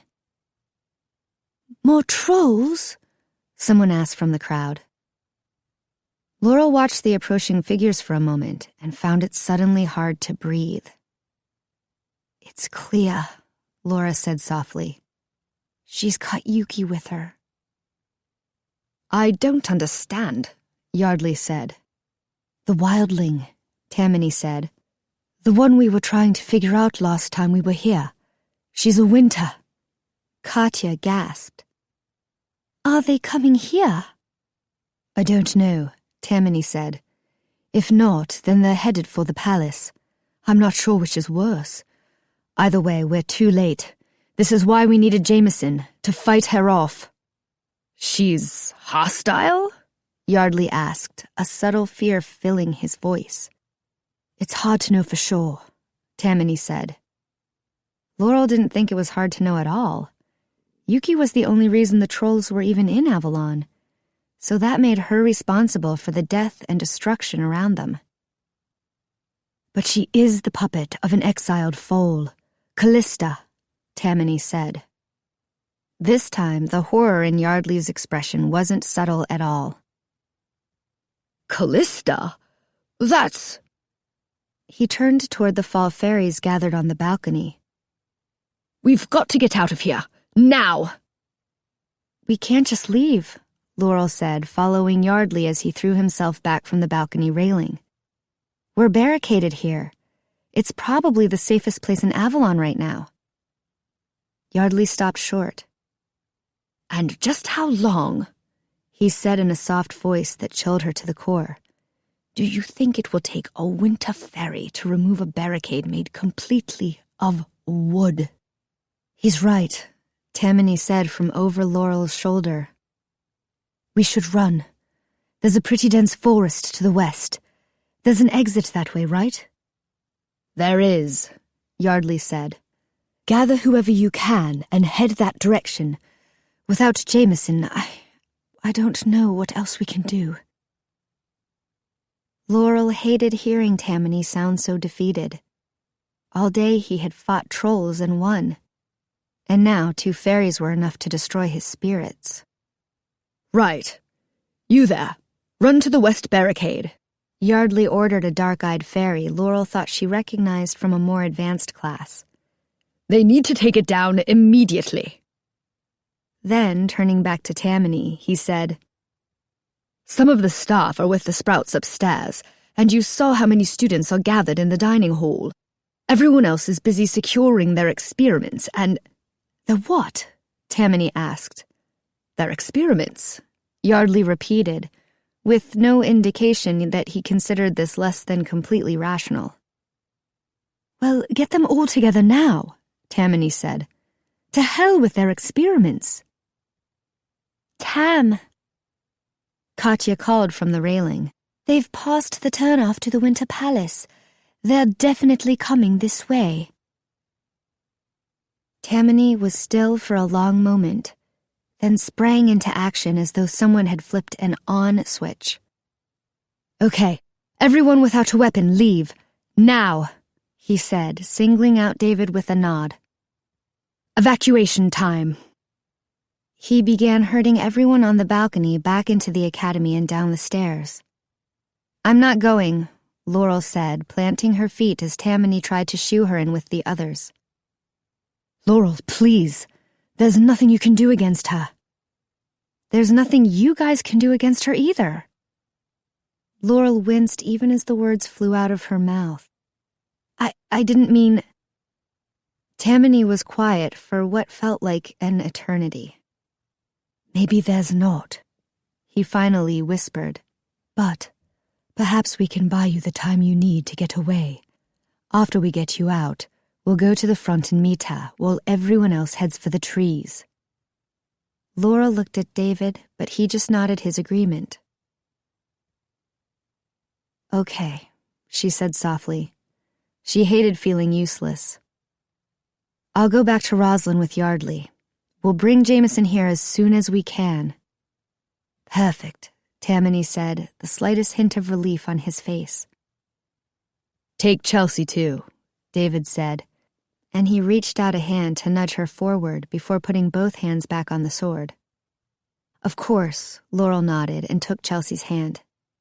"Come on, let's see if we can help everyone get going." "Thank you," Tamani said softly, squeezing her hand.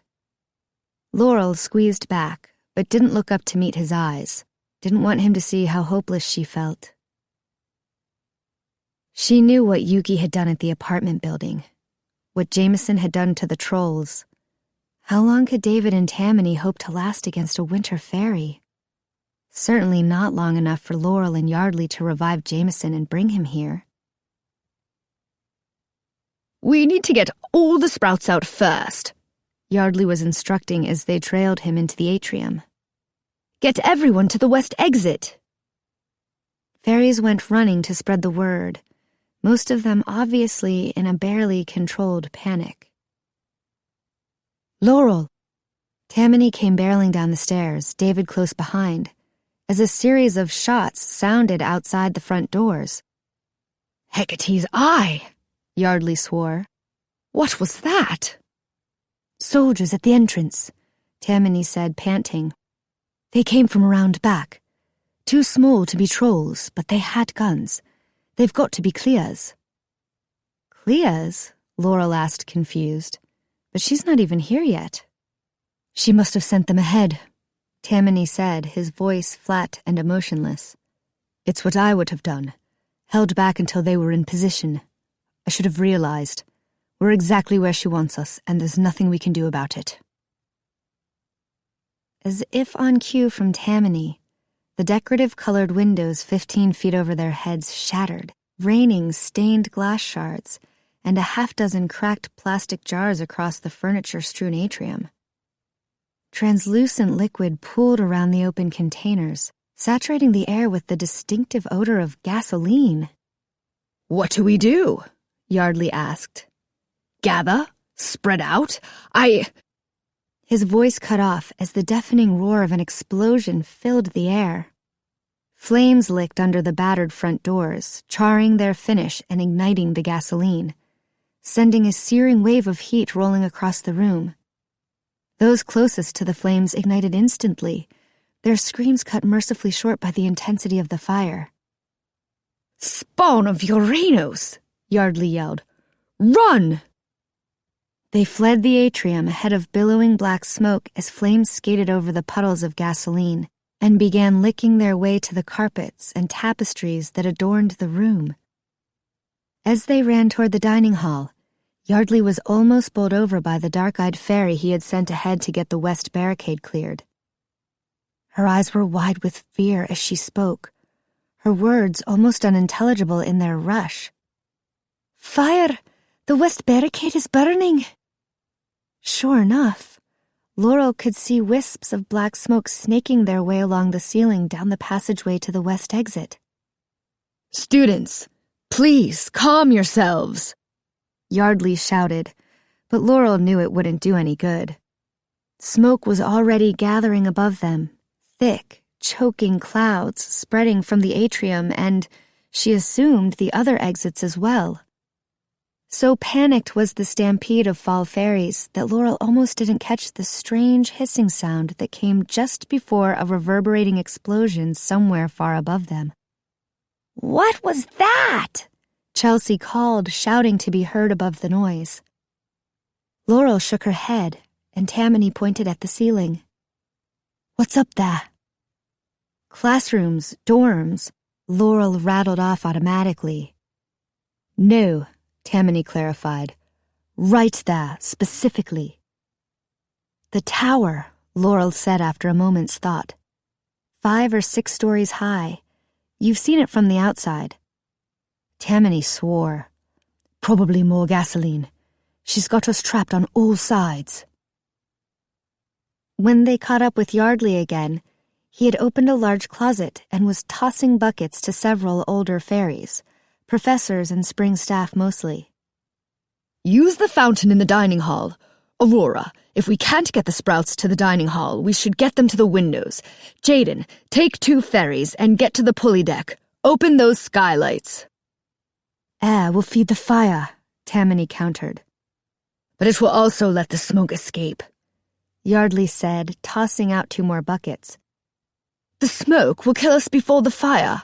Once it's under control, we should be able to organize an evacuation. We've plenty of windows and ropes, not to mention firewalls throughout the academy. Wouldn't be much of a research facility if we weren't prepared for a fire." Tamani's brow furrowed. "Klea's soldiers are waiting out there, with guns. What's to stop them from killing anyone who goes out the windows?" "I'm afraid that's not my area of expertise," Yardley said with a meaningful look at Tamani's spear. Laurel breathed and her throat was instantly burning, as were her eyes. The smoke was getting lower. "The dining hall," Yardley croaked, ducking low and waving for them to follow. As they approached the double doors, Laurel caught sight of the bucket brigade, already passing water from the fountain down the halls to keep the fire at bay. Others were stripping the walls and floors of flammable material to halt the fire's progression. But their work was hampered by the acrid smoke, and for every faerie doing something useful, 3 were running blindly through the halls, clutching books and experiments to their chests. Others gathered in the stairwells, arguing whether they should go up or down. Laurel tried to yell for them to follow her, but she gulped in a chestful of smoky air and began coughing uncontrollably. "Fairies! This way!" David's voice rang through the murk like a lighthouse in fog. He was standing tall, seemingly heedless of the dark clouds that swirled madly around him, and Laurel suppressed a gasp. The smoke was being repelled by Excalibur's magic.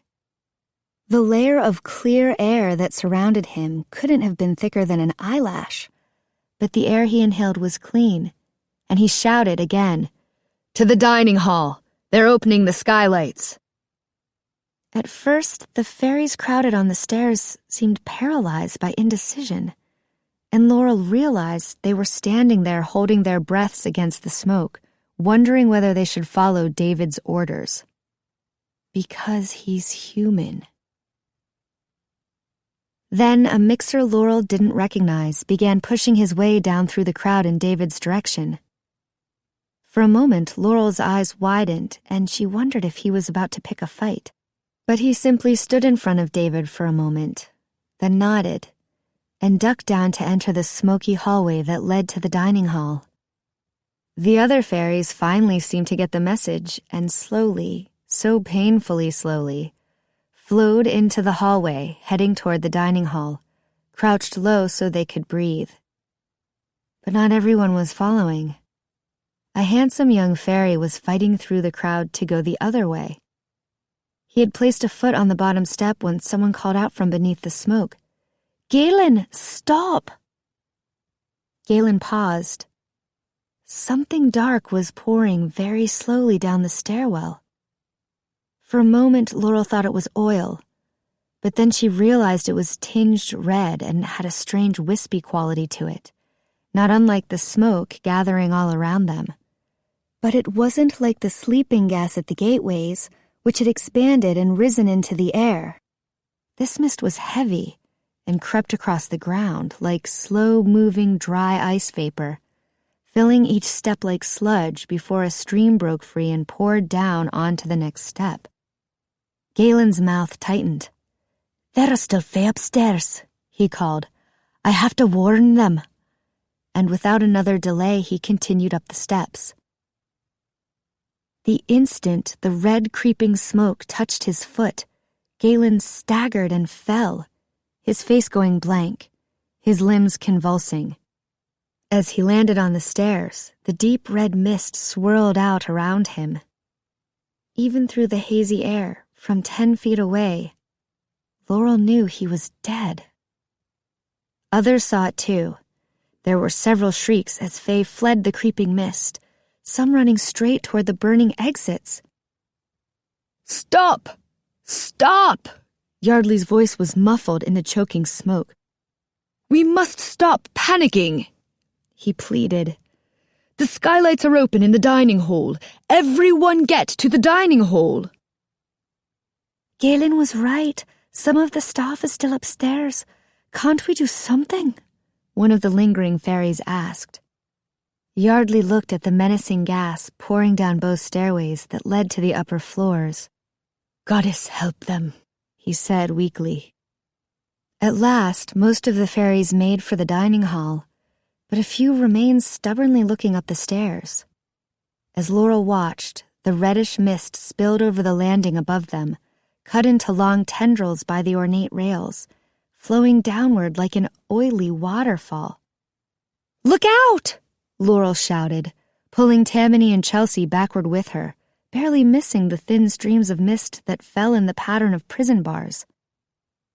Not everyone was quick enough, and scarlet waves poured over them like rivulets of sand. Without a sound, they fell where they stood. "Let's go," Tamani said, pulling at Laurel's hand. She wanted to resist him, to pick up the fallen fairies, to carry them to safety. But Tamani's hand was firm in hers, and she let him draw her backward. In the dining hall, Yardley was directing the students to line the bottom of the doors with wet cloths. Those in the bucket brigade who had escaped the deadly red poison were emptying buckets of water right onto the doors, soaking the wood. Thanks to the large skylights, now open to the dim evening sky, the smoke was higher here, and Laurel could stand up straight and still breathe. She looked over at Chelsea, whose facing clothes were blackened. Laurel assumed hers were the same. Glancing around, she was shocked at how few fairies were present, and even more shocked at how few were conscious. They'd been treating the injuries here anyway, but now the injured were joined by dozens who had fainted from the smoke. "Now what?" Laurel asked. "David and I will head out first," Tamani said, waving his spear at the fairies who were situating a wooden ladder beneath one of the high-set dining hall windows. "It's not an ideal staging ground for an evacuation, but between the skylights, the firewalls, and the fountain, we should have time to get everyone out, if we can get in and out those windows without getting shot." Laurel could tell something else was bothering him in the way he kept checking the sky. "What?" she said, laying a hand on his arm. After a few seconds, he turned to her. "There's no way Klea will stick around. She knows she's won here. She's going to head to the Winter Palace next. Someone has to stop her. I have to stop her." He was right. "Take me with you," Laurel insisted. "Laurel, please," he begged, but she was already shaking her head. "Not with you to Klea. Just get me out of here. Me and Yardley. We'll get Jameson." She stepped closer so no one, not even Chelsea and David, could hear her. "You know he's our only shot." "Will Yardley even agree to come with you?" Tamani asked, and Laurel glanced at him where he was still organizing the panicked Fae. He was the Academy's beacon, and she wanted to take him away. "He'll have to, won't he?" Laurel said, the words choking her. A commotion drew her attention as the light around her took on a strange, sickly hue. It took Laurel only a second to realize it was coming from the skylights overhead. The red mist must have spilled out the upstairs windows and was now making its way across the wide roof of the dining hall, coating the glass skylight and, as Laurel turned her eyes upward, spilling over. The wide waterfall of deadly poison cascaded through the air for at least 20 feet before reaching the floor, striking an unconscious, soot-stained fairy lying on a linen-covered table. He convulsed silently before going still as the oily red gas spilled across the floor. A collective murmur of dismay rippled through the gathered Fae, a moment before the panic set in. They turned almost as one, and Laurel barely managed to stay on her feet as fairies pushed past her, hardly seeming to see her, to see anything beyond their desperation. Laurel's eyes remained fixed on the ruby mist, her hand clutching Tamani's fingers as the truth slammed into her. They hadn't escaped Klea's poison. They'd played right into her plan. And now, there was no way out. Chapter 17. The Red Death moved slowly, so very slowly. Its smoky tendrils more like a living thing than a simple gas. It curled around its victims, taking easy prey first, the Fae who lay unconscious on the floor. "I have to save them." Desperation banished every rational thought from Laurel's head, and she threw herself toward the fallen bodies, only to meet Tamani's chest as he stepped in her way. "Laurel, you can't." She fought against him, trying to get to the helpless, unconscious Fae. Tamani's arms were tight around her waist, and dimly she felt David's fingers on her face, caressing, trying to calm her. "Laurel," David whispered. "Stop." The gentle word was so quiet, it made her freeze as though he had yelled it. "We have to think," he said. And slowly Laurel forced herself to be still. Everyone who could stand was up on tables, mostly at the edges of the room, wide-eyed with horror. Fire blocked the obvious exits. Poison seeped in everywhere the fire failed to reach. Laurel could almost feel the contempt Klea had put into every detail of this elaborate assault. These people had been her teachers, her friends, her family, really. But it was clear from her actions today that Klea wanted them all to die, and what was more, she wanted them to all die afraid. Laurel realized she was shaking with anger. Forget the trolls. The biggest monster in Avalon was Klea. Laurel shoved David's arms away and strode to a faerie lying unconscious just a few feet from the creeping smoke. She pushed her arms around the young faerie's chest and began to drag her backward away from the danger. Tamani grabbed her hand, but Laurel yanked it away. He reached out to grasp it again and held it tightly this time. "Laurel, what are you doing? Where are you going to take her?" "I don't know," Laurel shouted, angry tears burning her eyes. "Just away from that!" She went back to her task, pulling another faerie out of immediate reach of the red mist. They would all die anyway, but somehow Laurel couldn't let them die right now, not when she could at least prolong their lives. She grabbed another faerie's shoulders and began dragging her back to join the first.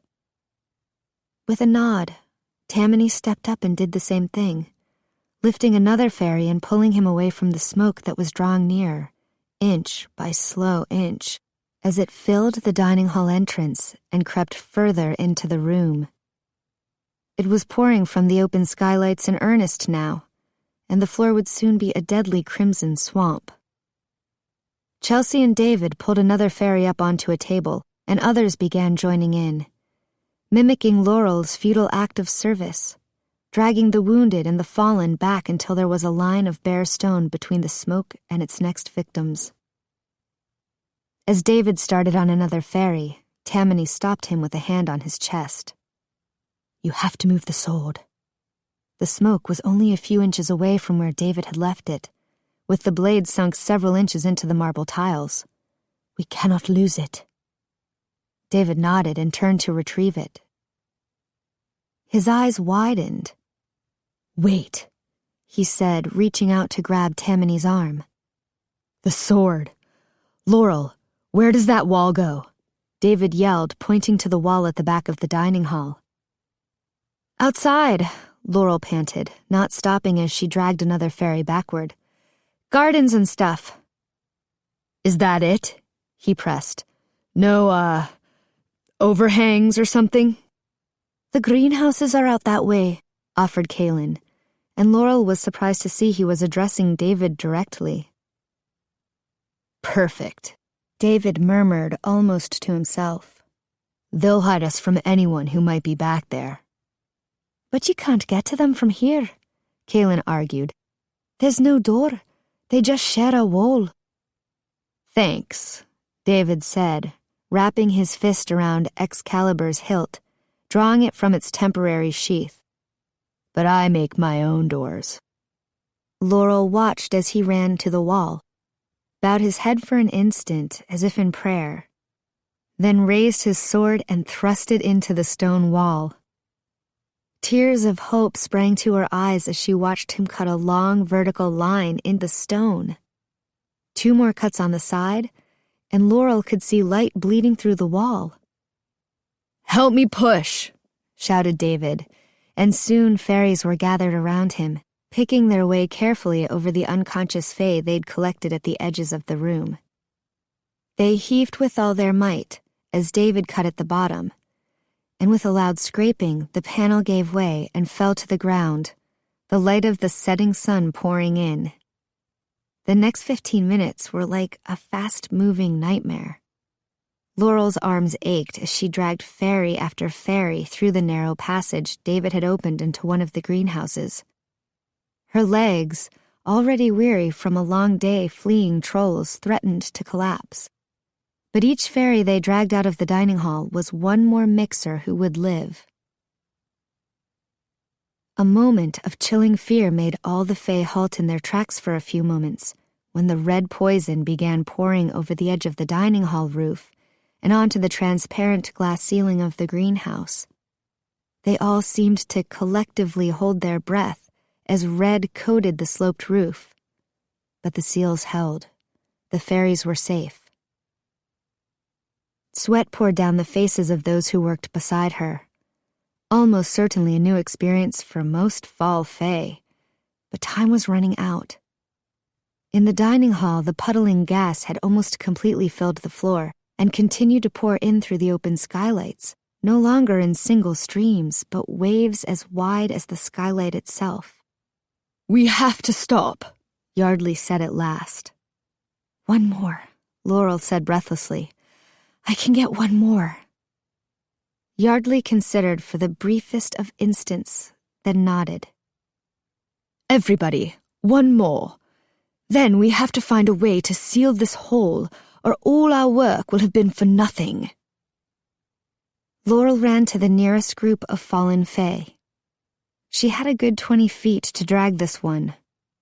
With aching arms, she reached around the chest of the first faerie she came to, hating that there were so many others close enough to touch, so many she couldn't hope to save. As she turned, a new line of mist fell from an overhead skylight, cutting off her view of the exit.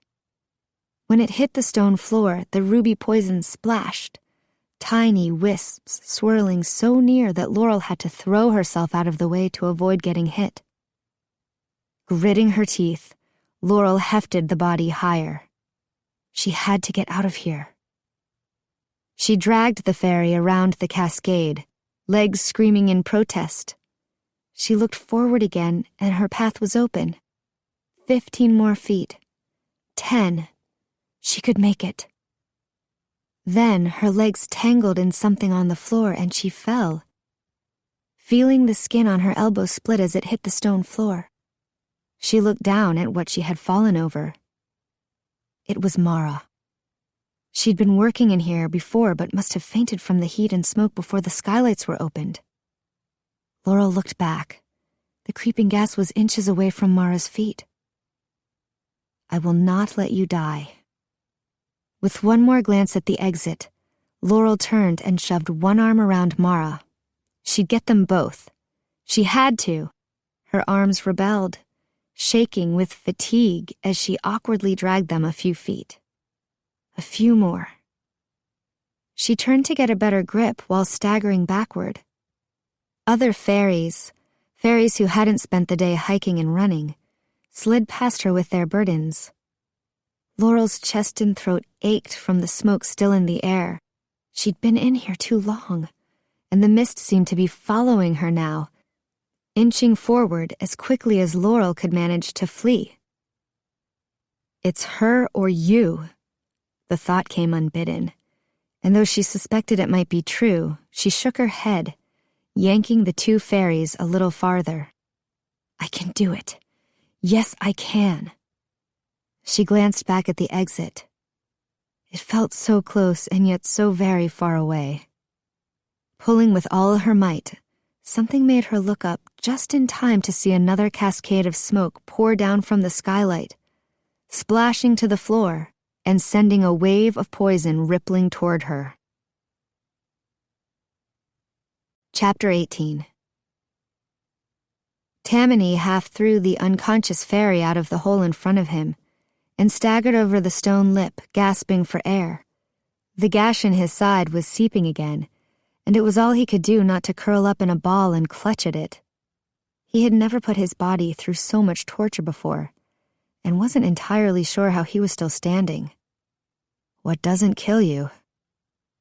Shocked, Tamani stood up straighter and looked around him. The greenhouse was enormous, at least 5 times bigger than Laurel's entire house back in California.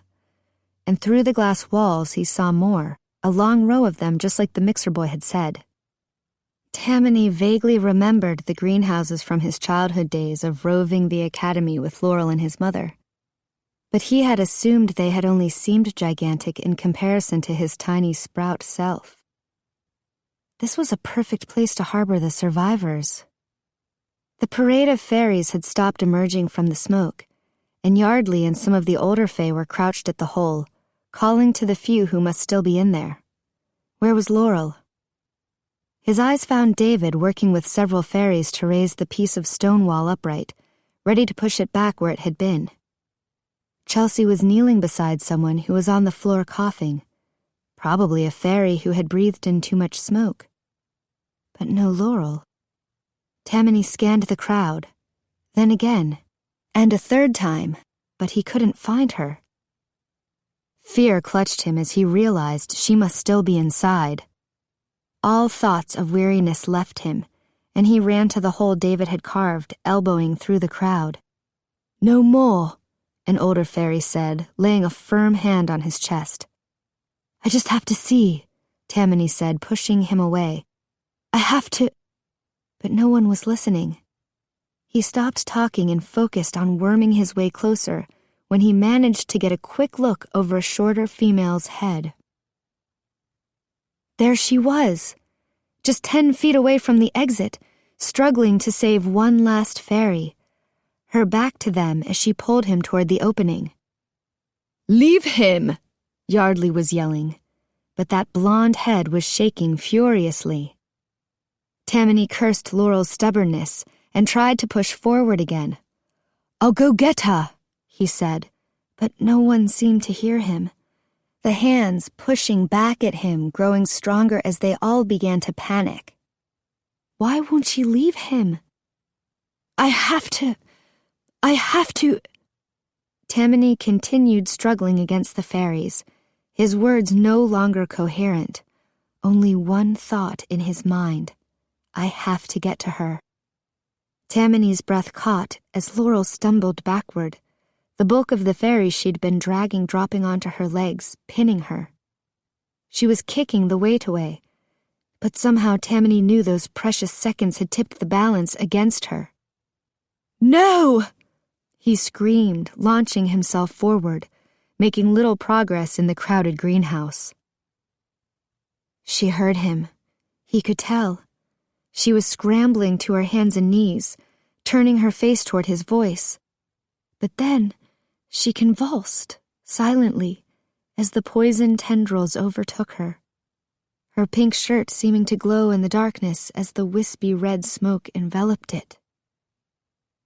Everything inside Tamani shattered, razor-sharp edges that cut every inch of his body from the inside. "That's everyone," Yardley said mournfully, gesturing David and the fairies forward with the stone square. "We can save no more. Block it." Tamani's feet seemed to have taken root in the ground. "No!" he screamed again. "Good goddess, no!" David heaved against the stone with all his might. He must not realize. He would never let them leave Laurel like that. Tamani opened his mouth to warn David, but his throat closed around his desperate words, blocking off the last rays of hope. He couldn't say the words, couldn't say anything, couldn't breathe, couldn't see. Blackness descended around him. He had to get to her. He couldn't live without her, didn't know how. Didn't know how to breathe in and out in a world she wasn't a part of. Strong hands slammed him against the wall, the pain of his head hitting the stone bringing back the tiniest modicum of reason, enough that he was able to blink and clear his vision, to see the face inches away from his nose. He didn't know the fairy, it was just another mixer, but the pain in his eyes reflected Tamani's own. "You have to let her go," he said, and Tamani knew this fairy had been forced to let someone he loved go too. "This fight isn't over yet," the fairy pinning him said. That rebel faerie's still out there, and we are going to need you. Klea. She had taken everything from him. She was going to the Winter Palace next. It was the only logical step. There was no time to wait for the others. He had to go now. She would kill him this time, he knew that. There would be no Shar to save him. Maybe he could slow her down, then she could kill him. And goddess willing, then he would be with Laurel. He forced himself to nod, to breathe evenly, to stop fighting against this faerie who held him back. He didn't want to wait for Chelsea to discover Laurel was gone. To see David realize what he'd done, didn't think he could stand to share his pain with them. The faerie in front of him said something. Tamani may as well have been deaf, and Tamani nodded, settling his forehead against the glass wall as if defeated. But his eyes roved the land outside, still just visible in the fading light. The steeply pitched roof of the greenhouse made the red gas slough off to the sides. This left the front door, just under the apex of the ceiling, safe. It wasn't guarded. Who would think to guard it? Only a crazy fool would want to leave right now. Tamani edged closer to the door, trying not to draw attention to himself, putting more and more rows of plants between himself and the crowd of mixers. He was almost there when the one who had spoken to him earlier glanced back. He met Tamani's eye, but he was too far away. Tamani slipped out the door, the glass frame closing and cutting off the protest. Then he was running. He felt light, weightless, almost like he could fly as his feet pounded against the mud and grass, and he ran for the Academy's living wall, heedless of any of Klea's minions who might still be watching. He was going to kill Klea, or Klea was going to kill him. In that moment, it didn't matter which. Laurel's body ached, and she hugged her arms to her chest. She'd barely gotten Mara out before collapsing on the floor in a fit of coughing. Then Chelsea was there, bending over her with concern on her face. "It's okay," Chelsea was saying softly. "You're all right." Several more fairies gathered around her as Laurel drew in a deep breath that filled her chest. "I'm good now," she said after a couple more coughs. "I'm good." But she didn't get up. For a few seconds she needed to just lie there, focusing on breathing in and out, just for a second. She heard screaming and shouts from the wall of the academy, but she clenched her eyes shut and blocked it out. She didn't want to see them put the cut section of the wall back in, or know how many they'd left to die. It was too much to even consider. So she lay with her eyes closed, trying to force her tears back until the commotion died down. Taking one more breath, she braced herself and opened her eyes, letting reality come crashing back. "Where are David and Tamani?" Laurel said, pushing her sore body up and sweeping her hair out of her face. "David's over by the wall," Chelsea said, pointing. "And I don't see Tamani right now. But he made it out a couple seconds before you did, I promise," Chelsea added. She must have seen the panic start to shine in Laurel's eyes. "Okay," Laurel said carefully. "He's here. I'll find him." At the wall between the dining hall and the greenhouse, they were stuffing thick mud from the planter boxes into the cracks around the cutout square to seal in the poisonous mist. A couple of fairies had taken off their shirts and were using them to fan the stone, not only to dry the mud, but to dissipate any tendrils of toxic smoke that might make their way out. Laurel looked around the garden at the surviving fairies, more than half of them wounded or unconscious, and all coated in soot. She should have felt pride that there were probably about 100 survivors, but all she could think about were the hundreds inside. The hundreds dead. Sprouts, professors, classmates, friends, all gone. Friends. Chelsea, where's Katya?" Laurel's eyes darted around the garden, looking for the blonde hair and pink shirt that matched hers. "Where is she?" Laurel climbed to her feet, sure if she could just get a better look, she would find her friend. I haven't seen her," Chelsea said. "Katya?" Laurel yelled, spinning about. "Katya!" "Laurel." Hands were on her arms, and Yardley's voice was in her ear. "She didn't make it. I'm sorry." "Katya. Dead." Laurel vaguely heard David arrive at her side and felt his hand gentle on her arm. "No." She whispered the word. Saying it too loud would make it true. "I'm sorry," Yardley said again. I tried to get her to save herself. But you know Katya. She wouldn't." Laurel had managed to hold back until now. But with Katya's face still so fresh in her mind, her smile, her determination on the balcony, it was too much. She collapsed against Yardley and let the tears come raining down on his shoulder as he held her. "She will be sorely missed," Yardley murmured in her ear. Laurel raised her face from Yardley's shirt. "I'm going to kill her," she said, the bitterness in the voice that escaped her mouth not even sounding like her own. A spark of rage ignited within her, and Laurel let it smolder, growing hotter. First Shar, now Katya. For the first time in her life, Laurel realized she genuinely wanted someone to die. Wanted it so badly that she would strangle Klea with her bare hands if necessary. "Laurel." Yardley's soft, penetrating voice brought Laurel back to herself. She looked over at the fundamentals instructor. "Laurel, you are not a warrior." That was true, but did it matter?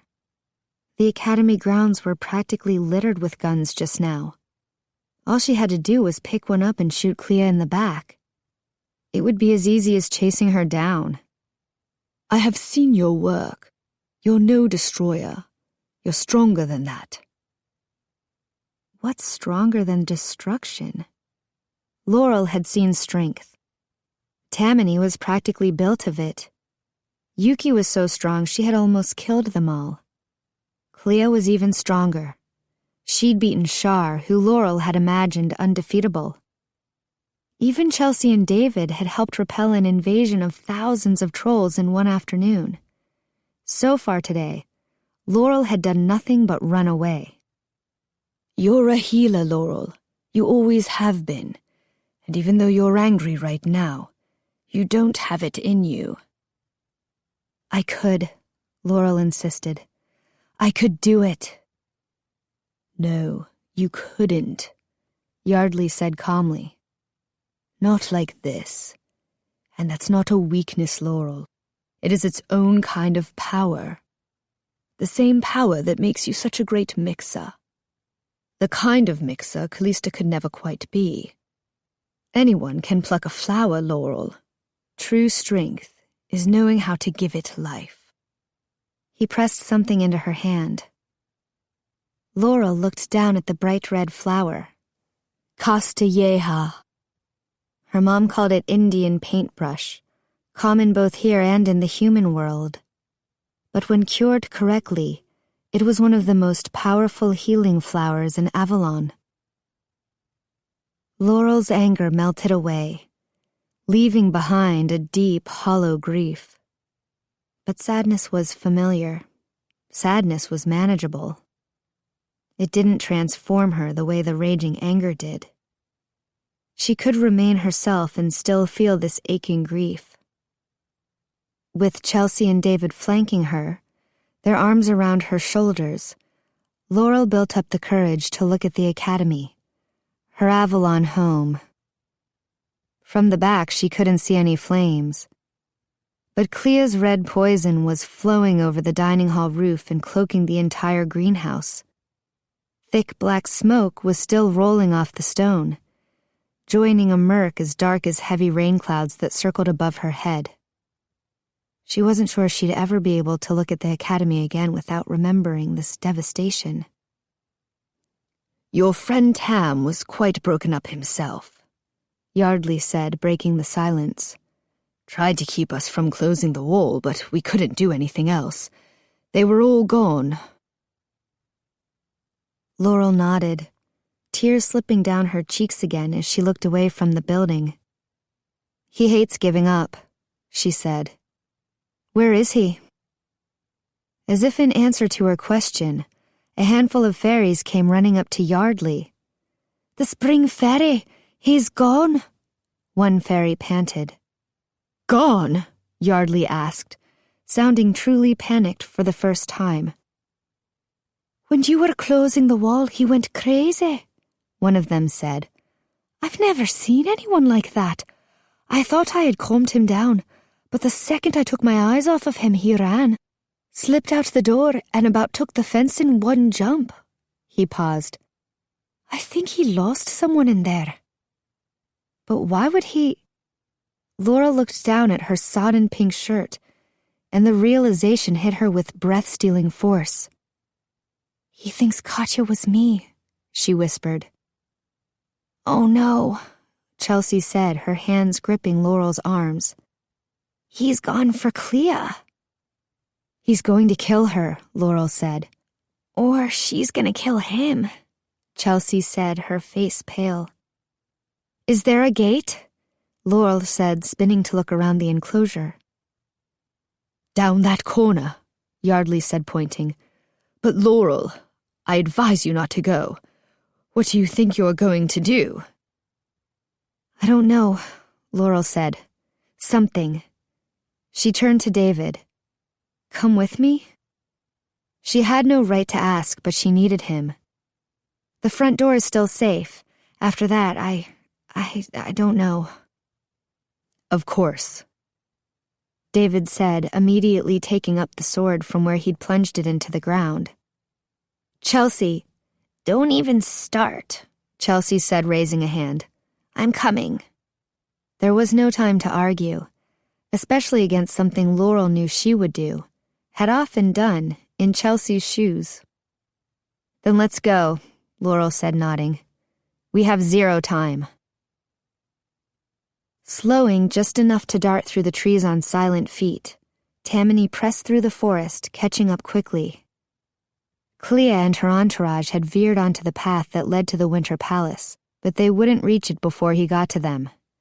10 more seconds and he could attack. 9, 5, 2, 1. Tamani burst through the trees, his spear swinging, a primal scream he didn't recognize tearing itself from his throat. 2 black-clad fairies went down beneath the spear's gleaming diamond blades. Another stumbled to the ground. Her nearest bodyguards down, Tamani lashed at Klea with his spear. With a yelp of surprise, she raised a defensive arm. The heavy leather of her black outfit soaked up the brunt of the blow. But he thought he felt a stem crack in her lower arm. Too bad it wasn't her right arm. Klea whipped out a pistol and aimed it at him, but Tamani was ready, and a savage kick sent the gun flying. No cheating. It would be skill against skill this time. "Tamani!" In his peripheral vision, Tamani caught sight of Yuki, looking almost human in jeans and a halter top that left the small flower on her back exposed to the air. Her cry distracted Tamani long enough for Klea to land a steel-toed kick to his jaw. He leaped back, then swept Klea's legs out from under her. Raising his spear to strike, Tamani took another kick, this time to the side of his knee. He was numb to her blows, but driving him back had given her time to scramble to her feet. Several fairy guards were following the fight with the muzzle of their guns. Tamani doubted they would risk firing at him while he remained close to Klea. A few tried to get into the fight with knives, but Tamani lashed out with his spear, connecting with one faerie who didn't jump back fast enough. Though Klea favored her broken arm, she was plenty fast with the other.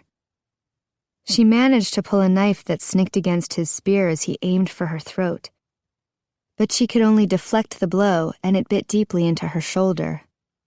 Sap seeped from the wound, but Klea paid no attention. "Yuki!" she called, her voice hard and sharp. "Make yourself useful!" Tamani saw Yuki raise her hands. A cluster of tree roots rose out of the ground, the same way Jameson had commanded them at the gate garden. The thick, soil-flecked coils shot toward Tamani, and he braced himself for their stinging lash, almost welcoming it. But it never came. The roots stopped inches away. When Tamani spared Yuki a glance, her face was contorted, as though she were trying to prevent the roots from attacking her rather than being the one in charge. I can't, she cried, her words full of apology. Klea swore and lunged at Tamani with her knife, but she had to leap back as he brought his spear round in a long sweeping arc. He felt as though he were watching the encounter from outside his body, observing as some greater force took control of his limbs and threw him toward his enemy blade first. He thirsted for justice. He would make her pay for what she had taken. Fueled by rage, he was as mighty as any bender. Beneath Tamani's onslaught, Klea gave ground. Her knife was no match for his spear. He gave her an opening to his core, one she couldn't refuse. It cost him a shallow cut along his wounded shoulder, but it also put her neck between Tamani and the haft of his spear. Gripping it with both hands, he pulled Klea bodily against him, pressing the grip of his spear against her throat. Reflexively, she dropped her knife, bringing her hands up to ease the pressure bearing down on her windpipe. "You," he gasped, his hands shaking but his mind filled with black clarity, with the hunger to kill. "You have taken everything from me, and you are going to die for it." Klea made only a strangled sound, and his mind barely registered the hint of fear that, for the first time, flashed in Klea's eyes. "No!" Yuki's scream rent the air, and the universe ground to a halt as a second scream followed. "Tamani!" He tried to breathe, but his body was numb, paralyzed. His mind refused to believe. "Don't do it!" Closer now. He had to move, had to see. Chapter 19. "Tamani, wait!" Laurel yelled, not entirely sure why. After all Klea had done, surely she deserved to die, didn't she? Answers, she told herself. We need answers. Laurel felt more than saw David step up behind her, and with wide eyes watched the guards raise their guns and point them at her. "No!" Tamani's shout reverberated in her ears, but as the guns sounded, David lunged in front of her. Laurel retreated, almost tripping over Chelsea, who was sheltered behind a thick oak. Laurel joined her as the guards continued to spray David with bullets, ripping the quiet air with the sound of gunfire. David didn't even flinch, just looked down as the bullets dropped into the dirt. Laurel chanced to peek and saw Klea slip away from Tamani and pick something up off the ground. She stood with her signature semi-automatic leveled at David's chest, and Tamani took the opportunity to run to Laurel, sliding onto the ground beside her and clutching her to his chest, his fingers shaking against her back. "I suppose bringing your girlfriend in to save my life is going to have to make up for the fact that you've been making the rest of my day damnably inconvenient," Klea said dryly before unloading a clip at David point blank. Laurel and Chelsea both clapped their hands over their ears as Tamani tried to shield them. But David was beginning to look amused. He put his free hand on one hip and stared pointedly at the pile of jacketless bullets accumulating at his feet. Klea got the idea and stopped shooting, smoothly snapping the gun into a holster at her side. "David Lawson," Klea said slowly. "I saw your car back in Auric and figured Laurel had used it. But I admit, I'm surprised to actually see you here. There haven't been humans in Avalon for 1,000 years. You know, everyone keeps telling me that." "Yes, well, that's probably another one of their lies," Klea said. "Almost everything the fairies here tell you is a lie." "This sword is no lie," David proffered, stepping forward again. "You saw the bullets dropping." "And I see you coming my way and can predict your intentions. But hear me out, human. I'm the only reason Barnes didn't kill you and Laurel last autumn, and you owe me." "Owe you? Do you remember what you did to Shar when he said those words this morning?" Laurel felt Tamani's body tense beside her. "A tragic waste," Klea said, not missing a beat. "He was probably the most skilled warrior I've ever met, but he was on the wrong side of history, David. This whole island is on the wrong side.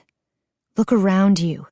It's a tiny paradise filled with effortlessly beautiful people who want for nothing, busily squandering their vast potential on petty social differences."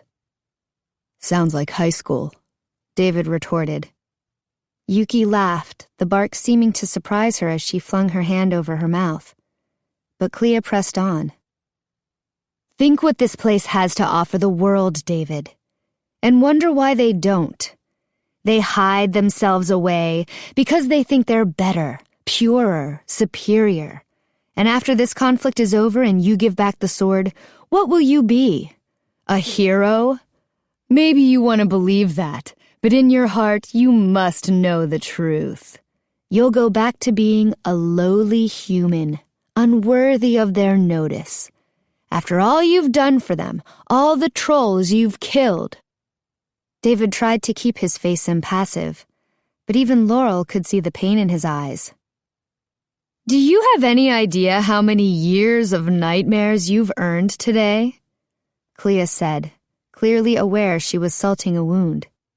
"And for what? A race that will cast you aside the moment they're done with you." When David didn't respond, Klea continued.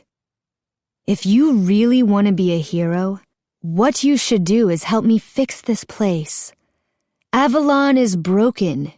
It needs a new vision, new leadership." "He's not going to fall for this crap, is he?" Tamani whispered. But Chelsea just raised one eyebrow. "What, you? Please," David said. Chelsea shot Tamani a triumphant smile. Klea sighed, but she sounded more annoyed than disappointed. "Well, can't say I didn't try. Enjoy your moment in the sun, David. It will be over before you know it. Now we really must be off. As the humans say, I have bigger fish to fry." "I'm not letting you pass," David said, stepping onto the path in front of the group as Tamani drew himself to his feet. Klea pushed her sunglasses to the top of her head and ran her fingers through her hair as if she had nothing better to do in the world. It was strange to see her without her ever-present dark lenses, to see the light green eyes rimmed by thick dark lashes that gave her face a beauty and softness that contradicted everything else about her. "David, you need to play more poker. You bluff like a child. Now, I've heard legends of Excalibur, which is what I suspect you've got there, and I can guess from the way you've been stalling that something about the enchantment prevents you from actually harming me with it. So I'm gonna walk past you now. Stop me if you can," she said wryly, turning toward the Winter Palace and pulling her gun out again. Excalibur glinted as David swung toward Klea. She didn't even flinch, but he wasn't aiming for her. With a clang, the sword sliced through her gun. Then David turned and made short work of the guns in her soldiers' hands as well. Several leapt back in surprise, but they were too busy protecting their skin to realize it was their weapons he was after. Some of them tried to shoot him again, only to have their guns severed in two. Barrels, stocks, and springs soon littered the ground, along with spent brass and deflected bullets. Tamani took advantage of the confusion to lunge from the tree line and twist Klea's arms up behind her, his spear returning to her throat. But Klea kicked back, and Tamani yelped as her heel connected with his knee. Laurel clenched her fists in frustration, hating that she couldn't do anything without getting in the way. "Stop it!" Yuki yelled, flinging an arm toward David, palm up, fingers extended. She flexed her hand into a fist, and several tree roots, as big around as David's chest, burst from the ground in an explosion of dirt and rock. They rocketed toward him, and Laurel heard a strangled scream from Chelsea. But the instant any tendril touched David, it went limp, slumping back toward the ground. Yuki gasped and thrust her hands toward the grass at his feet, and the roots sucked back into the earth, scattering soil like raindrops across the clearing. She looked to Klea, but Tamani had her on her knees now, bent forward with his spear pressed against her back. "Chelsea," Laurel whispered, never taking her eyes from Yuki. "Stay here. Element of surprise. It's the only thing we have left." Aside from David, Chelsea was the only one who could surprise the Winter Fairy, the only one Yuki couldn't sense at a distance. They'd used that advantage to capture her after the dance. Last night, Laurel realized, though it seemed forever ago. Perhaps they could accomplish something similar here. Chelsea nodded as Laurel rose. "Yuki," Laurel said, stepping forward tentatively with her hands held up in front of her. "Stay where you were, Laurel," Tamani called, his voice strained. But Laurel shook her head. Yuki was too powerful for Tamani to fight without Jameson's help. Maybe Laurel could talk her down. "Please, you can't really want this. You've been with us, all of us, for the past 4 months. We never wanted to hurt anyone, much less kill them. Yes, Avalon has its problems, but is it worth this?" "Kill her, Yuki," Klea called. Yuki's chin trembled. "It's a society built on lies, Laurel. You don't know what they do in secret. It's for the greater good in the long run." "Says who?" Laurel said sharply. "Her?" she asked, pointing at Klea, still fighting to get free of Tamani. "I've seen the way she treats you. She's not noble and strong. She's a scared bully. She killed all those fairies in the academy. They're dead, Yuki." But Yuki's eyes were narrowed. "It was just a fire, Laurel." "And the red gas? Almost 1,000 fall fairies are dead because of her. Never mind the fairies killed by trolls." "They're not dead. They're just sleeping." Laurel's jaw dropped, and she spun to Klea now. "You didn't tell her?" "I don't know what you're talking about," Klea said calmly. "The red smoke? I know what it does," Laurel said. They were dead. She knew it. Klea knew it. And Klea had lied to Yuki. "Yuki, you have to listen to me. We're not the ones lying to you. Klea is. After the fire, she sent that red stuff in and it killed everyone it touched. Not sleeping, dead. She's not what you think she is. She's a murderer." Yuki blinked, but in her eyes, Laurel could see her decision was made. "She said you'd say that," Yuki said softly, steadily. She turned and looked at Tamani. Then so low Laurel barely heard, Yuki whispered, "I'm sorry." Roots erupted from the earth again, forming a dark, mossy birdcage around Laurel. Then the ground around David retreated, pulled back by a million tiny filaments of plant matter, forming a donut-shaped pit around him, too far to jump over without a running start, too deep to climb out of easily.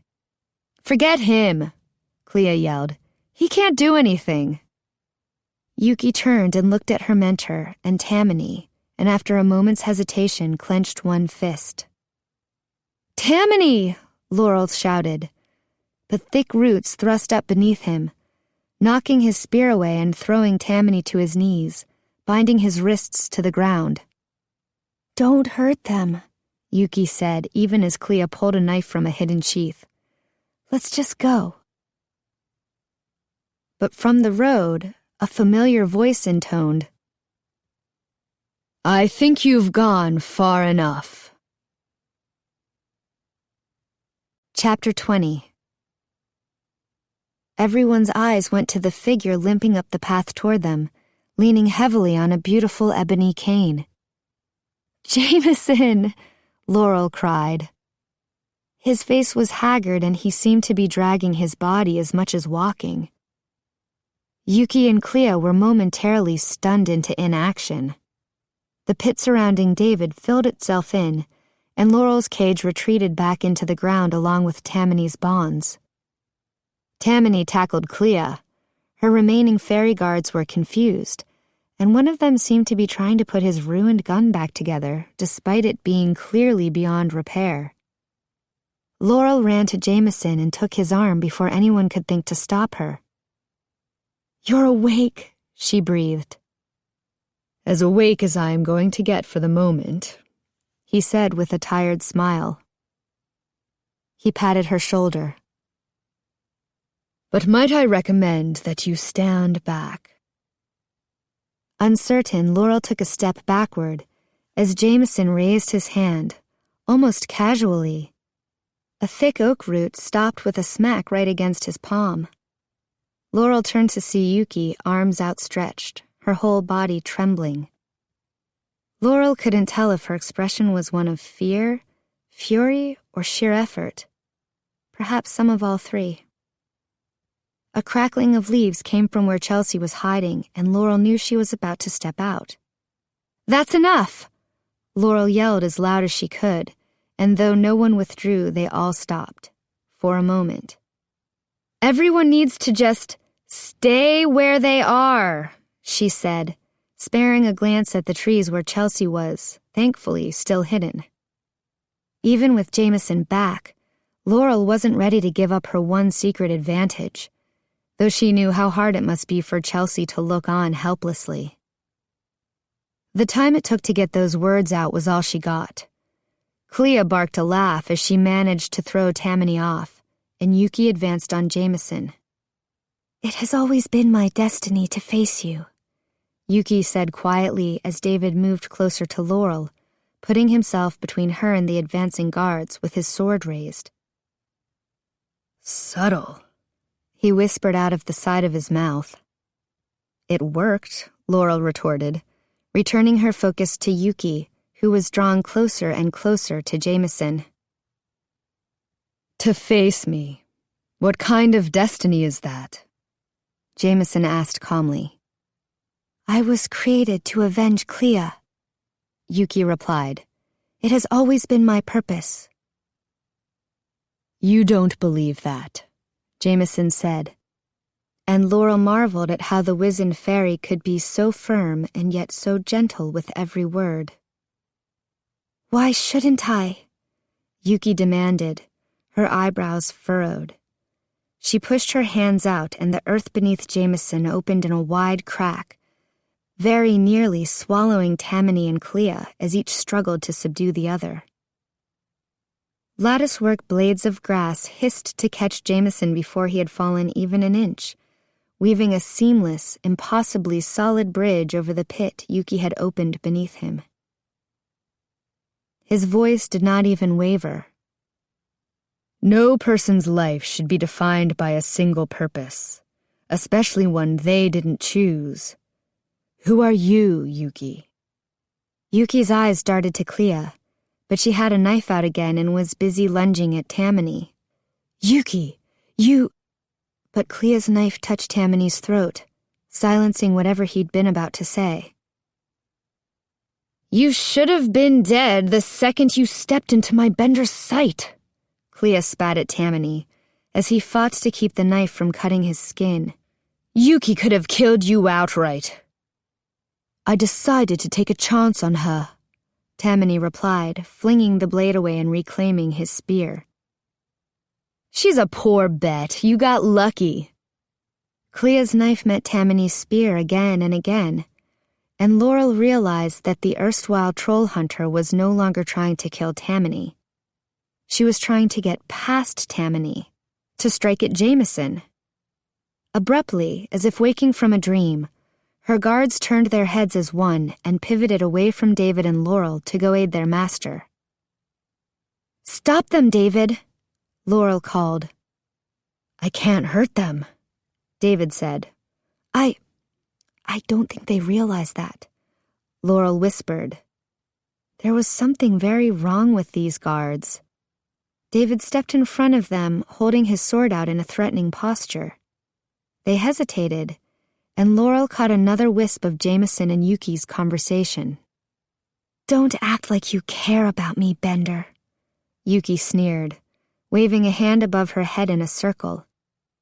"You pretended to care about Klea, and I know how that ended." She brought her arm down, pointing at him, and something blurred through the air toward Jameson. "Do you?" Jameson asked, passing his hand in front of his face distractedly, as though shooing a fly. But at his movement, 100 wicked sharp splinters of wood dropped harmlessly at his feet. "Because I would be most interested to hear what Callista told you." "Shut up, old man!"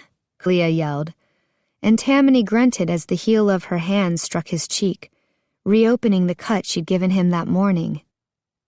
He cracked his spear against her broken wrist, eliciting a shriek of pain. "She's not Callista anymore," Yuki said evenly, hardly sparing them a glance, her attention riveted on Jameson. While David held Klea's guards at bay, Laurel looked over at Yuki's back, and for a moment wondered if she could tackle her from behind.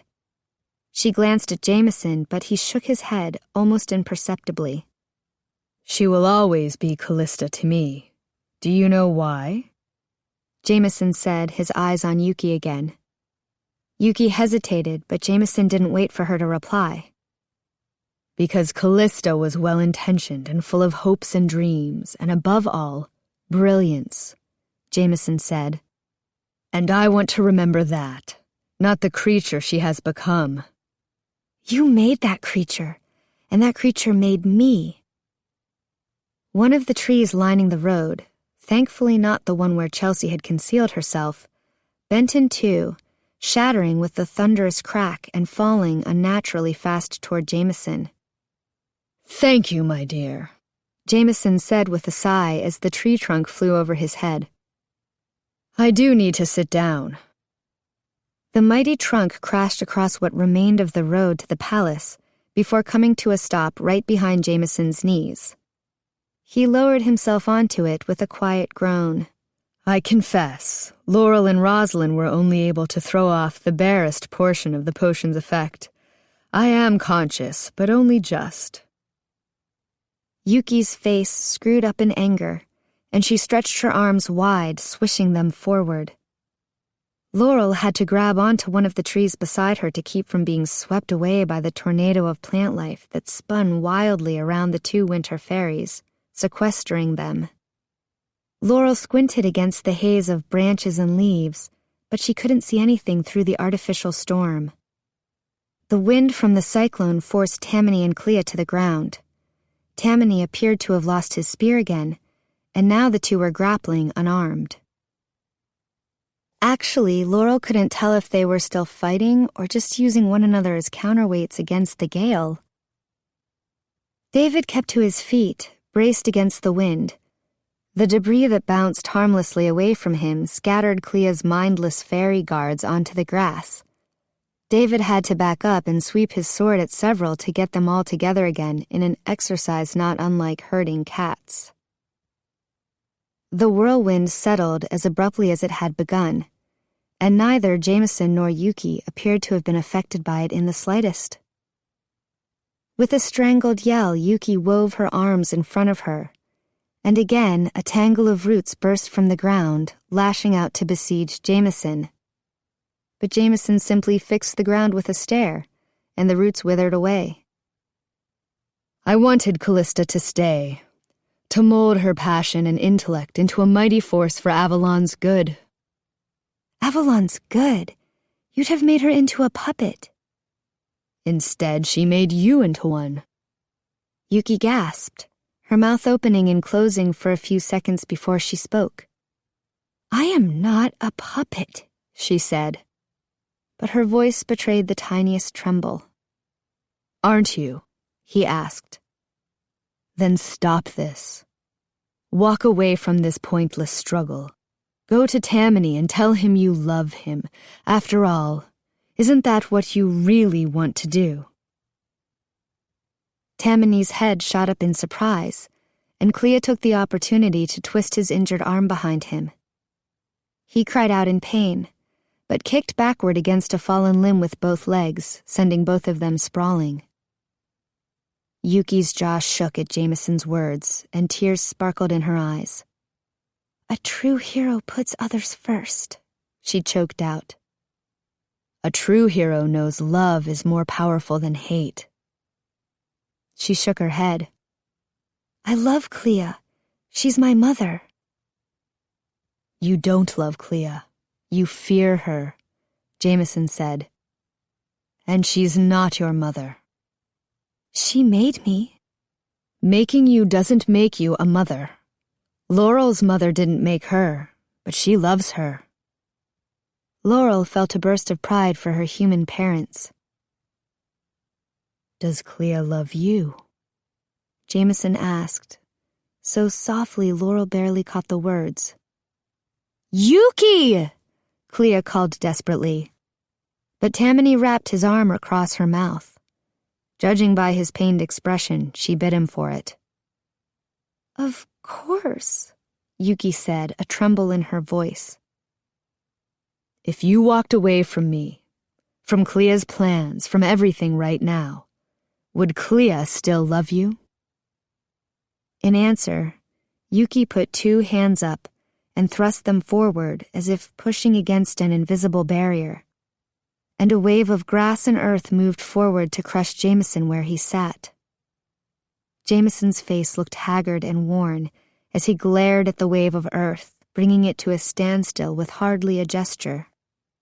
Yuki screamed, a bitter, frustrated scream that pierced the evening air. The wave rippled again, slowly, so slowly.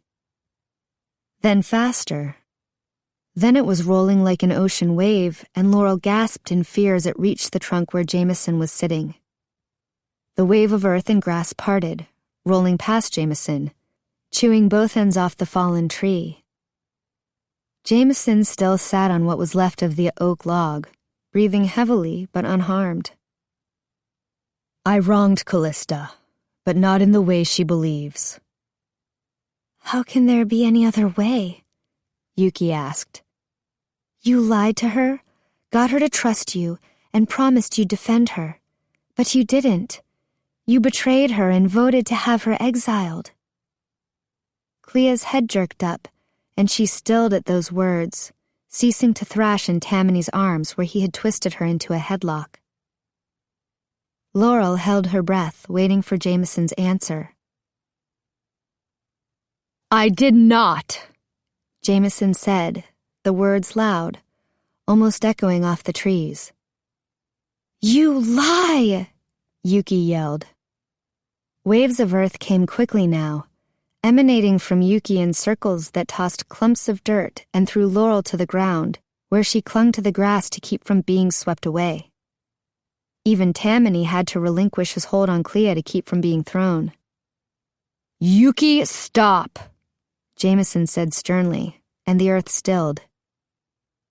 Jameson was on his feet now, leaning heavily on his ebony cane, staring down at Yuki with fire in his eyes. I did not vote for Callista's exile. They told me the vote was unanimous, Klea shouted, rising to her knees before Tamani could grab her, her face screwed up in fury. You knew I was no unseelie. You knew it, and you still voted to let them sterilize me and send me through the gateway." Laurel gritted her teeth. She couldn't imagine why Klea would lie about this. But Laurel hated hearing that Jameson had voted in support of such a thing. Jameson, who had always supported both her and Tamani, who had welcomed her human friends to Avalon, and had always treated Tamani, a spring faerie, with dignity and respect. "Every vote of the council is unanimous," Jameson said quietly, turning to Klea. "It is one of the secrets of our power, our united front. Behind closed doors, majority rules. But once it has, our vote is declared unanimous. I stood against Cora and a very young Marion for hours." But Klea was shaking her head, making her way slowly toward him. "I don't believe you." "That you do not believe does not change the truth." "It doesn't matter anyway," Klea said, producing another knife from her seemingly endless supply and pointing it accusingly at Jameson. "Vote or not, you stood by and let it happen." "And I regret that every day of my life," he whispered.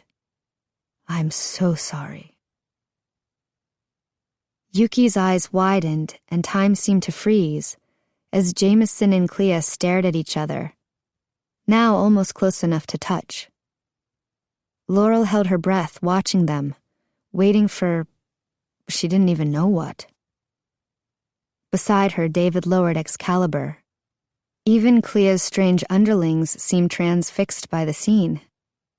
"It's too late for that," Klea said at last, and she raised a hand to strike. As Tamani moved to tackle her, Laurel felt the strong hands of one of Klea's guards lift her off her feet, and she shrieked in surprise, the sound drawing Jameson's attention from Yuki for the briefest of instants. "No!" Laurel bit off the scream, but it was too late.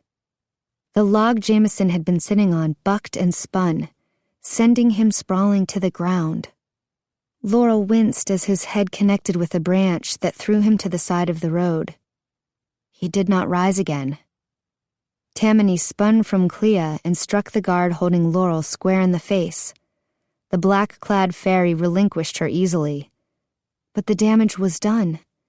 Jameson lay powerless on the grass, his body restrained by a network of roots. Laurel slid to the ground and tore at his bonds with her fingernails, but they only seemed to pull tighter. "Now we finish him!" Klea screamed at Yuki, one arm cradled against her chest, her other brandishing her knife. Yuki raised her hands, but Laurel could see them shaking. The young faerie's chest heaved and her breathing was loud and labored as she tried to force herself to act. Laurel flung herself protectively over Jameson's fallen form, though she knew it wouldn't do much good against Yuki. Tamani threw himself in front of Klea, as Yuki seemed to gather her nerve. "Yuki, don't do it, please," Tamani gasped. Klea leaped at Tamani, full of crazy rage. He caught her knife arm and attempted to throw her to the ground, but she used her momentum to reverse the throw and bring him down instead. The point of her knife plunged straight toward his chest. "No!" Yuki screamed, and the earth between Klea and Tamani ripped upward and drove them apart, tossing Tamani onto the ground and raining soil over Laurel and David. "You promised. You said he wouldn't be harmed. You swore." "Shut up, child," Klea hissed. "There are bigger things at stake than your petty crushes. Kill them all!" she yelled. At the loud command, Klea's soldiers sprang to action again, their impassive faces taking on life almost as one. "No!" Yuki yelled again.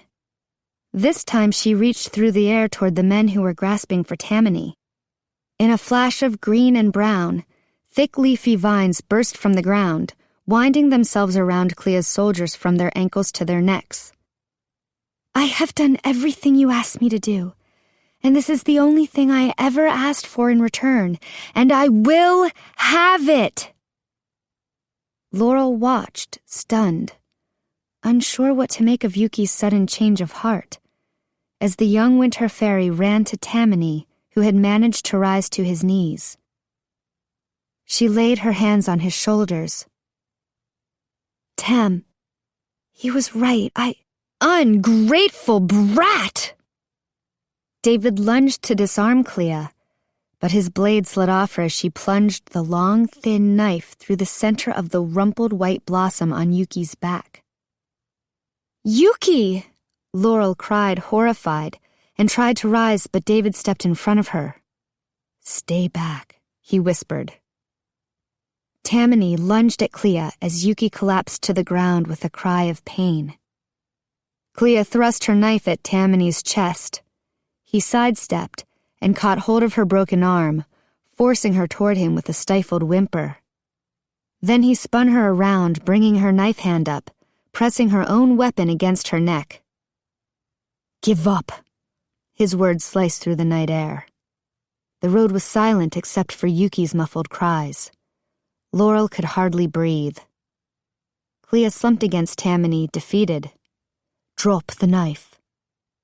Klea's hand twitched, and for a moment Laurel thought she would. But with a wordless yell, Klea drove the knife along the side of her neck, scoring her own skin and putting an inch of the blade through Tamani's t-shirt and into his wounded shoulder. Tamani released her in surprise and stepped back as Klea staggered away, dropping the knife and pressing a hand against her oozing wound. A single, slender root slithered up from the ground and wrapped around Klea's ankle, making her fall. Laurel turned to see Yuki's hand fluttering weakly. She was still alive. Klea gave a high-pitched, almost mournful laugh from where she lay sprawled in the grass. "Well, now we can all die together." "You, perhaps," Tamani said coldly. "Look at your cut," Klea said. Tamani hesitated, but when Klea's look sharpened into a glare, he pursed his lips and pulled down the neck of his shirt to expose his shoulder. "Eye of Hecate," he whispered. The edges of the wound were blackened, with dark tendrils radiating away from the gash. Chapter 21. "Let me see," Laurel said, rushing to Tamani and reaching out to him. "Don't touch him," Yuki said, her voice soft but commanding. "It'll spread to you too." She was on her hands and knees, and black lines streaked out from the center of her blossom, and sap dripped over her petals. Klea glared at Yuki. "Years of conditioning unraveled by one stupid ticer." Laurel stared in horror at the black tendrils tracing their way around Tamani's wound. She didn't know what it was, but it looked incredibly toxic, not unlike the red smoke that Klea had unleashed against the academy. One more reason to be glad Chelsea was still hidden safely out of reach. Jameson, too, though how safe he was remained uncertain. "A concoction I'm particularly proud of," Klea said, seeing Laurel's dumbfounded expression. "Something of a last resort, but this seemed like a special occasion. You should feel honored." "What is it?" Tamani said, glaring down at Klea. "Is it like the red stuff in the academy?" Laurel asked, her voice shaking. "Please," Klea said mockingly. "That potion is child's play compared to this. I wouldn't get too worked up if I were you," she added, her eyebrow raising as she took in Tamani with a hint of a smile. "Sit down and relax or it'll just spread faster." "You've got it too." Laurel could see the darkness spreading from the shallow cut on Klea's neck. A sly smile spread across Klea's face. "But unlike you, I have the cure." Hope burst to life in Laurel's chest as Klea held out a hand. 2 sugar glass vials of serum on her outstretched palm. Laurel lunged forward, grasping. "Not so fast," Klea said, yanking the vials out of Laurel's reach and closing her fist over them. "I want you to hear me out, and don't think you can get out of this by making a cure yourself," she added. "Nothing short of the Verita Fascio potion can save them from this toxin, and that is so far beyond you." Klea chuckled. "So far beyond anyone at the academy." Verita Fascio. It was a word Laurel knew from her very first day in the classroom at the academy 2 summers ago. She had since learned that it was a healing potion no one knew how to make anymore. Not even Yardley. "What do you want?" Laurel said. "I want you to join me," Klea said, her voice almost casual, as she spun the vials artfully through her nimble fingers. "Be my ambassador." "Why would I do that?" Laurel spat. Klea had lost. She was dying. How could she still be acting as though everything was going according to plan?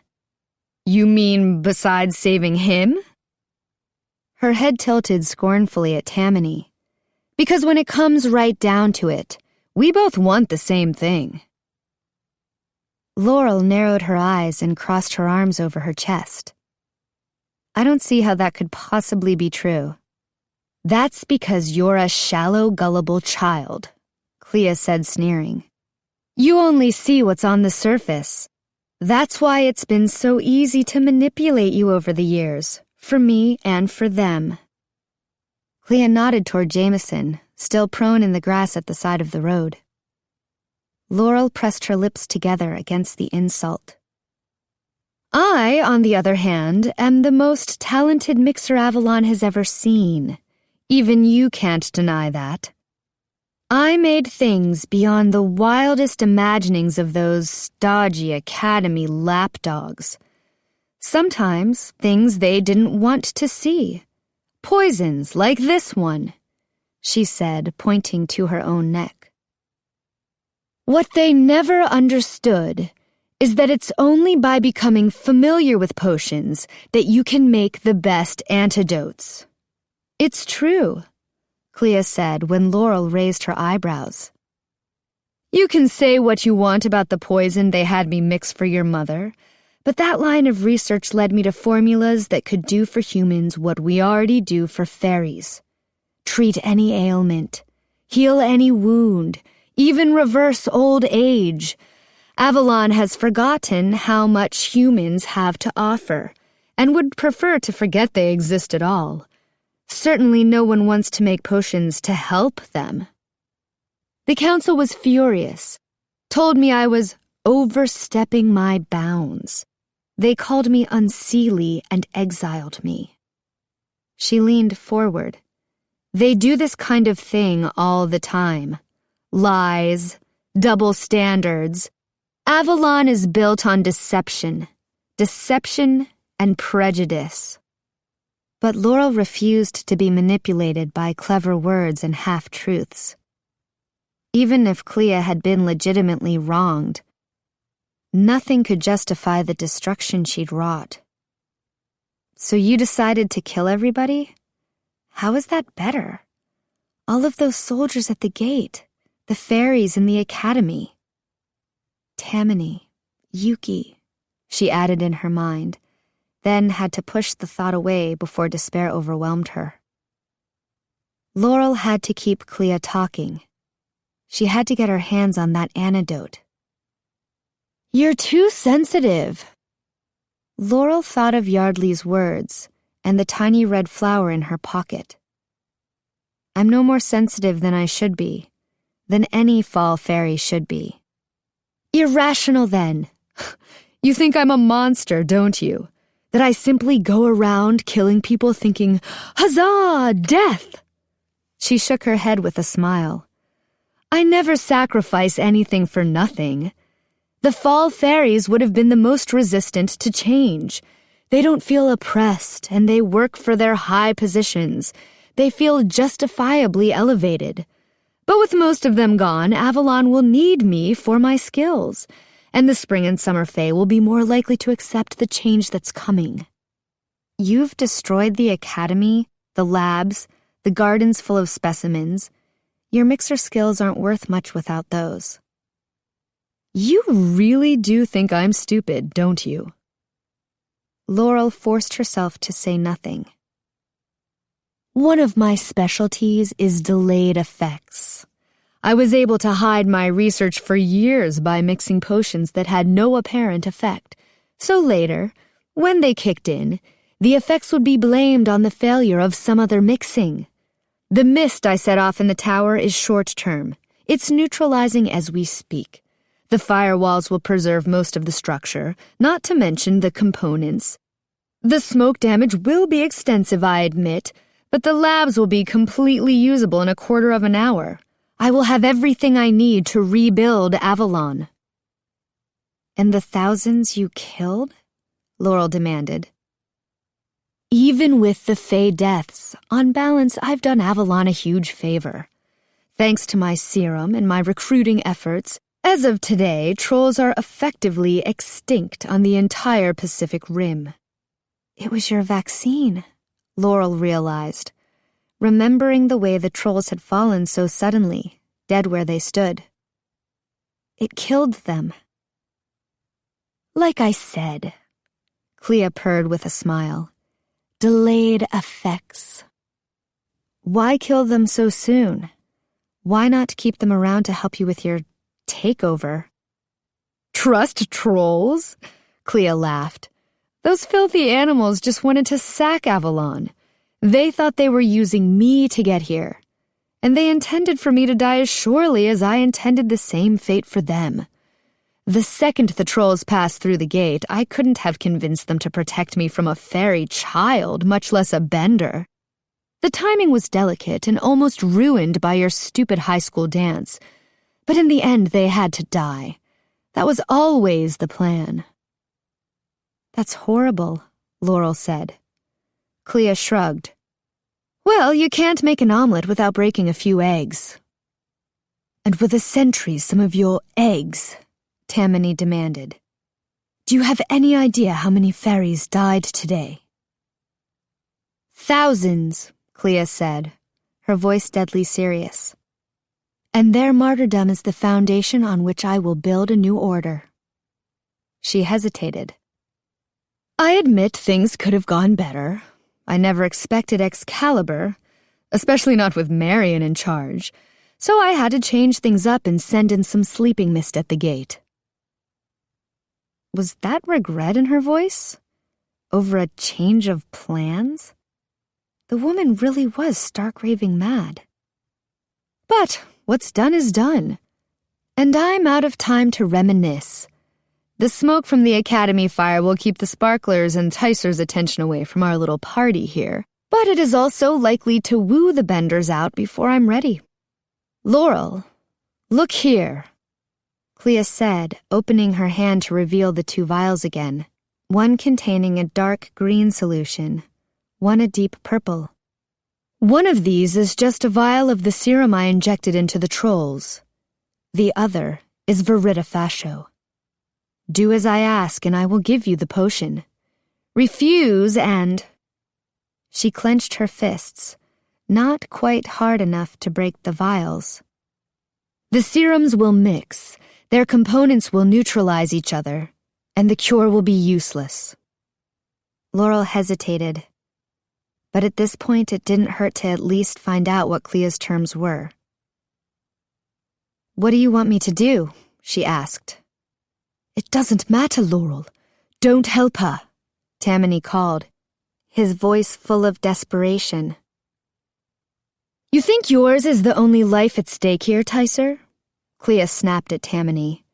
Even as we sit talking, looking so innocent and pathetic in the grass, this toxin is spreading right out of your skin, to the grass you're sitting on, to the roots Yuki has so kindly wrapped around me, to the trees in the forest, to Jameson lying over there at death's door anyway. It won't stop. In time, it will remake Avalon into a barren rock, And without me, you will never be able to make the antidote in time. Klea turned back to Laurel. Go to Marion and Yasmin, she said evenly. How do you know about Yasmin? Laurel asked. She sprouted after you were exiled. How many times have you spoken of her when you thought you were all alone? Laurel's jaw snapped shut. You'll be able to get past the sentries, Klea continued as if Laurel hadn't spoken. Tell them about my poison, that all of Avalon is going to die. They can save their precious island by coming down and exchanging their lives for my assistance in curing everyone and everything. And if they accept? Laurel asked. Then they will be executed in Spring Square, a public example declaring the end of the pathetic Bender dynasty. Avalon will live, and I will take over. Yasmin's only a child, Laurel said, her stomach writhing at Klea's brutality. Sacrifices, Laurel. We all have to make them. And Jameson? I need all the Benders gone. Laurel sucked in a breath, but Klea continued smoothly. You know Marion isn't a good queen. I seriously doubt a child she trained could be any better. The Benders need to go. Avalon needs a change. With your help, I can still make that happen. Bring them, and I'll give you the cure for Tamani. Laurel didn't think there was room in her body for the hatred she felt toward this smug faerie. Not only that, I'll make more. And as a show of good faith, I'll teach you how. Because you'll need it. This vial, she said, lifting her hand, will cure at most 2 people. And if I choose to use it on them? Laurel asked, pointing to Tamani and Yuki. What then? You'll die? Then who will teach you to make the antidote to save everyone else? Laurel wanted to scream. No matter what she chose, someone was going to die. You would kill all of Avalon just to have your way? Laurel said, her voice quivering. It's not my choice, Laurel. It's yours. Will you kill all of Avalon just to get your way? Laurel forced herself to keep breathing. Now there really was no way out. Not through Yardley. Not through Jameson. If she didn't do as Klea asked, Tamani was going to die.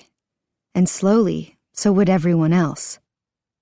If she delivered Marion and Yasmin to Klea, Tamani would live. Everyone would live. 3 lives for all of Avalon. And for Tamani. There was only one thing to do.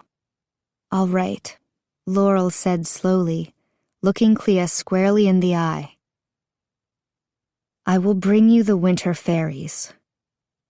Laurel, no, Tamani said, lifting one knee as if to rise. Just don't move, Laurel said to Tamani, hearing the desperation in her own voice as she stepped toward him. I need you alive when I get back.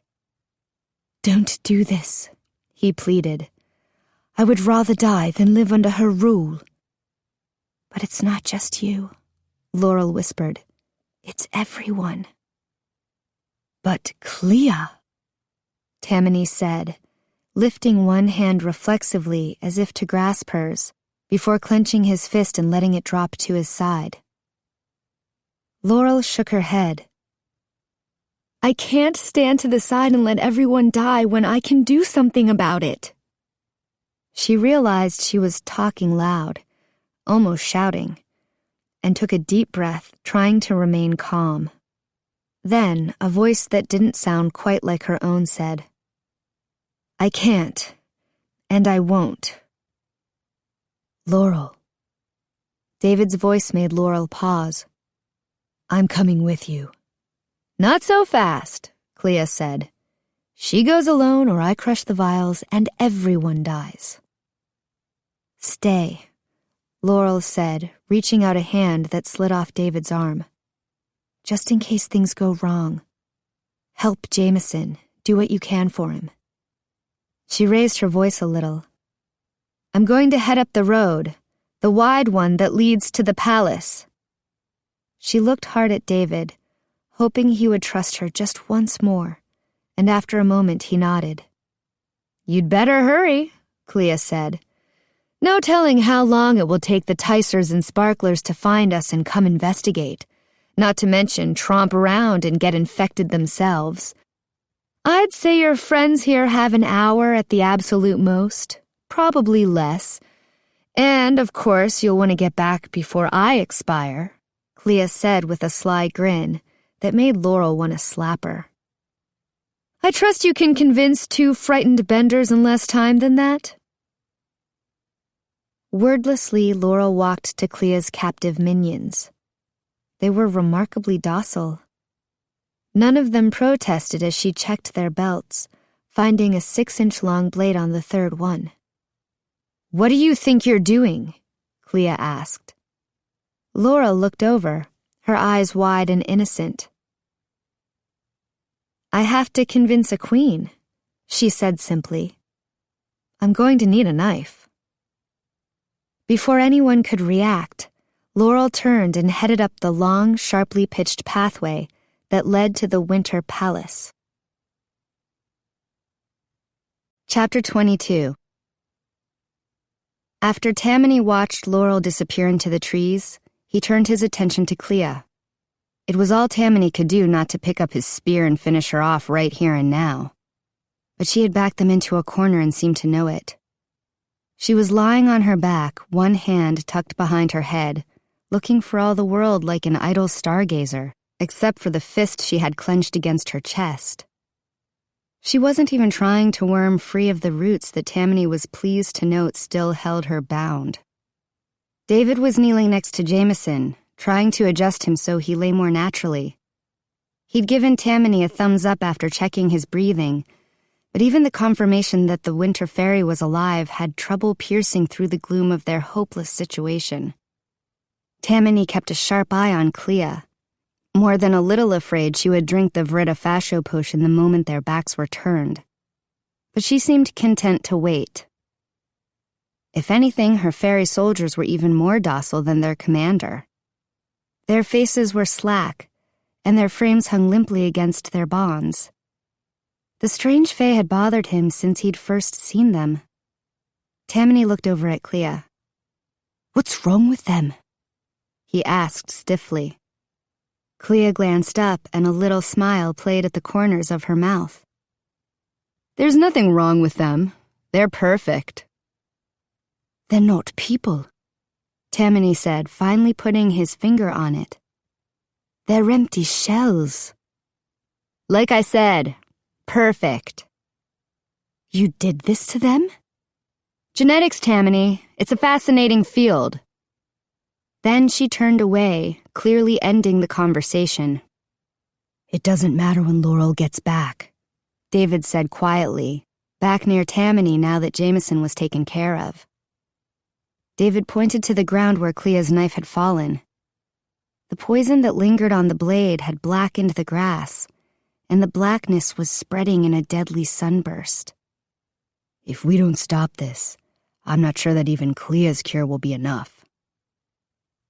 "I don't know what to do," Tamani said, letting his gaze fall to the ground. He faced down the urge to rise to his feet and chase after Laurel. Even if Klea hadn't made him a plague bearer, what could he hope to accomplish? Surely Laurel didn't intend to help Klea, did she? No, of course she didn't. She would do the right thing. Assuming there was a right thing. Tamani looked up as David plunged Excalibur into the ground, burying it to the hilt a few feet away. He set to pulling it through the earth like a plow. "What are you doing?" Tamani asked. "I'm digging a moat," David replied. "A moat?" Tamani asked, lost. "It won't stop the poison," David said, still digging. "But at least it will have to go down through the grassroots before it can spread farther. It'll buy us some time." Tamani let himself smile ever so slightly. Brilliant. David grinned back and returned to his task. Tam? Yuki's voice was soft and rasping. She had gotten to her feet with visible effort, but after only a few steps, her legs collapsed beneath her. Tamani rolled forward to catch her, pulling her toward him to break her fall. He was surprised by how much energy it took to lower her gently to the ground, how breathless the simple action made him. This poison is no joke. And he had barely been exposed at all. Yuki's wound was serious, potentially life-threatening by itself. Tam, I'm so sorry for all of this. A single tear glistening in the moonlight slid down her porcelain cheek. She sniffled and looked away timidly, drawing a stuttering breath. I didn't know. She hesitated. I didn't understand just how much she... Yuki. When I saw the flames at the academy, I thought I was so afraid. Yuki, please. He couldn't bear to relive it, the fear that had gripped him there. I don't want to die with you hating me. Shh, Tamani said, bringing his hand to her cheek, brushing away the tear and leaving a tiny streak of glittering pollen. I don't hate you, Yuki. He faltered, unsure what to say. Do you remember after the dance, when you brought me to your apartment? Tamani wanted to squeeze his eyes shut. When he'd lied to her, betrayed her as deeply as he ever could? Oh, yes, he remembered. I was going to confess everything. I was going to join you and fight against Klea. You were right. I was always afraid of her. But that night, you made me feel strong. Like I could do anything. And I was going to. I was going to try. I know, Tamani said softly. He reached out for her, drawing her in the way he had at the winter formal only the night before. But this time he meant it. I'm sorry I didn't let you. You were just doing your job, Yuki whispered. When David put me in that circle, I was so mad. I should have just done what I was going to, cooperated with you. Even after I was in the circle, I could have talked to you, but I didn't because I was angry. You had every right, Tamani said. I knew you were falling in love with me and I used that against you. It's the most terrible thing I've ever done. Shh, Yuki said, pressing a finger to his lips. I don't want to hear your apologies. It seemed like her voice was getting softer by the minute, and Tamani wondered if she was trying to conserve her energy or if this was all she had left. I just want to lie here and pretend that I did everything right the first time, that I trusted you and came over to your side before all of this happened.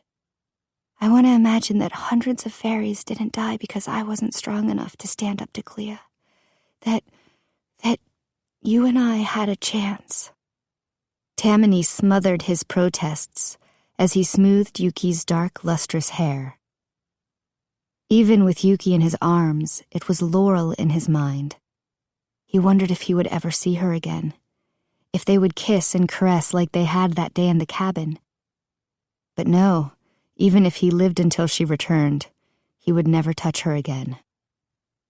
He hadn't realized he was humming until Yuki pulled back and spoke. What's that? What? Oh, it's a lullaby. My mother used to sing it to me. It was her favorite. A fairy lullaby? I used to think so, Tamani said, smiling sadly. Sing it for me, Yuki said, folding herself into his arms.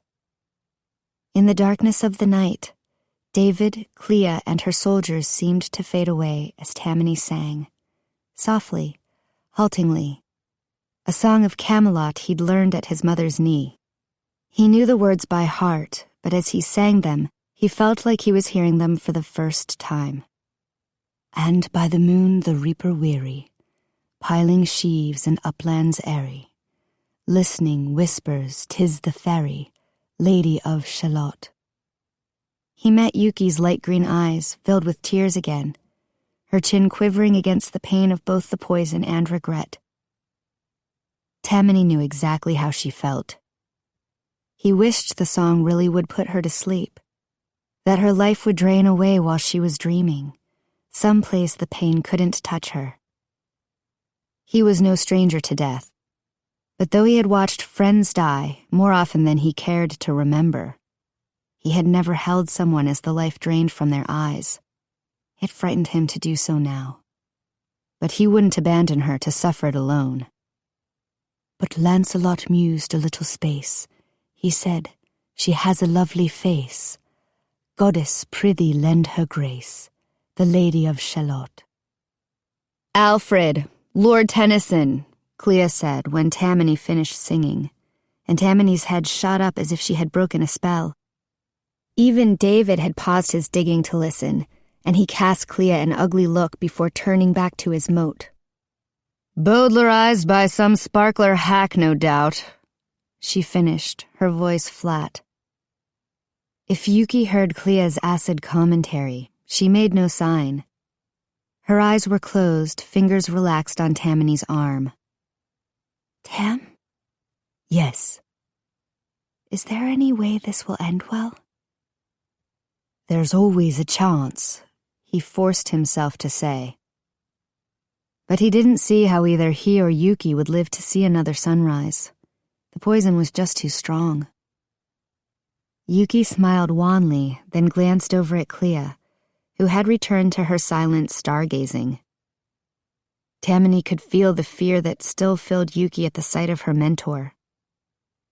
I don't want her to win anymore. And I can make sure she never does. "You can't kill Klea," Tamani said, though he was sorely tempted to let Yuki do just that. But he forced himself to trust Laurel, to let her make this decision. But Yuki was already shaking her head. Her plan can't work unless she controls the winter fairies. When I die, she'll kill the others and everyone will be stuck in here with her. And even if Laurel finds a way, you'll always be dependent on them. It isn't fair. I should have done something before. But maybe this will make up for it. Her eyes seemed to focus on some distant point, then snapped back into focus as she looked up at Tamani. Do you have anything metal? "Metal?" he asked, confused. It has to match, she said as if that cleared everything up. Maybe?" Pulling her against him with one hand, he pulled up the cuff of his pants and drew a small throwing knife from the sheath on his leg. "How's this?" Yuki took the knife from his hand. Perfect. Her breathing was shallow, rapid. Tears were coursing down her cheeks and her voice quivered as she spoke. This is going to take a lot of power from me.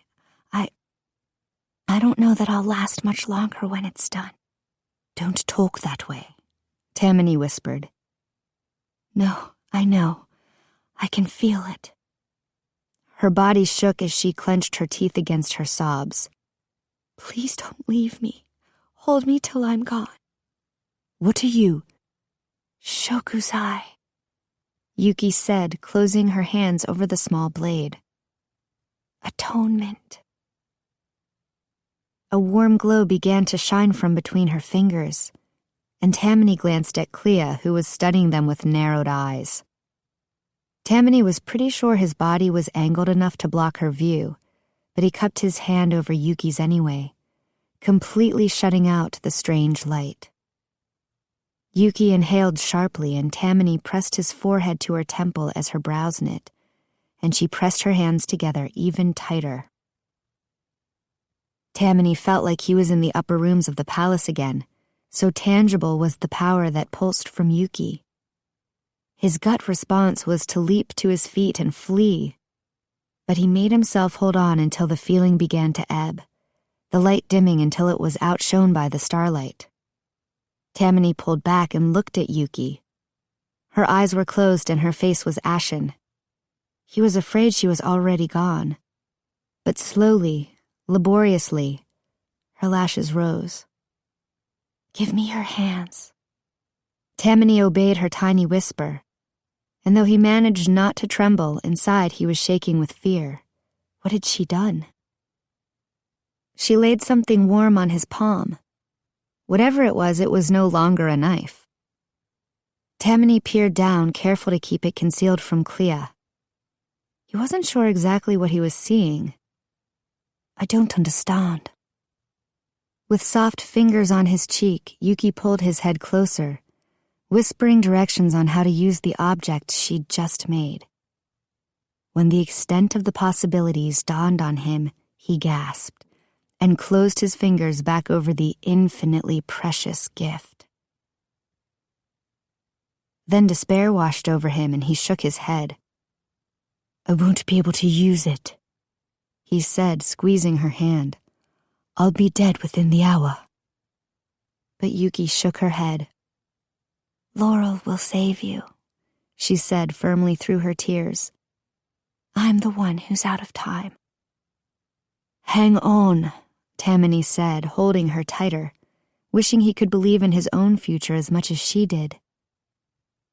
"No," Yuki said, a sad smile crossing her face.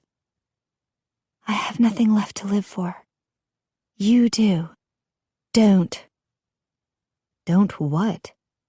Tamani didn't even know how to end the sentence, understanding for the first time how words could be so wholly inadequate. "Aishiteru."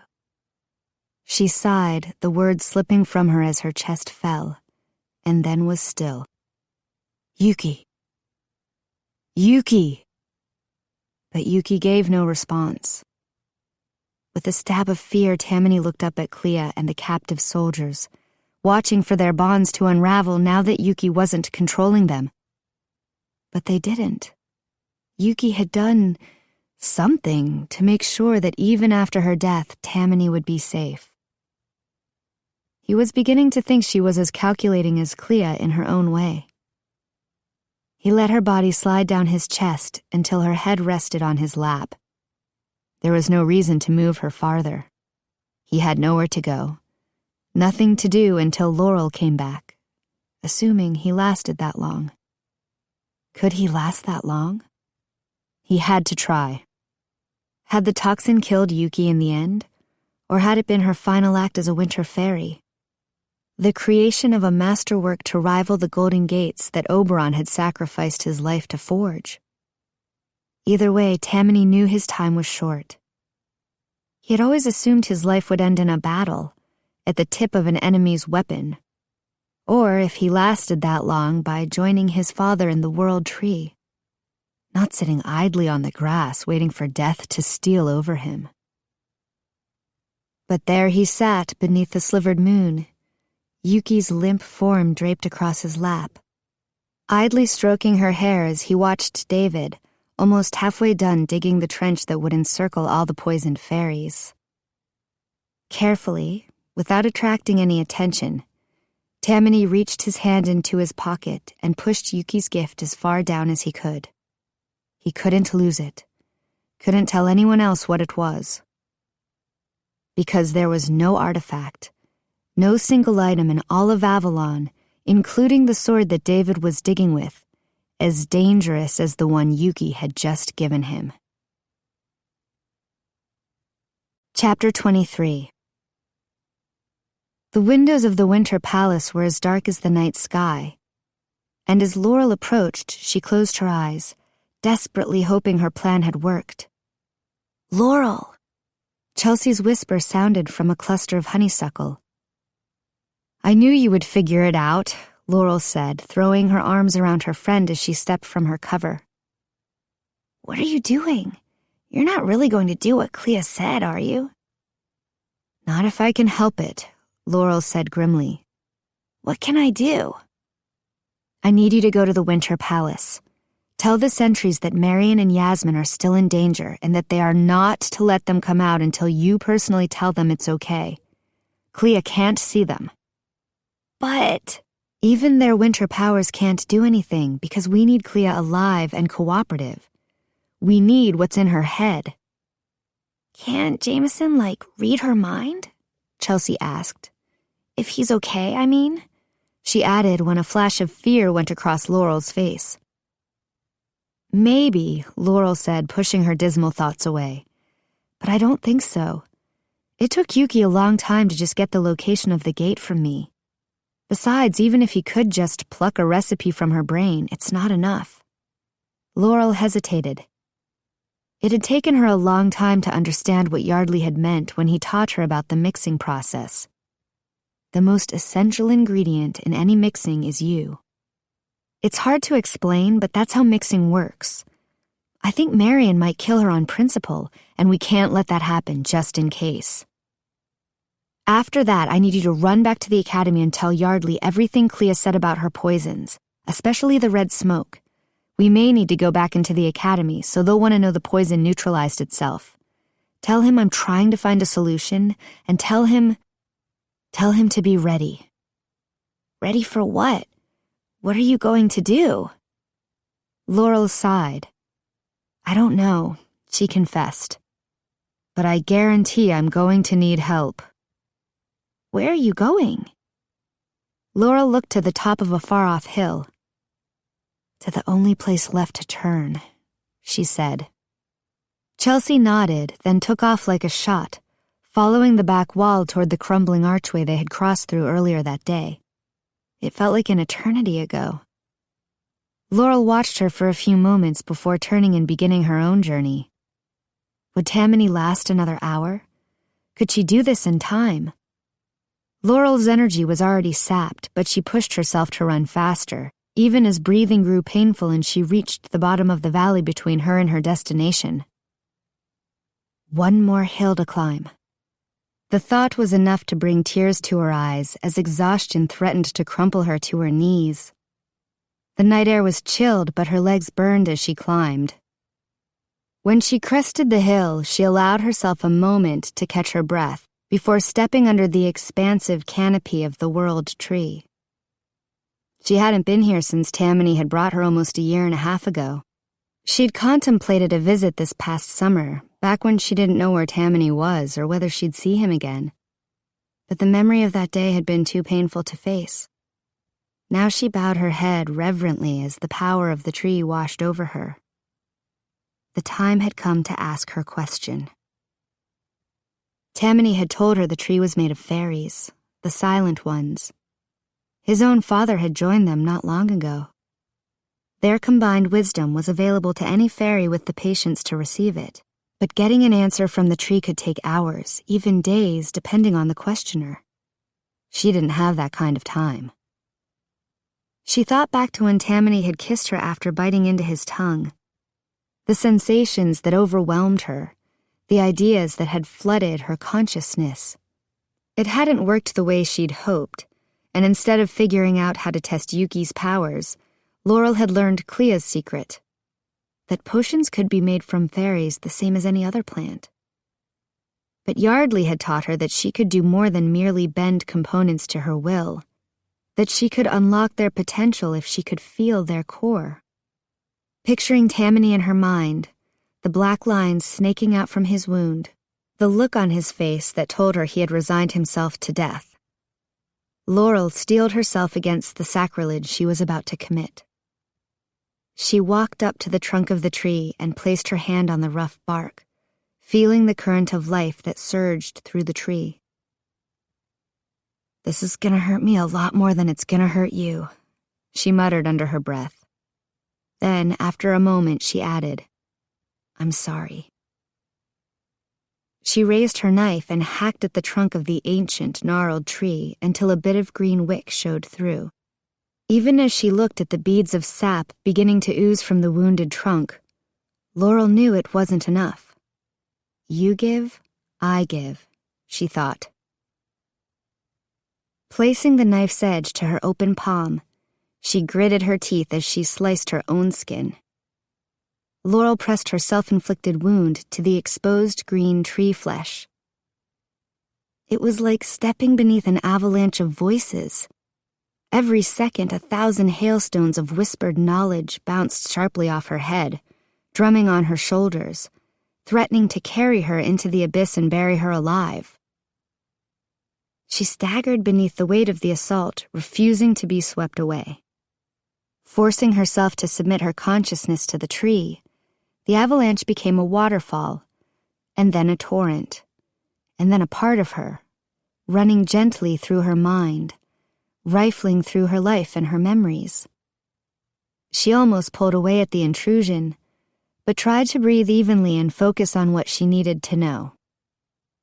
She pictured Tamani, relived the scene that had led to his poisoning. She recalled Klea's explanation and the impossible choice she had put before Laurel. Into the flow of thought she released Klea's final threat, that the toxin would destroy all of Avalon, the world tree included.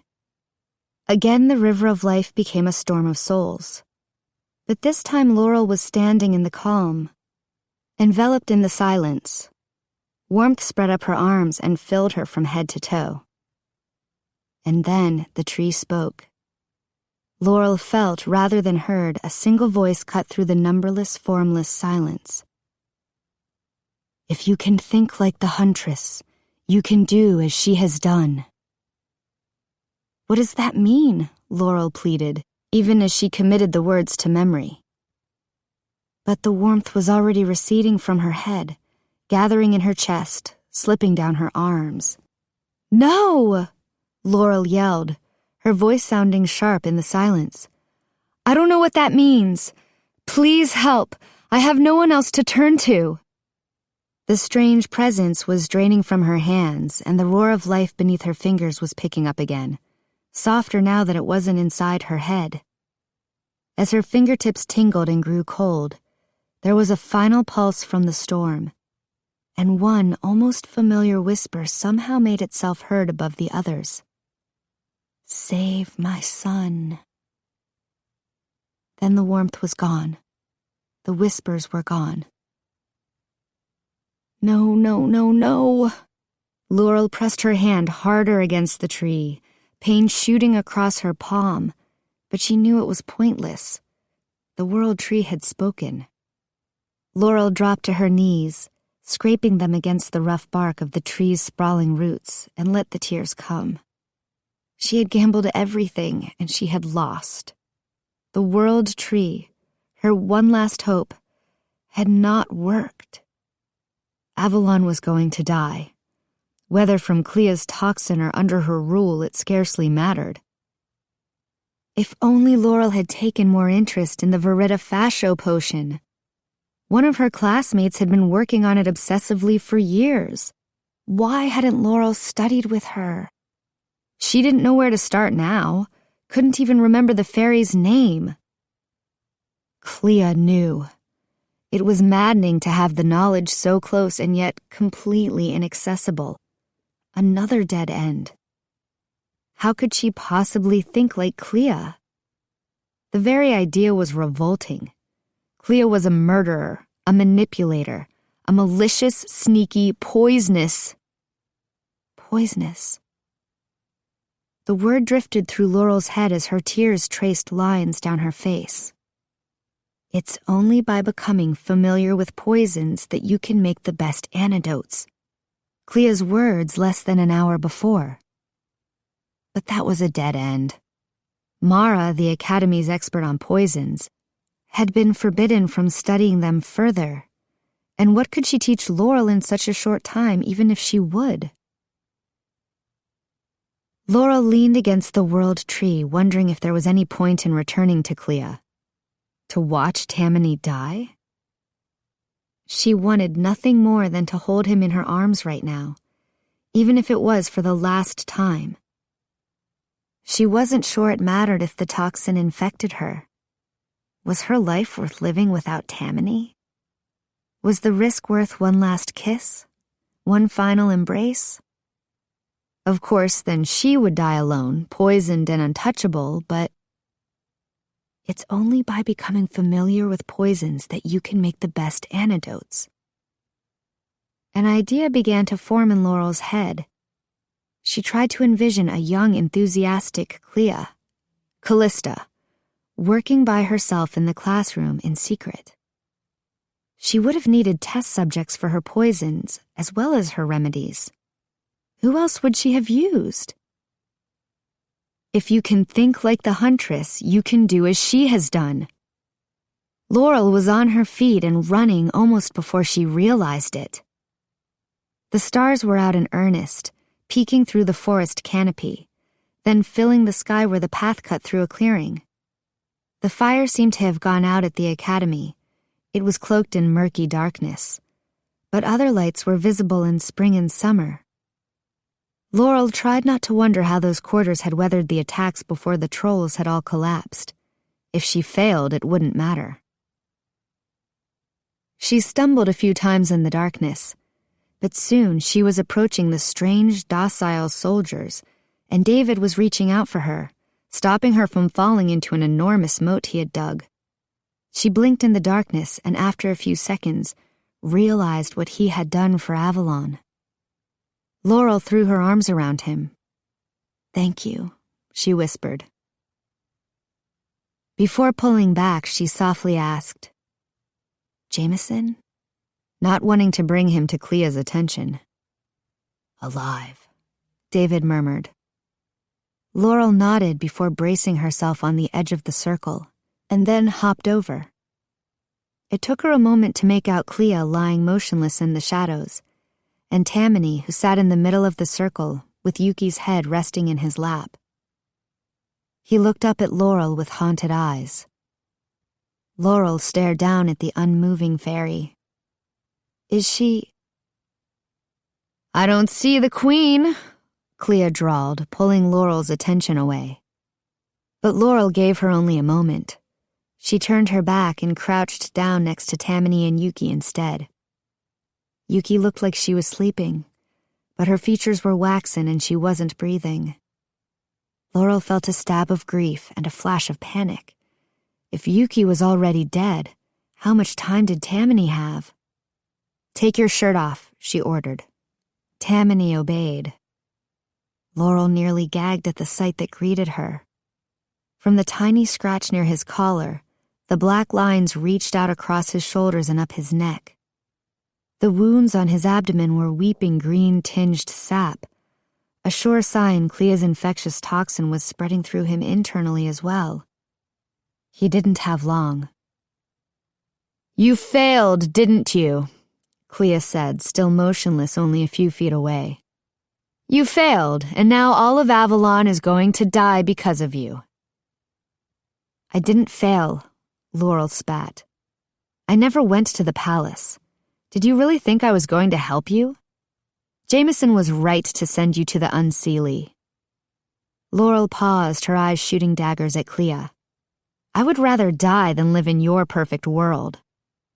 Laurel heard a crunching sound as Klea clenched her fist, and oily droplets of serum dripped through her fingers onto her black shirt. "Wish granted. It's a shame you felt the need to take everyone else with you." "Not today," Laurel whispered under her breath. "It's now or never." Her intentions must have been painted on her face, because Tamani pulled back slightly. "Don't!" But her palm was already pressed to his blackened skin, fingers splayed, eyes closed. She could feel the life beneath his skin, feel it fighting, could feel the poison it struggled against. Klea's toxin was like no potion Laurel had ever encountered, even more complicated and alien than the powder Klea had used to conceal the places she'd based her trolls. Laurel had successfully reverse-engineered that powder, but it had taken her a long time, and no small amount of luck. Fortunately, it had been a learning experience. When she pulled back, Tamani met her gaze with tears in his eyes. "Why did you do that?" he asked, bringing his hands to her cheeks.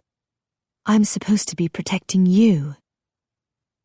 You're the best protector a girl could wish for, Laurel said, leaning forward, pressing her lips softly, briefly to his. But it's my turn now. She could feel Klea's poison working in her fingers and her lips, breaking down the chlorophyll and lysing her cell walls, commandeering her energy and turning it against her. She would have to work fast, but it was speaking to her, and she was ready to listen. "Oh," she said, rising to her feet. "Your dad says hi."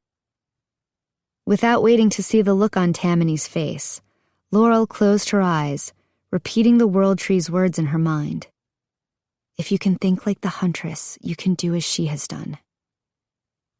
"I'll be back," she said, hopping over the trench again. "Laurel," David said, stopping her. "Where did you go?" "I went to the World Tree," she answered, feeling time ticking away in her head. "The tree that talks to you?" Laurel nodded. "What did it say?" "It told me to save Avalon." Chapter 24.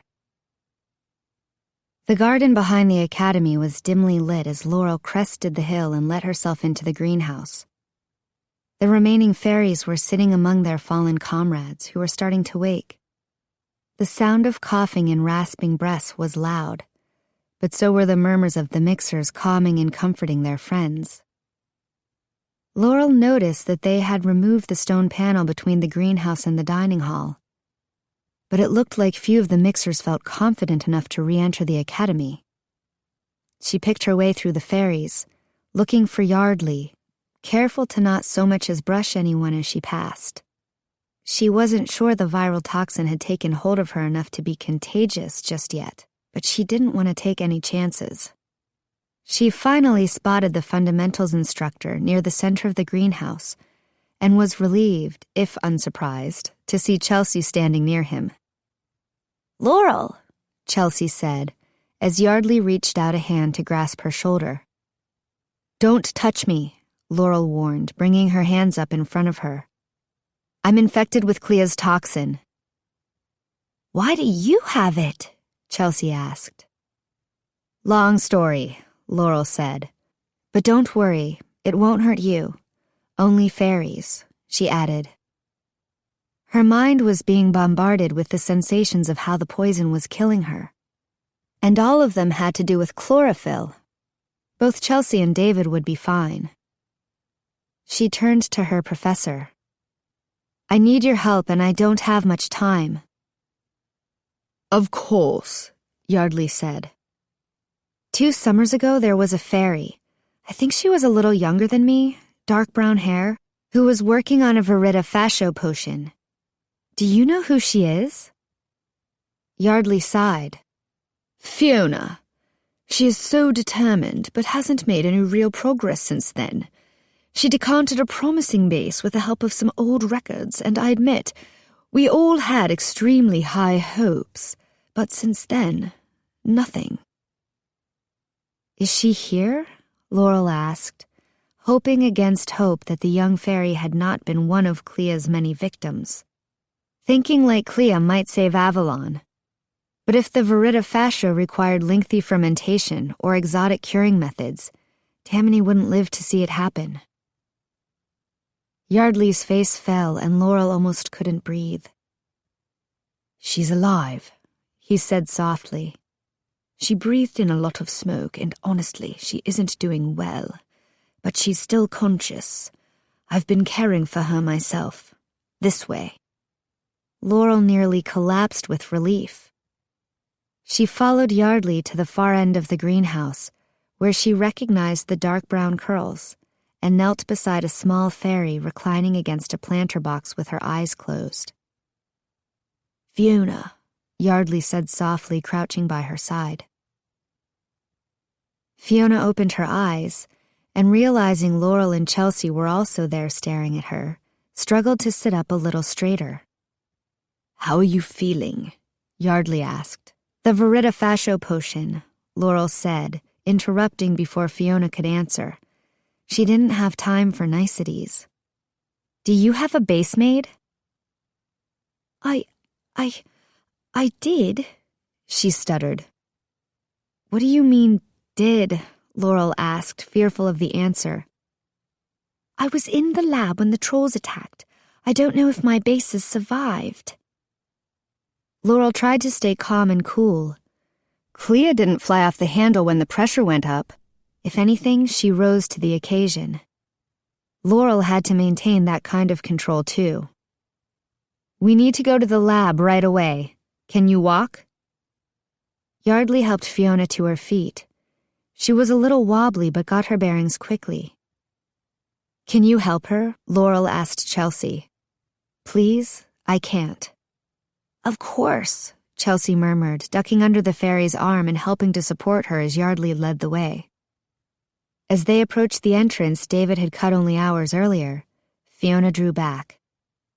It's okay. The fire's out and the toxin is gone, Chelsea assured her, then added, and I'm right here with you. The young faerie nodded and took a deep breath before plunging back into the warm, sooty darkness. Walking through the shadowed academy hallways with a single phosphorescing flower felt like walking in a massive tomb. The hallways were scorched and decimated, and bodies were everywhere, some whole, some burned, a few disfigured by the first wave of trolls. A fluttering panic settled in Laurel's throat. Would there even be anything left to work with in the lab? As they turned down the last hallway, Laurel was relieved that at least the door was still intact. After a moment of hesitation, Yardley pushed open the door, leaving a wide handprint in the black ash. As they passed through the doorway, Laurel heard Fiona gasp. The room looked like someone had picked it up and shaken it. Broken glass littered the floor, potted plants had been overturned, and instead of furniture there were only piles of splintered wood. Atop everything was a fine layer of soot. Laurel tried not to stare at the fairies on the floor, or the dead troll at the end of the room. Yardley's expression was stoic, his jaw tight, and Chelsea's face was a little pale. Fiona was actually managing pretty well, focusing on the task at hand in typical fall fashion. My station was over here, she said, hiking up her calf-length skirt as she stepped over and around the destruction. The floor was littered with broken instruments and shattered vials Laurel figured had once covered the top of the station. So Laurel was relieved when Fiona bent to open a cabinet set beneath the table. Several large beakers were nestled safely within. One was knocked over and cracked, but 2 are left, Fiona said. Emerging from the cupboard clutching 2 bottles filled with a clear solution the consistency of fresh honey.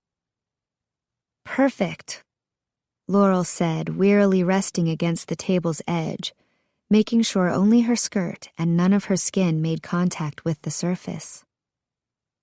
It was late. She was exhausted, and the toxin was taking its toll.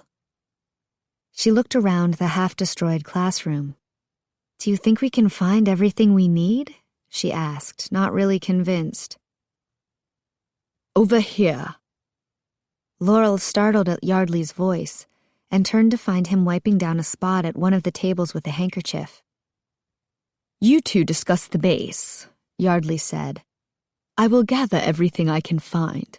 The specimens on the shelf should still be clean. Laurel nodded and Yardley set to rifling through cupboards. Fiona put the 2 bottles on the clear bit of table in front of them and told Laurel how she had come up with the base. It was much the same as the explanation she had given in the circle the first time Laurel was in Avalon. But after 2 summers of study, Laurel actually understood much of what she said.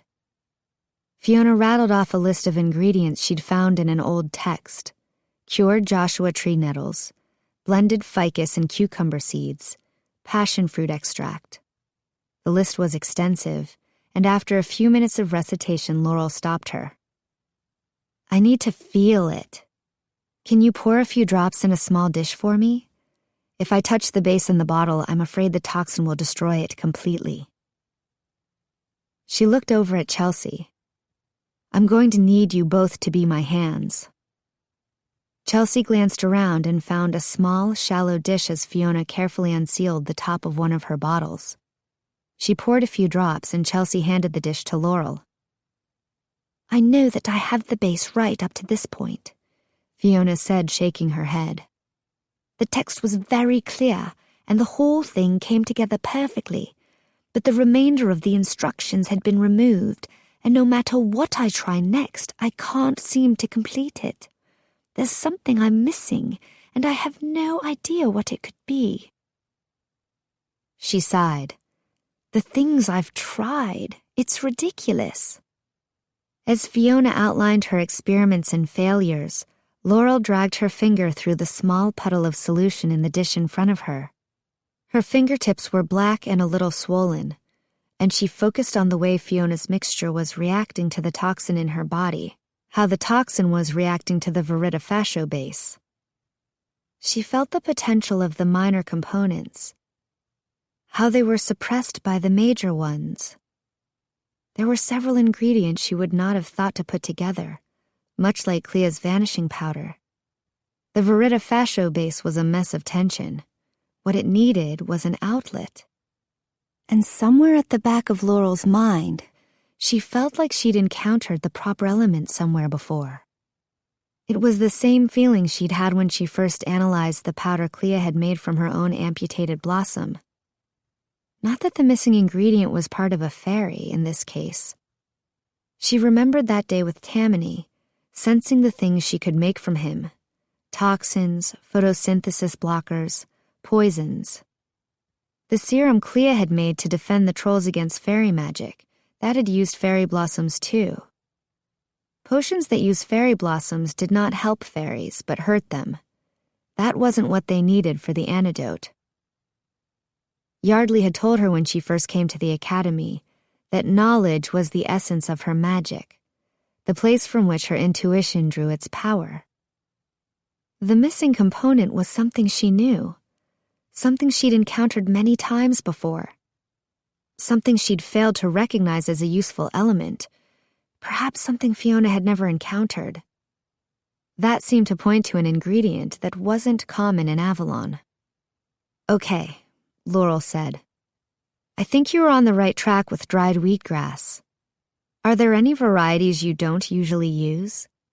Maybe some they have to bring in from the manor? Let's go in that direction." Yardley had gathered more herbs and supplies than Laurel would have guessed could survive the fire, but she didn't question it, just set to work, directing Fiona and Chelsea in gathering and preparing additives, letting them do the actual work and testing samples as the potion progressed. "It's so close. Everything is here," Laurel said after adding a tiny mist of rosewater, the only other thing she felt it could possibly need. She traced her finger through yet another sample. "It's ready. It's just not enough. The toxin is still overwhelming it. It's like the ingredients are inert and they need something to activate them." She sucked in a breath. That felt right. "A catalyst," she said softly. "Something to unlock its potential." But what? Fiona shook her head. "This is why I had to move on to other projects. I even had the same idea you did. I traveled to the manor. They told me humans have driven many plants into extinction over the last few centuries. The final ingredient must be one of those." "No," Laurel insisted. "No, I know the final ingredient. It's on the tip of my tongue. What grows in California that doesn't grow in Avalon?" "Laurel," Chelsea said hesitantly, "your face, it has dark spots on it." Laurel reached her hands up to touch her cheeks, remembering the way Tamani had done the same thing. How long had it been? It didn't matter. She couldn't think about it now. If you can think like the huntress, you can do as she has done. The verita potion had been lost for centuries, but Klea had figured out how to make it again. What made her so special? She was always willing to push boundaries. She had probably tested both toxins and antidotes on herself, risking everything for her work. And hadn't Laurel done that? Hadn't she taken the poison into herself to better understand it? But the more she understood the poison creeping through her body, the more she feared she couldn't overcome it after all. Laurel picked up a fresh sample of the base and closed her eyes, continuing to run her finger through the solution, chanting her mantra in her mind. Think like Klea. Think like Klea. Avalon has forgotten how much humans have to offer. Laurel's eyes popped open as Klea's words echoed through her head. Chelsea, she said softly. I need Chelsea. What? Chelsea said. What do you need? I need you. Some hair, some spit. No, better make it blood. Human DNA. She sorted through the supplies Yardley had gathered. The Verita potion was lost after the gates were sealed, after all human interaction was cut off, right? She asked, turning to Fiona, who nodded. That's not coincidence. It's the reason it was forgotten. The reason they destroyed the second half of the instructions. The catalyst for this potion is human DNA. Chelsea, she said, turning to her friend with a small preparation knife. May I? Chelsea nodded without hesitation, holding out her hand. Laurel held the knife close to Chelsea's fingertip. Just a tiny poke, she told herself. But it was still difficult to lay that blade against her friend's skin and press down just hard enough to cut. Should I do this part? Fiona asked quietly. Laurel shook her head.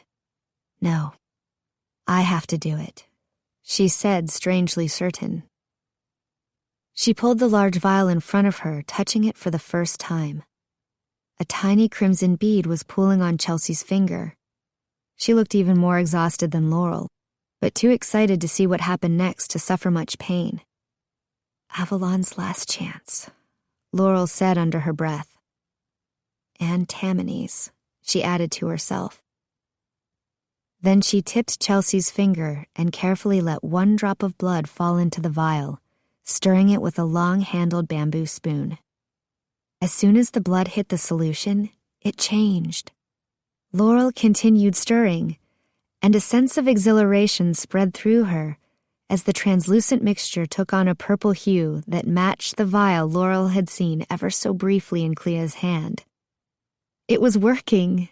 All of the ingredients seemed to awaken as one, and the potency of the base increased tenfold, 1,000-fold. A giggle bubbled up in Laurel's throat, and Chelsea grabbed her arm. Did it work?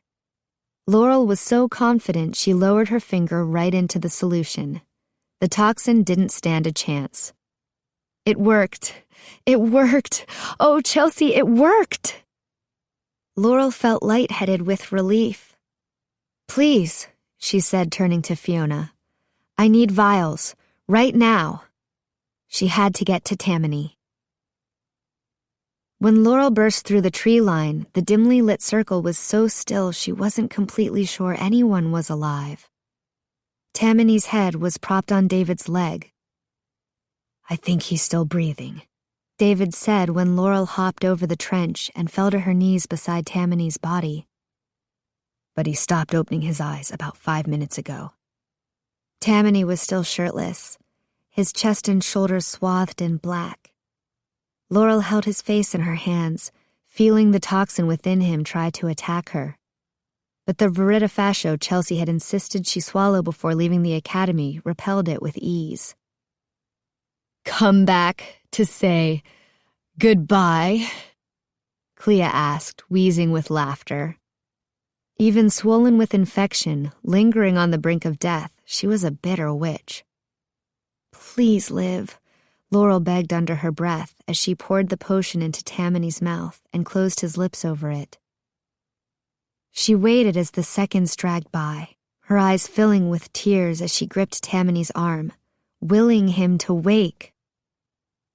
The Verita had started curing her almost instantaneously. Why wasn't it working now? A minute passed. 2. David touched her arm. "Laurel, I don't." "No," she shouted, pushing his hand away. "It's going to work. It has to work. Tamani, please!" She bent over him, pressing her face to his chest, hiding her tears, wishing fairies had something like a heartbeat to assure her that he was alive. He had to be alive. She wasn't sure she could live another moment if he wasn't with her. What did any of this matter if in the end she was too late to save Tamani? She straightened, searching his face for some sign of consciousness. A lock of his hair hung partway over one eye, and she reached out to push it back off his forehead, her hand heavy with despair. Halfway through the motion, she stopped. The tiny black tendrils that had begun to reach across Tamani's face were retreating. She squinted at them. Had she imagined it? Was it a trick of the darkness? No. That line had been all the way across his eyebrow. Now it was only halfway. She held her breath, hardly daring to move as she watched it lighten and disappear. His chest rose, ever so slightly, and fell again. "Breathe again," Laurel commanded in a barely audible whisper. Nothing moved. "Again," Laurel demanded. His chest rose once more. This time he choked and sputtered against the verita fascio caught in his throat and swallowed hard.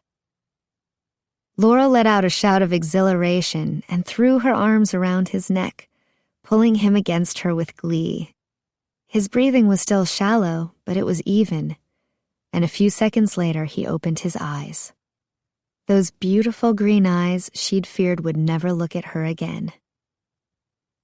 "Laurel," he said, his voice cracking. Tears fell on her cheeks, but this time it was tears of joy, and she laughed, her voice echoing through the woods as if the very trees were rejoicing with her. Tamani smiled weakly. "You did it." "I had help." "Still." Laurel nodded and ran her fingers through his hair as he closed his eyes with a contented sigh. But Laurel wasn't done yet. Releasing Tamani, she stood and walked over to Klea. Her face was black and swollen, but her pale green eyes blazed with malice. She had to have heard everything, known her plan had failed for good. "Verita fascio," Klea whispered. Her breathing was ragged and she was still on her back, the same position she'd been in for an hour. Laurel wondered if she could even move anymore. "Well, aren't you something? Bet you think you're pretty smart." "I think you're smart," Laurel said calmly. It was a strange truth to voice. "Open your mouth," she said, holding out the second vial.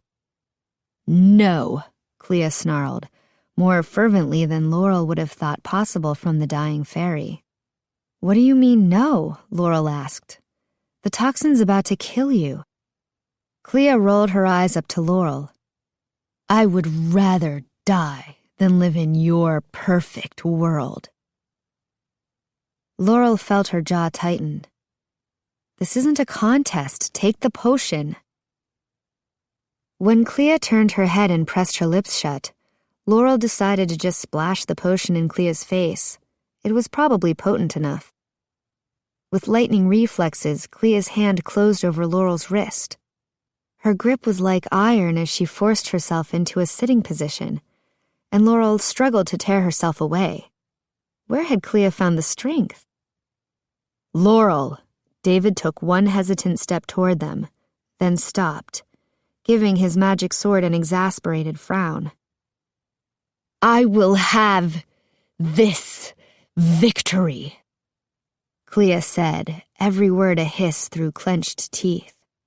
With a mighty shove, she smashed Laurel's fist against the ground, shattering the sugar glass vial, spilling the sticky serum into the blackened grass. Contemptuously, Klea shoved Laurel's captive arm away, collapsing back onto the ground. "Rot!" Laurel was frozen with shock. "In!" The verita fascio dripping off Laurel's hand might be enough If she could just... Hell! The expression that froze on Klea's black and swollen face was not one of anger or contempt. It was pure, malignant disgust. Numbly, Laurel staggered back over to Tamani, dropping to the ground beside him. David joined them, planting Excalibur in the ground and sitting cross-legged at Laurel's other side. Tamani's eyes fluttered open again, and he lifted one hand to grip David's. "Thanks for staying with me, mate." "Had nowhere else to be," David said, softly smiling. Laurel let her head fall onto David's shoulder and twined her fingers through Tamani's. There was work ahead of them, recovery, Veritafascio serum to make, friends to mourn, and the academy to rebuild. But for tonight it was over. Avalon was safe, David was a hero, and Tamani was alive. And Klea could never hurt her again. Chapter 25. Laurel. Laurel's eyes fluttered open in the murky pre-dawn light. Her head lay on Tamani's chest, and David's arm was draped over her stomach. She wasn't sure just how much time had passed. Snuggled in the cocoon of her friend's arms, she had let the world swirl around her unheeded, a tiny respite from the horrors of the last 24 hours. But with dusk only beginning to herald the sun's arrival, it couldn't have been too long. Laurel. It took her a few moments to focus through the dim morning light to find where the voice was coming from.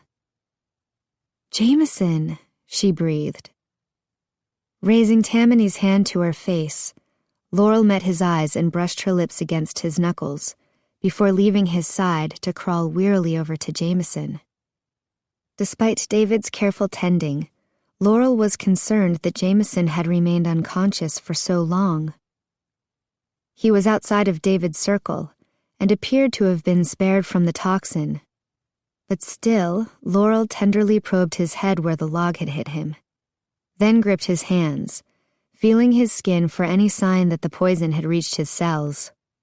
"I fear I failed you," he said, his voice laced with disappointment. "No," Laurel said, letting herself smile when she couldn't sense even a trace of the poison. "Everything is fine. As fine as it can possibly be at the end of a war." "Yuki?" Laurel hung her head.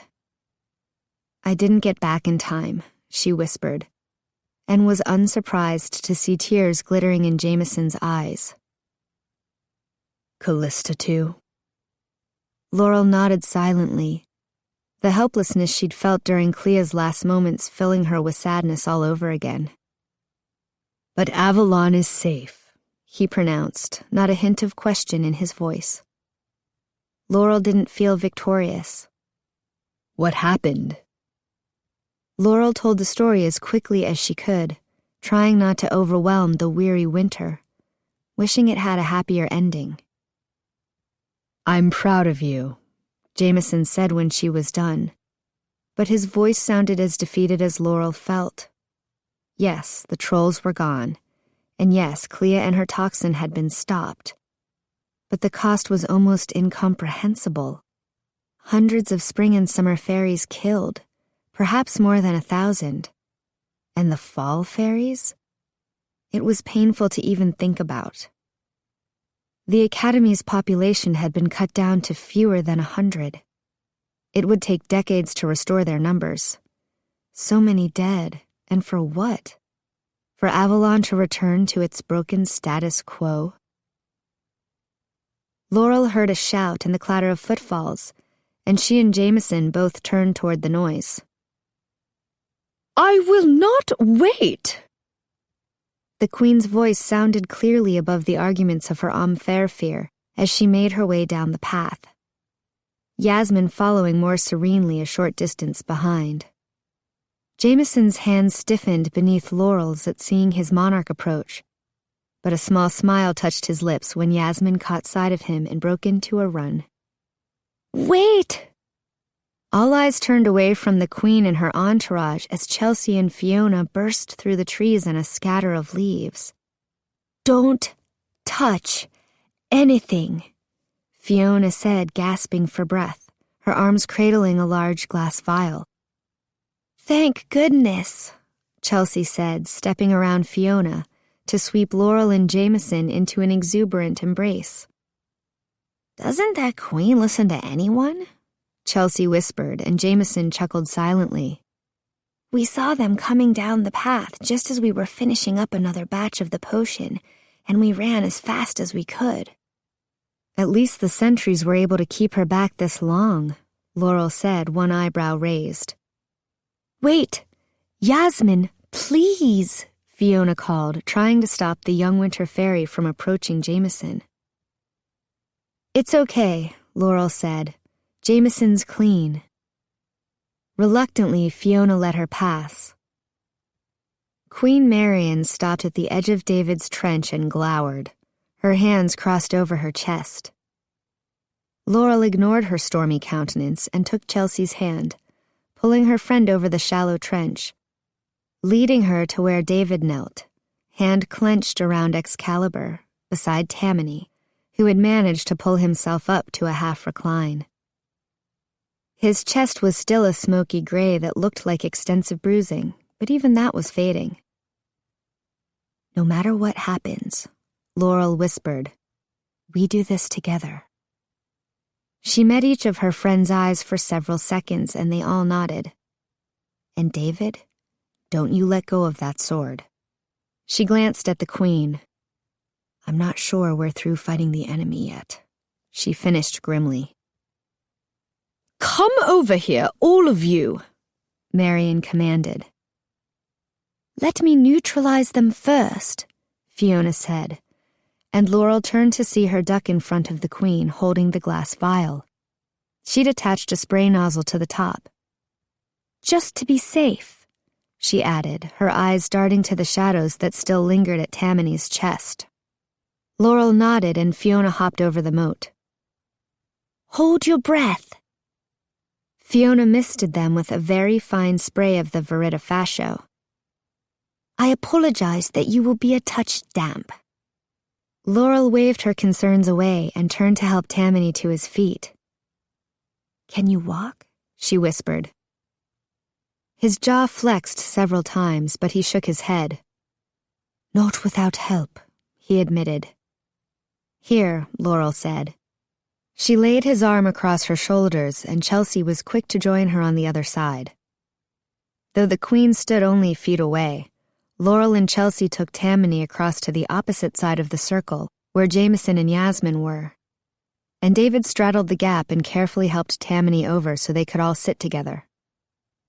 "We'll talk over here," Laurel called to the queen. Marian pursed her lips, and for a moment Laurel thought she would refuse to come.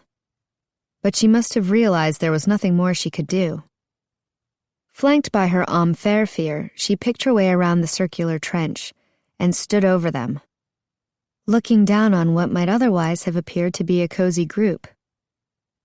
The queen made a show of counting them once and then twice. "Well, Jameson, 2 humans and 2 fairies, a fall and a spring. Where is the winter fairy you told me about?" Marian asked. "Or did she turn out to be a figment of a certain sentry's overactive imagination?" Her eyes rested accusatorily on Tamani. "She's the younger one you see dead in the circle," Jameson said, pointing. Marian looked over and her eyes grew large, realizing for the first time that the grotesquely shriveled black forms in the circle of dead grass were, in fact, fae. "You killed her," she said softly. "I did not," Jameson said. "Yuki betrayed Callista when it was revealed that Yuki was nothing more than a pawn in the Mixer's plans. Callista killed her." "A pawn?" the queen asked, scoffing, clearly unable to take seriously the idea of a winter fairy as anyone's pawn. "Just like the trolls," Jameson said, slowly, deliberately. Momentarily, Queen Marian looked like someone had slapped her in the face, as though she took the comparison as a personal affront. Her expression slowly settled into uncertainty. I think you had better start from the beginning. Slowly, and with many interruptions, Laurel shared with everyone the story of what they had done. When she got to the part about how she had discovered the final ingredient to the Veritafascio potion, Jameson beamed with pride, and the Queen looked rather ill. When Laurel finished, the clearing descended into tense silence. Marian looked over the circle where Klea and Yuki had died. The grass was blackened beyond recovery, but Fiona and 2 other soot-covered falls were spraying the Veritafascio serum, putting a final stop to the poison's spread. Jameson, Marian spoke at last, sounding tired. You obviously need to rest. I suggest you retire to the palace and show these 2 humans to their quarters as well. I agree. I think it would be best if David returns the sword before we reward him for his valor and escort him and his friends out of Avalon. I imagine they are all anxious to get home. Don't be foolish, said the Queen, rejecting Jameson's twisting of her command. The humans cannot possibly be permitted to leave. Chelsea made a small noise in her throat. Tamani reached out and grabbed her hand reassuringly. You know as well as I that the rule is not absolute.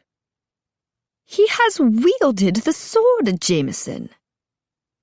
Just because it was done before does not mean it has to be done now. The circumstances were very different, Jameson said, his voice calm. I don't see how. Arthur had nothing to go back to. His life and kingdom were destroyed. This boy has a future ahead of him. I will not be part of trapping him here. What do you mean, trapping me here? David said. Jameson looked up at David. King Arthur never left Avalon. Ever.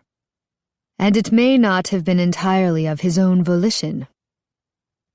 An unbeatable sword is too great a secret, the Queen said, her tone patronizing but tinged with pity. Surely you understand that. I can keep a secret, said David. I'm real good at secrets. Not like this. I've kept Laurel's true nature a secret for over 2 years now, not to mention the location of the gate. The Queen didn't look impressed. That makes 2 things that should have been wiped from your memory if Laurel de Avalon's faerie had been doing his duty. Please do not think us ungrateful. It is a matter of expedience. The leaders of your world, human or otherwise, would slaughter a great many to obtain this weapon. I know that. Then, you understand that it is for your own safety that you remain here. I have a family. Chelsea, too. We won't leave them. It's not your choice, the Queen said sternly. We aren't monsters. You will be well cared for, but you cannot leave. It isn't your choice, David countered before anyone else could speak up. You can't keep me here. The Queen's eyes narrowed. I don't see why not. I have Excalibur. And you can carry it around Avalon till you die, for all I care, she said, her tone declaring an end to this conversation. What do you want to bet this sword would cut through the bars of those gates? David said, his voice quiet but piercing. Laurel's breath caught in her throat. Surely David didn't intend to destroy Avalon's most important defense, did he? Arthur never cut the gates, the Queen retorted, but there was uncertainty in her eyes. Maybe he didn't really want to leave. Perhaps not, Marian replied. Or perhaps he realized the dangers such rash action would pose to Avalon. Perhaps he was too noble for that. David responded with a glare, which Queen Marian returned measure for measure. I will not assist you in trapping them, Jameson said, interrupting their power struggle. If they ask me to open the gate for them, I will. Then you will be executed for treason, Marian said without hesitation. We may be one council, but I am still the queen. No, Yasmin shouted, clutching Jameson's arm, her young voice sounding strangely out of place in the midst of this particular conversation. Yasmin, the same fate for you, Marian said, not meeting her eyes. That's not fair, Chelsea said, rising to her feet, her fists clenched. She hasn't done anything. The choice belongs to the human, Marian said, staring steadfastly at David. It would be a shame if, after all the work you've done, you decided to expose Avalon to even greater danger. David was silent and still, his knuckles white on the hilt of the sword. Could he really cut down the gate? Would he? David spun on his heel and presented the queen with his back. Wordlessly, he jumped the trench and stood looking at the bodies surrounding him. Klea, Yuki, Klea's mindless warriors, the still blackened grass that filled the circle. Then he turned and, making eye contact with the queen, thrust the sword into the earth, almost to the hilt. But he didn't let go. He just crouched, glaring at Marian for nearly a minute. Everything else was silent.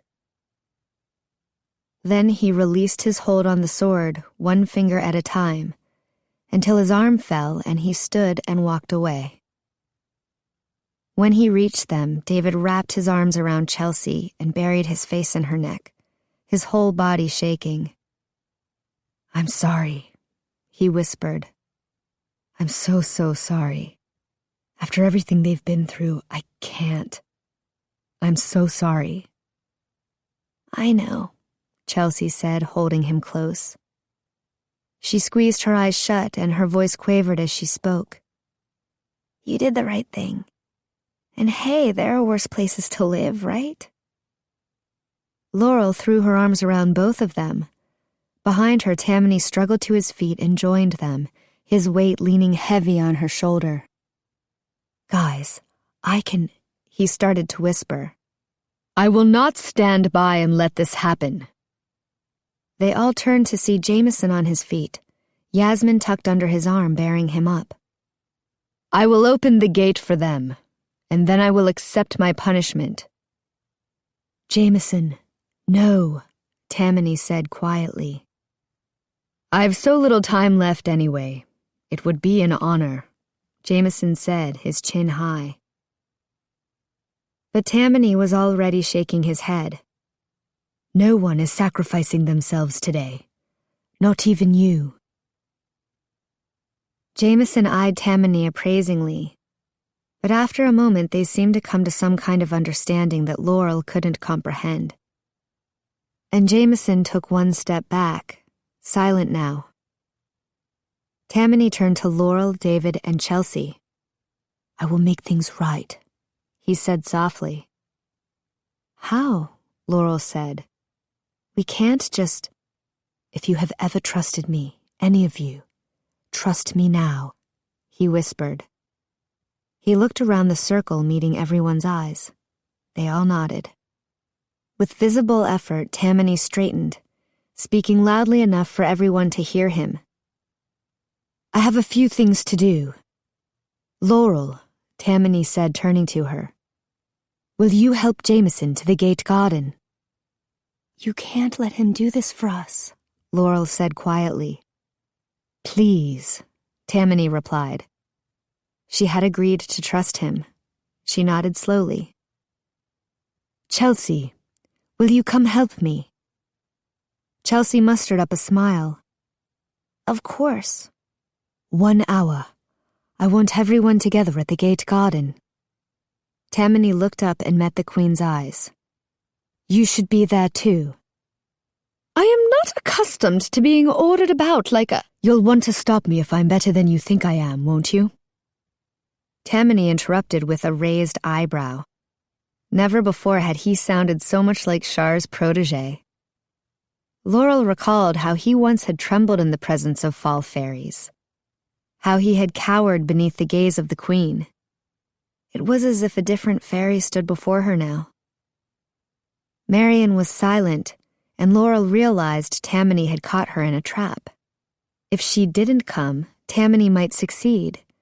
But if she did, it would prove she was afraid. Control or appearances?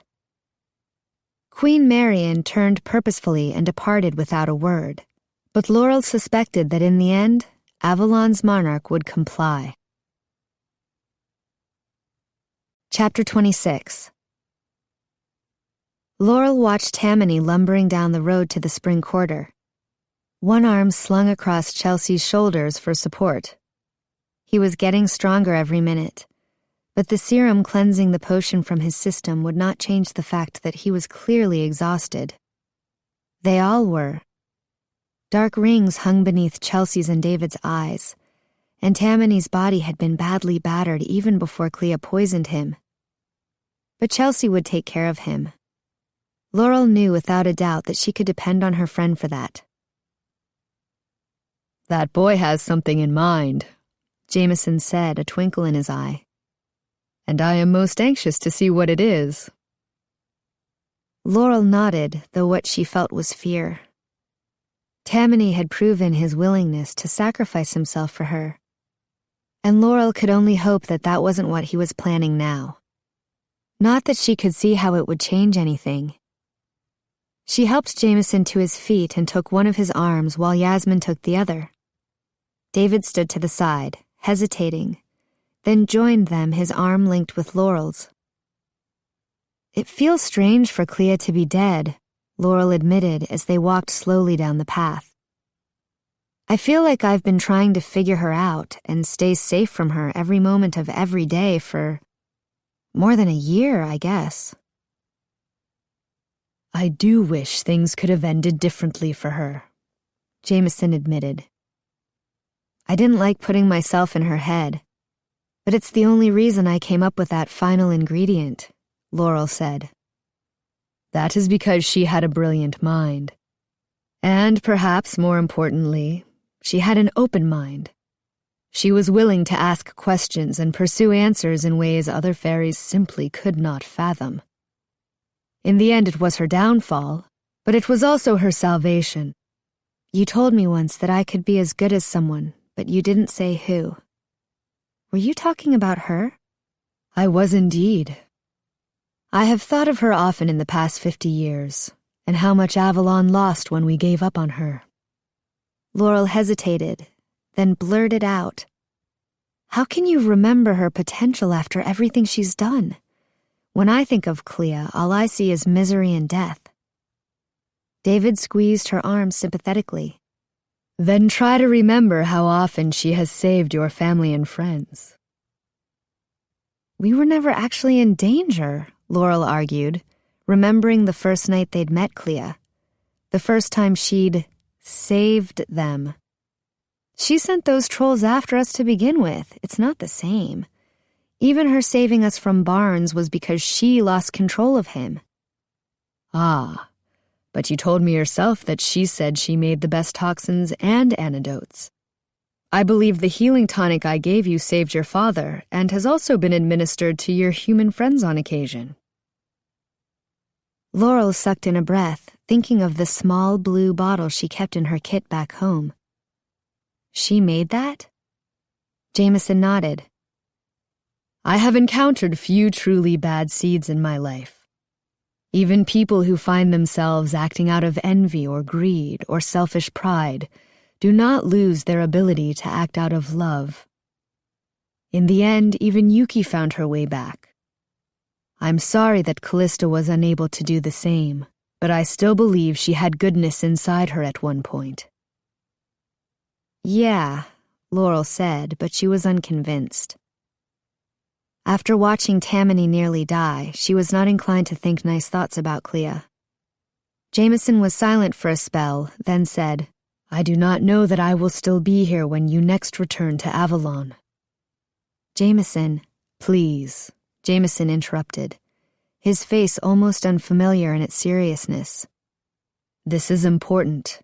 So very, very important. He paused and glanced around conspiratorially, then took both Laurel's hands in his and met her eyes. It has been more than 50 years since we first decided to place a scion in the human world and began putting our plan into action. I was reluctant. I did not think the timing was right. Cora was ready to wilt, and I could see the kind of queen Marion was going to be, but I was outvoted. Then one day, many years later, they brought us a new winter faerie, fresh from her sprout. Jameson laid a fatherly arm around Yasmin and she smiled up at him. I looked down at this tiny winter faerie, one who was doomed to never rule as she was too close to Marion's age, and I thought of the potential in her that would be wasted. Just like Callista. And I knew at that moment that I could not let that happen again. Days later, they brought in the final 2 candidates for the human scion. Mara and me? Laurel asked and Jameson nodded. I realized I knew one of the young mixers. I had seen her often when I was in the academy, watching the gardener care for the winter sprout. This little mixer was best friends with the gardener's son. Tamani, Laurel whispered. And I realized that perhaps this was the answer. A scion. A good, kind scion with someone in Avalon who loved her, truly loved her. Someone who could be her anchor, who could keep her coming back to our realm. But not empty-handed. I needed a scion who would not look down on humans, but who would love them. A scion who would reject traditions and prejudices so difficult to unlearn that I could not even trust a memory elixir to erase them. And what if this scion could show the Fae of Avalon that there was another way? Might she prove a worthy advisor to the throne? Would it be possible to conduct a peaceful revolution, to bring new glory, a new way of life to our realm? Jameson, Laurel gasped. And while this scion was learning another way, I could teach that tiny winter faerie to respect all the fairies in Avalon, not just those with power. And maybe, just maybe, when the time was right, she would have a chance to rule. A chance to make Avalon the place I always secretly dreamed it could be. You planned this, Laurel said breathlessly, trying to grasp the scope of Jameson's involvement. You picked me. You helped Tamani. You planned everything. Not everything. Not this, Jameson said, gesturing to the evidence of the destruction that surrounded them. Never this. But after Callista was exiled, I had to do something. I had to start a change. It is our secret, Jameson said, sobering as he looked down at Yasmin, then back at Laurel. And now it is yours too. Move slowly, my no longer so little sprout. The best, most lasting changes are those which come about gradually. To reach great heights, a tree must first put down extensive roots. But I promise you this. When it's time, when Avalon is prepared and when you're ready to join us here, Yasmin will be ready. Then we can have a true revolution, a peaceful one. One with the support of all the Avalon fairies behind it. And with you and Yasmin working together, Avalon can finally be everything we've always hoped it could be. Her eyes wide, Laurel looked down at Yasmin, seeing all the goodness Laurel had always loved in Jameson shining in this young faery's eyes. Avalon's future, Laurel realized, and her face broke into a smile. She looked at them both and nodded, silently joining their secret crusade. They began walking again as Laurel tried to comprehend everything Jameson had done. The seeds he'd planted, literally and figuratively, and the harvest he had planned, even though he knew he would not live to see it. When they reached the gate, Laurel numbly helped Jameson sit on the little stone bench inside the shattered doors to the garden, Yasmin beside him, their faerie standing at attention on all sides. I'll be back, Laurel murmured, needing a few minutes to digest everything. With David at her heels, Laurel passed back out through the entrance and walked a ways before putting her back against the stone wall and sliding down to the ground. I can't believe he had everything planned, she said softly. And now he'll die to see it through, David said, joining her on the ground, to make sure we get out. But Laurel shook her head. Tamani will think of something. I hope so. They were silent for a long time, as the sun started to peek over the horizon, and a cool breeze tousled Laurel's hair. She cleared her throat and said, I'm sorry you got stuck with the sword. I'm not. Well, then I'm sorry you were put in a position where you had to kill so many trolls. He didn't respond, but she knew how tormented he must be on the inside. It was great, though. You really saved the day. You're my hero, she added, hoping he would warm to the praise. But David didn't crack a smile. You can't even imagine what it feels like to take hold of that sword. He shrugged. Actually, maybe you can. Maybe this is what it feels like when you do magic. Trust me, mixing doesn't feel much different than home ec. You touch it, David continued as though she hadn't spoken, and Laurel closed her mouth and let him talk. Clearly, he needed to get it out. And this surge of power just pours into you, and it doesn't go away as long as you're touching the sword. Laurel thought of the world tree and wondered if it was similar to that. And it's the most incredible rush in the world, and you can't help but believe that you can do anything. He looked down at his hands clenched in his lap. But even the unbeatable sword can't give me what I really want. He hesitated, and Laurel knew what was coming next. We're not getting back together, are we? Laurel looked down at her feet and shook her head. She saw his face fall, but he said nothing. I wish, Laurel began tentatively, I wish there was a way that no one could get hurt in all this. And I hate that I'm the one who has to do it. I think it's better to know, though, David said. I didn't know, Laurel said. Not for sure. Not until I almost lost him. Well, staring death in the face does tend to put things in perspective, David said, leaning back against the wall.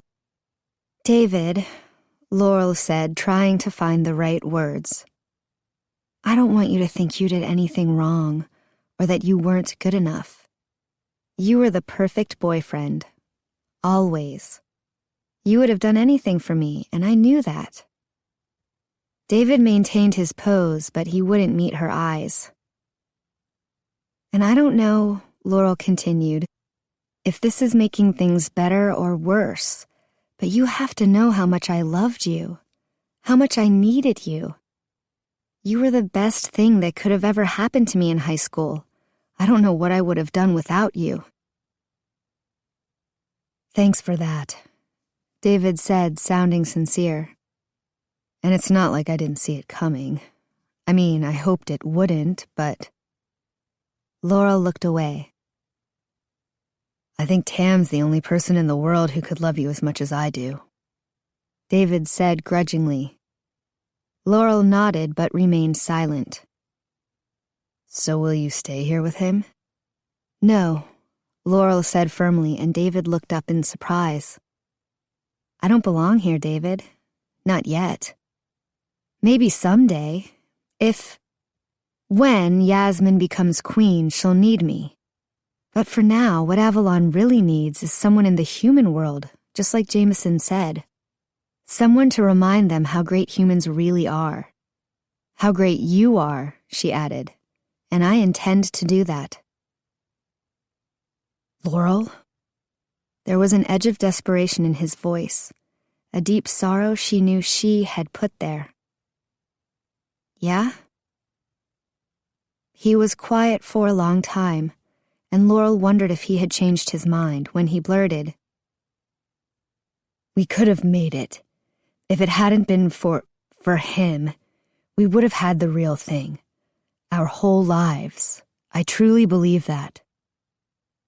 Laurel smiled sadly. Me too.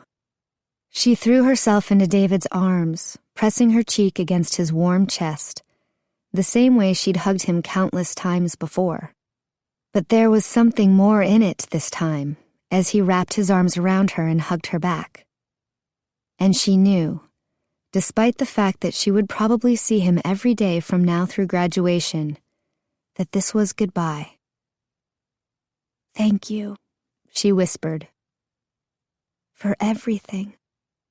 A movement caught the corner of her eye. He was far away, but she knew him in an instant. Tamani was struggling up the pathway on his own, hardly able to put one foot in front of the other. Even as she watched, he stumbled and barely caught himself. Laurel gasped and was on her feet in an instant. "I have to go help him," she said. David met her eyes and held her gaze for several seconds before he looked down and nodded. "Go," he said. "He needs you."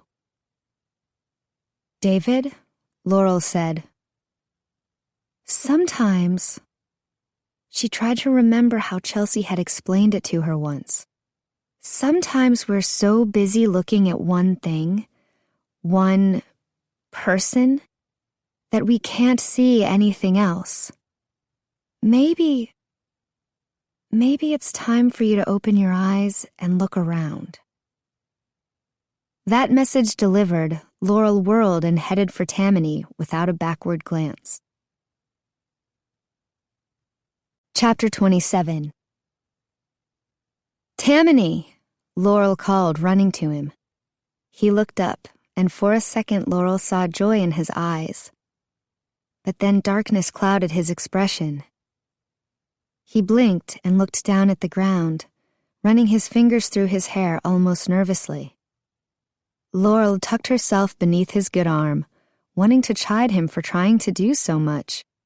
Beneath her fingertips, Laurel could feel no trace of Klea's virulent toxin, which was encouraging, but his wounds were grievous enough on their own.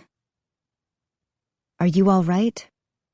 He shook his head and his eyes looked haunted in a way she had never seen before.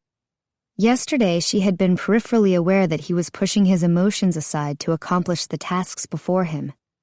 But here, with no one around but Laurel, with no lives to save, he had let all his defenses go and allowed himself to really feel. And it showed.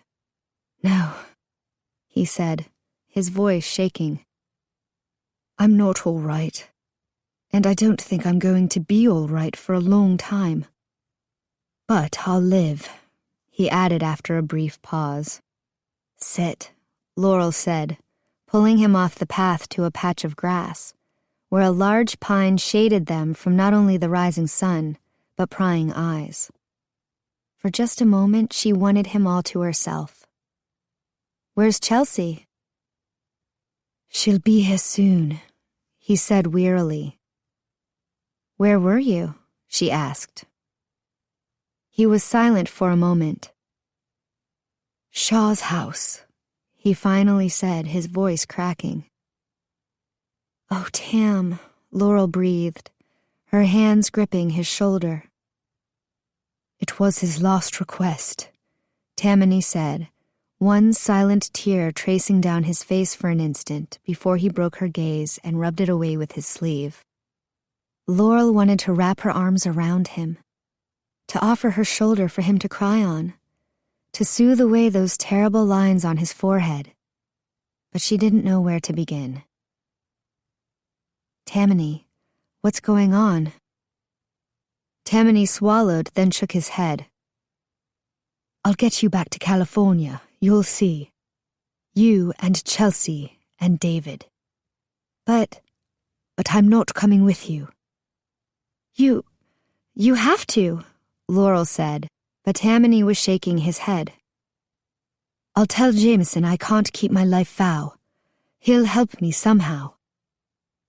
I'll get you the best protector in Avalon, I promise, but it's not me anymore." "I don't want another protector," Laurel said, her chest feeling hollow, panicked. "You don't understand," Tamani said, not looking at her. "It's not about us. I can't be a faerie, effectively. In hindsight, I should probably never have even tried. If I was doing my job right, none of this would have happened. When I thought you were dead, I went crazy. I honestly didn't know myself. I was afraid of who I had become. I can't live always knowing that I could lose you at any moment, that I could feel that way again." He hesitated. "It's too hard." No, Tam," she said, smoothing his hair, caressing his cheek. "You can't. Not now. Not—" "I'm not as good as you think I am, Laurel," he protested, desperation filling his voice. "I don't trust myself to protect you anymore." "Then find someone else to fill that role if you have to," she said, jaw clenched. "But don't you leave me." She scooted closer and took his face in her hands, waited while he built up the courage to raise his eyelids and look at her.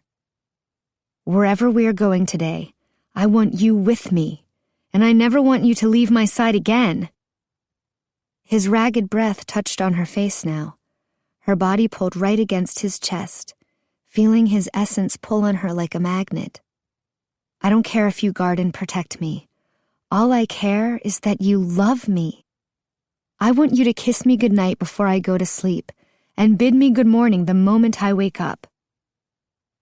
And not just today, tomorrow and the next day and every day for the rest of my life. Will you come with me, Tamani? Be with me?" Laurel lifted his chin until their faces were even. Tamani closed his eyes, and she could feel his jaw trembling under her hands. She brushed her lips over his, reveling in the velvety softness of his mouth against hers. When he didn't pull away, she pressed more firmly, knowing, somehow, that she had to move slowly, convince his tattered soul so carefully that she meant every word. "I love you, and I'm asking you." She opened her mouth slightly and gently scraped her teeth along his bottom lip, feeling his whole body shudder. "No," she amended. "I'm begging you to come be with me." And she pressed her mouth against his and murmured against his lips, "Forever." For a few seconds he didn't respond. Then a groan escaped his throat, and he thrust his fingers into her hair, pulling her mouth back to his with a fierce hunger. "Kiss me," she whispered, "and don't stop." His mouth enveloped hers again, and their shared sweetness tasted like ambrosia as he caressed her eyelids, her ears, her neck. And Laurel marveled at the strangeness of the world. She loved him, had always loved him. She had even known it somehow. "Are you sure?" Tamani murmured, his lips softly grazing her ears. "I am so sure," Laurel said, her hands clutching at the front of his shirt. "What changed?" He pushed her hair away from her face, his fingers lingering on her temples, just brushing her eyelashes. Laurel sobered. "When I brought you the potion, I thought it was too late. and I had just taken it myself, and all I wanted right at that moment was to take my own cure away. To die with you. Tamani pressed his forehead against hers and lifted one hand to stroke her cheek. I've loved you for a long time, she said, but there was always something holding me back. Maybe it was that I was afraid of an emotion that was so consuming. It still frightens me, she admitted in a whisper. Tamani chuckled.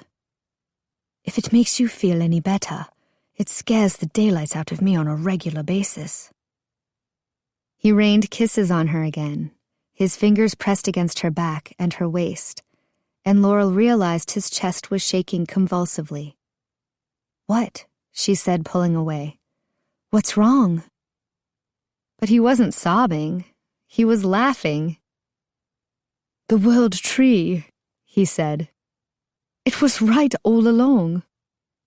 When you got your answer? He nodded. You said you would tell me someday what it said. Will you now? Commit.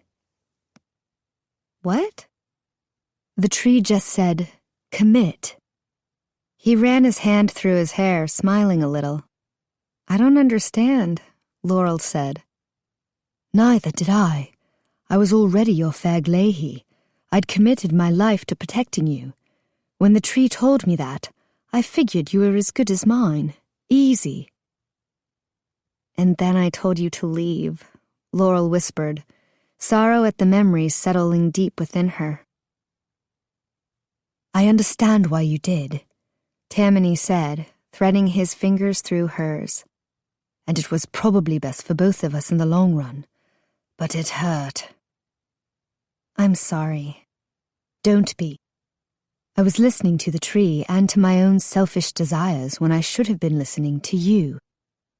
I think I know what the tree really meant now, he said, his voice rumbling against her ear.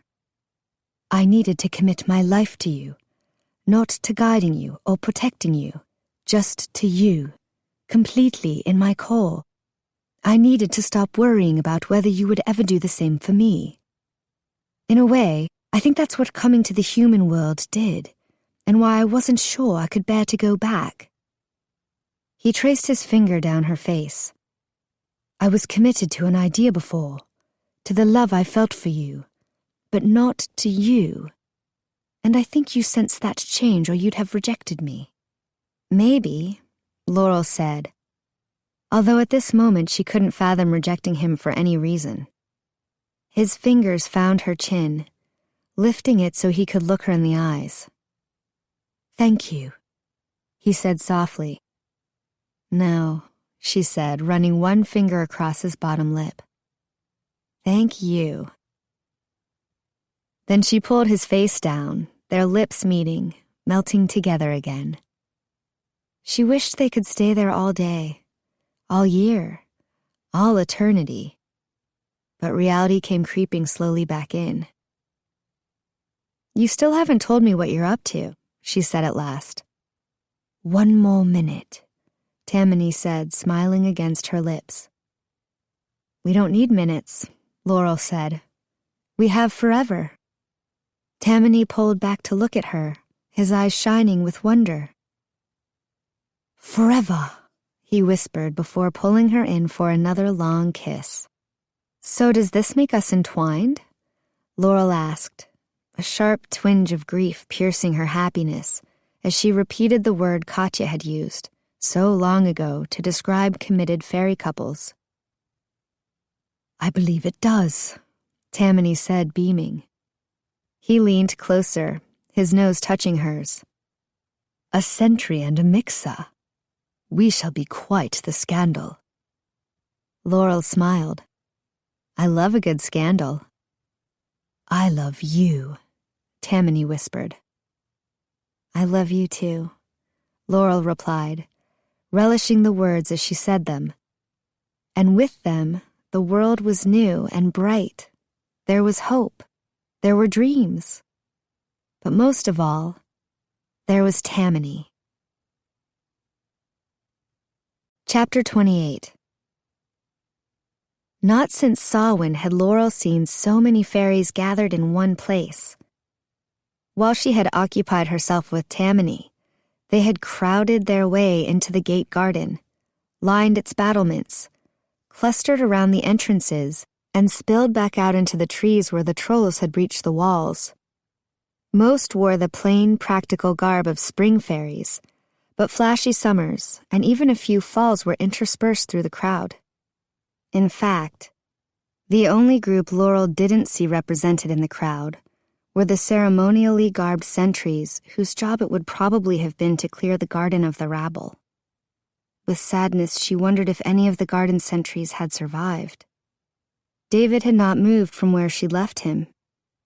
He rose to his feet as Laurel and Tamani approached, and Laurel tried not to see the sadness in his eyes. She couldn't protect him from that. And it bothered her deeply that she'd inflicted a wound she couldn't cure. But at least by realizing that the time had come to let him go, she wouldn't make his pain any worse. "She should be here by now," Tamani said softly. "Who?" "Chelsea. Ah, there we go." Laurel turned to see Chelsea coming up the pathway with more spring and summer fairies in tow. "Tamani?" Laurel asked, feeling a nervous bubble of laughter building up in the back of her throat. "Seriously, you have to tell me. What did you do?" "I had Chelsea tell the Tices and Sparklers that Marian was about to either trap their hero in Avalon forever or execute Jameson, and that they should come, watch." "You didn't," Laurel cried, delighted. "Believe me," Tamani said ruefully. "What's about to happen should be witnessed by as many fae as possible."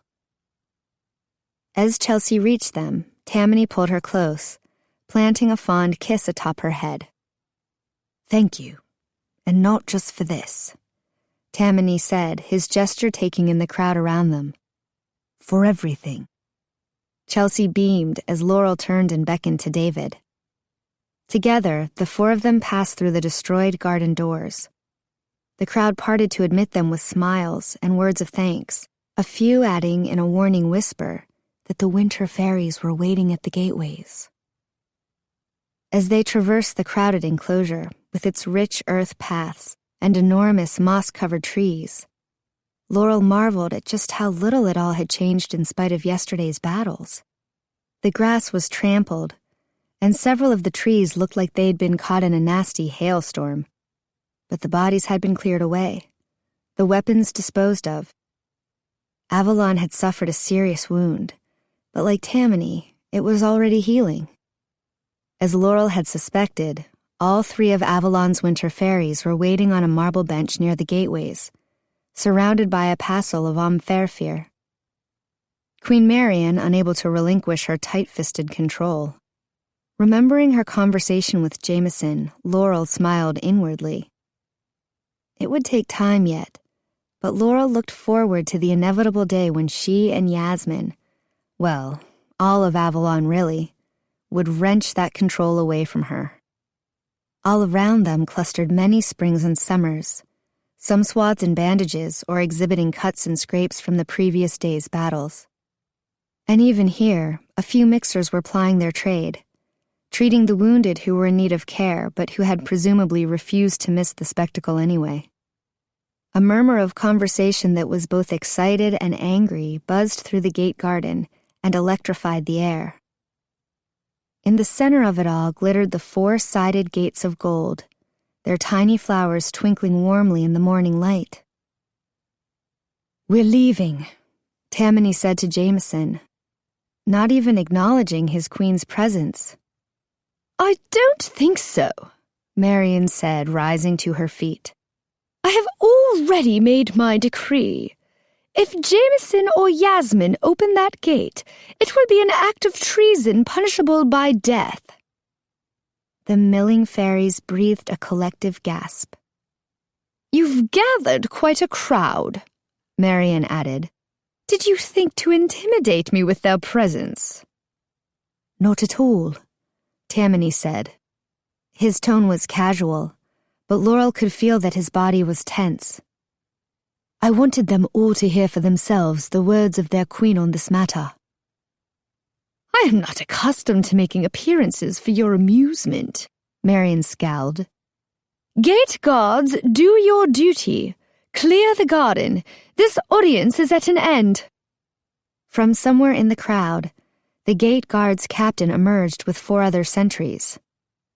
They looked like they'd crawled through hell on their bellies. They were still in the armor they'd been wearing yesterday, and blood caked their hands. Laurel realized it was they who had cleared the fallen trolls and their fallen friends from the garden. They must have been at it all night. I apologize, Your Grace, said the captain, her voice gravelly. We are too few. Marian's eyes were wide with shock. For a moment, Laurel wondered whether the queen could actually be ignorant of the number of sentries who had died protecting the gates. You will do as I command, or I will strip you of your duties, she said at last, and Laurel realized that what had actually surprised her was that someone had told her no. With a bow, the gate captain drew a gleaming, long-handled sword from the scabbard at her waist. The sentries behind her did the same, and for a moment Laurel feared they were going to turn their weapons against the gathered audience. She felt her fingers digging into Tamani's arm. She didn't think she could handle another day of fighting. The captain held up her sword, crossed in front of Laurel's face, and met Tamani's eyes, steely glare for steely glare. Then she threw her sword onto the ground and stretched out her arm, beckoning for them to pass. The rest of the sentries stepped back into a short line and dropped their weapons as well. Marian was too angry to speak, but it hardly mattered. Anything she might have said would have been drowned out by the cacophonous cheering of the crowd. When at last she found her tongue, she addressed Jameson and Yasmin. Stop them, she said. I command you, take them into custody. No, Yasmin said, rising to her feet. Excuse me? Marian said, turning to face the young faerie, whose head barely reached her shoulder. Yasmin raised one eyebrow and stepped up onto the stone bench so her eyes were even with the queen's. I said no, Yasmin repeated, but loud enough that the legions of lower fae who had gathered could hear her. If you want them stopped, you will have to do it yourself. And somehow I don't think that will win you any supporters here today. Tam, Jameson said, stepping forward. Let me do you this final kindness. I don't mind dying, not for someone as noble as any one of you, much less all 4. No, Tamani said firmly. You've done enough, more than enough. He raised his voice and addressed the entire crowd. There has been far too much death here in Avalon already. No one else is dying for me. He glared at Marian. Not today. You are preserving Jameson's life in exchange for your freedom, Marian said, but she sounded suspicious. Before Jameson could respond, Tamani bent at the waist in front of the elderly winter faerie. I think it's time I fully take up my role as Laurel's faerie and resign my station at the gate and as a sentry. Jameson nodded, but he was eyeing Tamani warily. Tamani returned Jameson's probing gaze for several seconds, before gathering the old faerie up in his arms. I know this is likely goodbye, Tamani said. So thank you for everything. Chelsea was still holding onto David's arm on one side, and Laurel's on the other. But Laurel pulled away to step forward and wrap her arms around Jameson too, beginning to believe she really might never see him again. Whatever trick Tamani had up his sleeve, he seemed pretty sure of himself. She tried to speak, but words wouldn't come. It didn't matter. Jameson understood.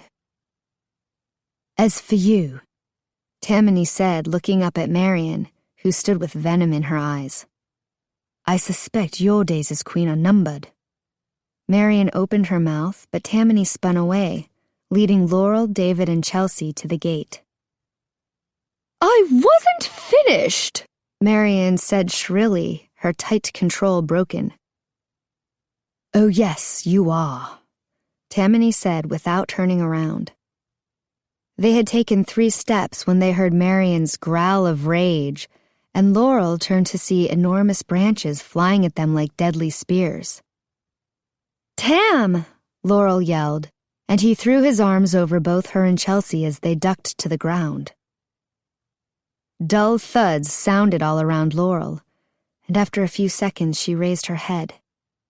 Every gate sentry had raised their shield and stepped in front of the limbs, bearing the brunt of the attack. If it was possible, the cheering from the crowd roared even louder as Tamani stood tall, glaring at Marian, her hands still raised, ready to command nature. After a moment, her hands fell to her sides. But they hadn't won yet. "Can you really get us through without help?" Chelsea asked when they reached the ornate golden gate and eyed the blackness within. Tamani nodded. I believe so. Why didn't you tell us sooner? David asked. Tamani unflinchingly met David's eyes. I wanted to see you refuse to destroy the gates, knowing what it would cost you. David swallowed. Did you doubt me? Tamani shook his head. Not for a second. Gather round, he said quietly. I don't want anyone else to see this part.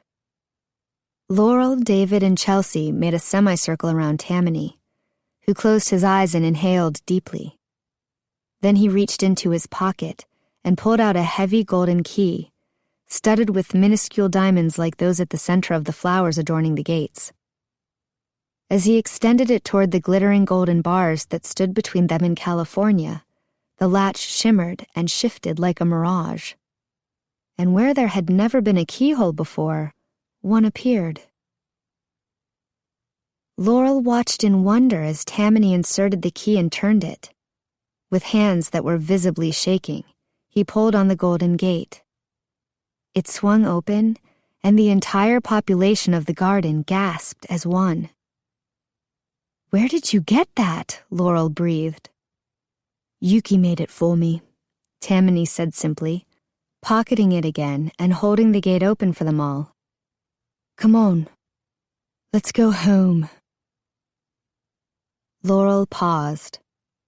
Then she took David's hand and wrapped it around Chelsea's. After a long moment, he nodded and led Chelsea through the gateway and out of Avalon. Laurel took one look back before following. She saw Marian, her face the picture of shock. Jameson, his fist raised in triumph, a roar of cheers and applause surrounding him. Yasmin, still standing on the bench, looking every bit the queen Laurel had no doubt she would one day be.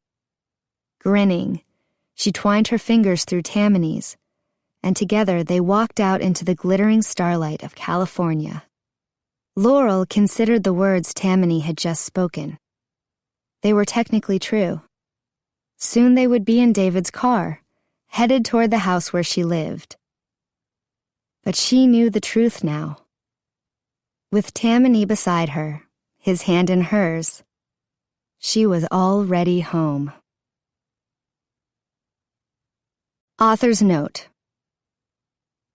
Despite this being a series about fairies, ultimately the question that has always driven this story is, how would a regular human react to discovering real magic in the world? And even more than Chelsea, this question was embodied in David's character. In some ways, the whole Wings story is about him. And at the end of such an epic adventure, what really does the rejected member of any supernatural love triangle have to look forward to, especially a human? What follows is the real and final end, the way I decided to conclude the series before the first book was ever written. But because it's very realistic, it is also unavoidably bittersweet. So, if you prefer your endings happy and without blemish, or if you simply love David as much as I do, maybe you should stop listening here. You've been warned. The last word. Dear Chelsea, congratulations. I'm so excited for you and Jason. I can't believe you're already a mother. It feels like the wedding was just last week. And even though you hated them, I hope little Sophie gets your curls. I always thought they were beautiful. I've included a little gift for her, but it probably bears explaining. Once upon a time, a faerie stole my heart. What I didn't know at the time was that she hadn't stolen it from me. You'd had it on layaway for years, but before you could make the final payment, she carried it off. And something I never did understand was how easily you forgave her for that. But of course, there were a lot of things I didn't understand about you back then. I treasure the time we spent together at Harvard. You were amazing, every single day, pulling my thoughts away from that faraway island and reminding me to just breathe. I needed that reminder. I still need it.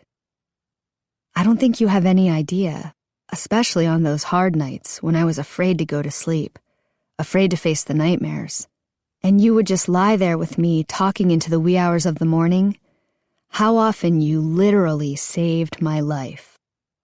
When you moved on, perhaps it's more accurate to say, when I drove you away, I didn't know how I was going to keep myself together. I tried to stay busy, buried myself in schoolwork. Med school has been good for that. But I came to understand why you left, and eventually I had to face the things that were holding me back. I know how you worried about my attachment to Laurel, but in the end, it wasn't Laurel I couldn't get over. It was Avalon. When I woke screaming in the night, you never asked me why. I loved you for that. Of course, you could probably guess that trolls figured heavily in those dreams. But nightmares spent reliving that day in Avalon weren't the worst of what I suffered. Sometimes I dreamed that I brought that cursed sword home, and with it came to rule the world. Sometimes I dreamed that I conquered Avalon too, and with the secrets of the fairies eradicated sickness, hunger, and disease. In those dreams, I'm every bit the tyrant Klea aspired to be. And what's worse, almost everyone loves me for it. Those are the dreams that are the worst upon waking. When I'm on my rotations and someone brings in a child who's sick or injured, and I can see at a glance that their chances are slim, it's all I can do not to airlift them to Auric, knock on Laurel's door, and beg her to give me her little blue bottle of miracles. But I know that's not how it works. Can you imagine the wars that would be waged for control of Avalon if its secrets were widely known? I'm resisting the urge to start this letter over for the 100th time. I don't mean to be bleak, I'm sorry. But Chelsea, the things we know, fairies, trolls, magic, things most people dismiss as childhood fancies. But we know the truth. We know they're real. That the world we see is just a shadow of what actually exists. I don't know how you keep from shouting it from the rooftops sometimes. But we both know where that would land us, and stark white has never been your color, or mine. Anyway, I've met someone, and I'm excited to introduce her to the gang back in Crescent City. I think you'll like her. We've actually been together off and on for more than a year, and I've decided to propose. Frankly, I think she's shown a lot of patience waiting this long for me to come around. But after being with you, I decided that if love ever came back into my life, I needed to do it right. I had to find a way to let Avalon go, to stop dwelling on the past and let myself turn my face to the future. And there was one obvious answer, an answer I never, ever thought I would consider, and I suspect that even as you read these words, you know what I'm talking about. That's partly why I'm writing instead of using the phone. I'm not sure I could stand up to one of your famous lectures. By the time you get this, the deed will be done. And I hope you'll forgive me. I went to see Laurel and Tam. Forgive her, too, for agreeing to keep this secret from you. If it helps, it took a lot of convincing. Laurel has spent months perfecting a memory elixir that will strip Avalon from my mind. It's going to put a lot of gaps in my memories of high school. She doesn't think it will significantly change my memory of you, but she doubts I'll remember her very much, or Tamani at all. She thinks she can leave enough of herself that when Mom talks about her, as she sometimes does, I can nod and say, "Oh, yeah, my high school girlfriend." But it won't be her. It was hard to say goodbye to them. It's been years since I got over her in a romantic way, when you and I were together. You had my whole heart. But what we shared, the four of us, it can't help but bind you. And as much as I never thought I would say this, Tam has been a really good friend to me these last few years. In the end, it was he who convinced Laurel to make the elixir. He who convinced her that it was my right to choose. I'm in awe of your strength, Chelsea, and hope you'll forgive my weakness. But before I take that final step, Sophie's gift. Though maybe you will enjoy it just as much. Erasing a memory seems so final, and I don't want everything to be lost. It's a damn good story, isn't it? So I've been writing it down and going to Laurel for her memories and the details I was never privy to. You'll see that she didn't hold back. She told me everything, and I've tried to relay it here as faithfully as possible. It's way too long to make a proper book, but if a certain little girl grows up to be anything like her mother, she won't mind. She'll love it because it has fairies. So I've enclosed the only copy of our story in the world. I've already erased it from my hard drive. I'm giving it to you to do with as you wish. Keep it, share it, hell, publish it for all I care.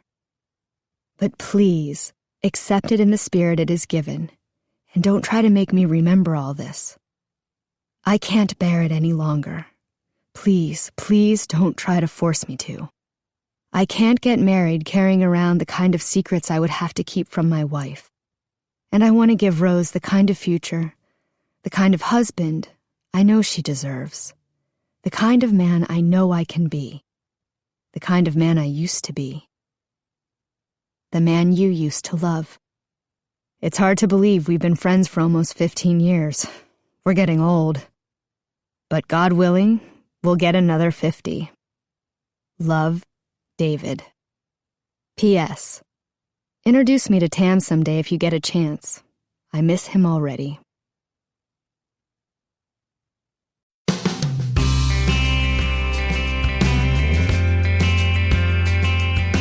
This is Mandy Siegfried.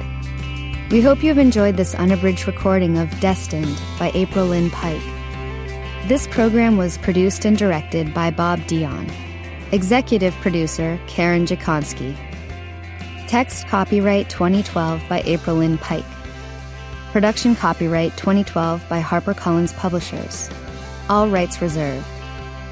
Thank you for listening.